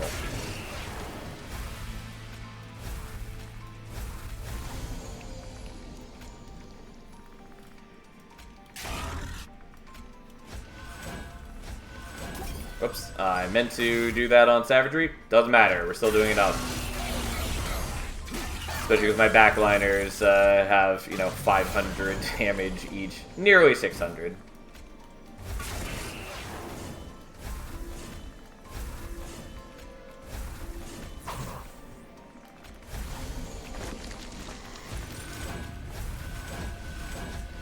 We're really just waiting for Dominion to die, as is often the case.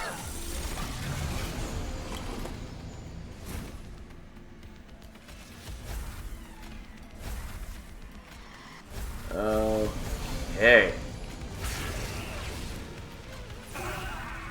Well, again, sadly can't do the other Celestial Storm. Whatever, it's fine. We're still killing the dude. And Entropy and Savagery are already gone. This purely is a test of just twiddling our thumbs. Too bad this isn't Heavenfall. Yeah, I mean, we were offered the one Heavenfall, but it was consumed. And, like, yeah, I could have used it to speed things up a little bit, but it just doesn't matter.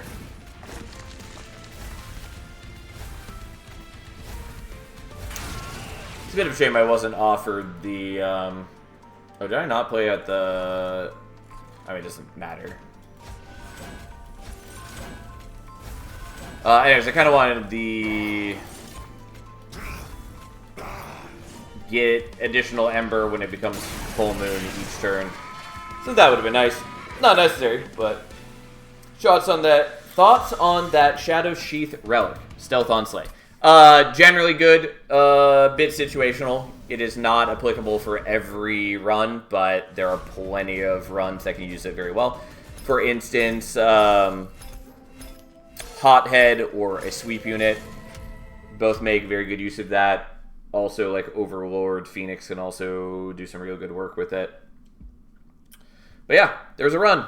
It worked out pretty well. It was very satisfying. And we got basically every tool that we wanted for Ekka. And Malika's Pyre was pretty cooperative this time.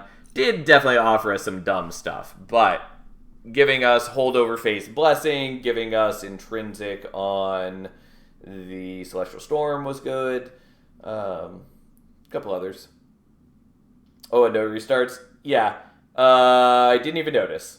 A lot of the time, I restart only to, like, fix a deployment issue. And when I'm playing on my own time, which I don't actually do all that much these days just because I spend a lot of time streaming this game, but when I play on my own time, I often just don't play with restarts. But I think, while I know some people think the restarts cheapen the game, I think for a viewing experience and just being laid back, relaxed, and having fun with you guys, I think it makes for a better experience for me and for you guys. Just not worrying as much about evaluating every single turn before I, commit to any actions. I restart a lot, probably too much. I mean, I don't worry about it too much. It can be nice to play without restarts just to get yourself in the habit of being more considerate of your plays. But, I mean, I'm of the mindset that you should play how you want. I actually really didn't want them to add in a no restarts badge because I didn't want people to essentially bully each other out of using restarts.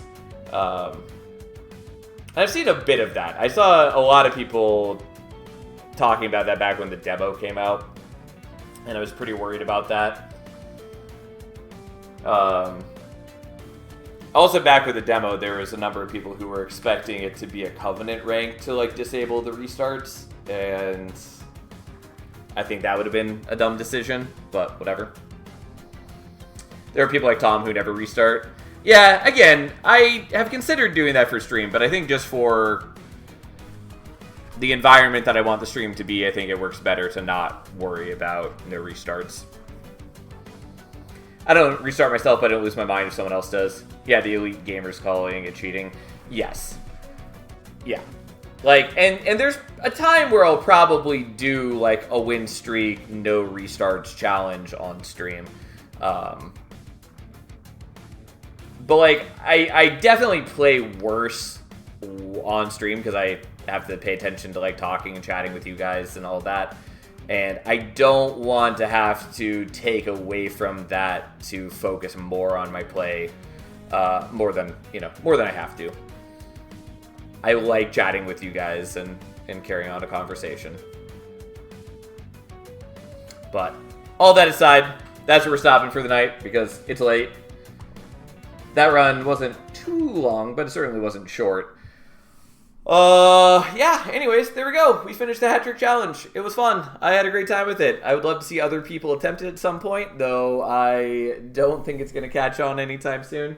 There was a couple other people who had done it in Monster Train 1, but it's not something most people do. I think it's a fun, interesting challenge to do, though. That said, we will be playing more Monster Train 2, even though we finished that challenge. I don't think we're going to be doing a challenge for a while. We're just going to be doing random. And then the new patch comes out next week, I think. So we'll be checking that out, of course. I might take a day next week to check out the DLC new character for Vaults of the Void, because I also really love Vaults of the Void, but I might just play that on my own time. There's also some new updates and DLC stuff for Fights in Tight Spaces, which also might be fun, but we'll probably just play Monster Train all next week. I'm really looking forward to having the new bosses to fight and all that. There are also new events and new mutators and new dimensional challenges, so plenty of new things to see in the new patch. Not as big a patch as Lost Arsenal, but still has cool stuff. I love the commentary. Restart all you want. Well, thank you. Seemed really fun, and then there was Wildenton. Yeah, Wildenton was a bit of a mess. And again, it would have gone better if I just pivoted off of Stygian sooner, but even so, Wildenton was an experience. Anyways, have a nice night. Have a wonderful weekend, everyone. I will see you back on Monday. Thanks for being here all the time.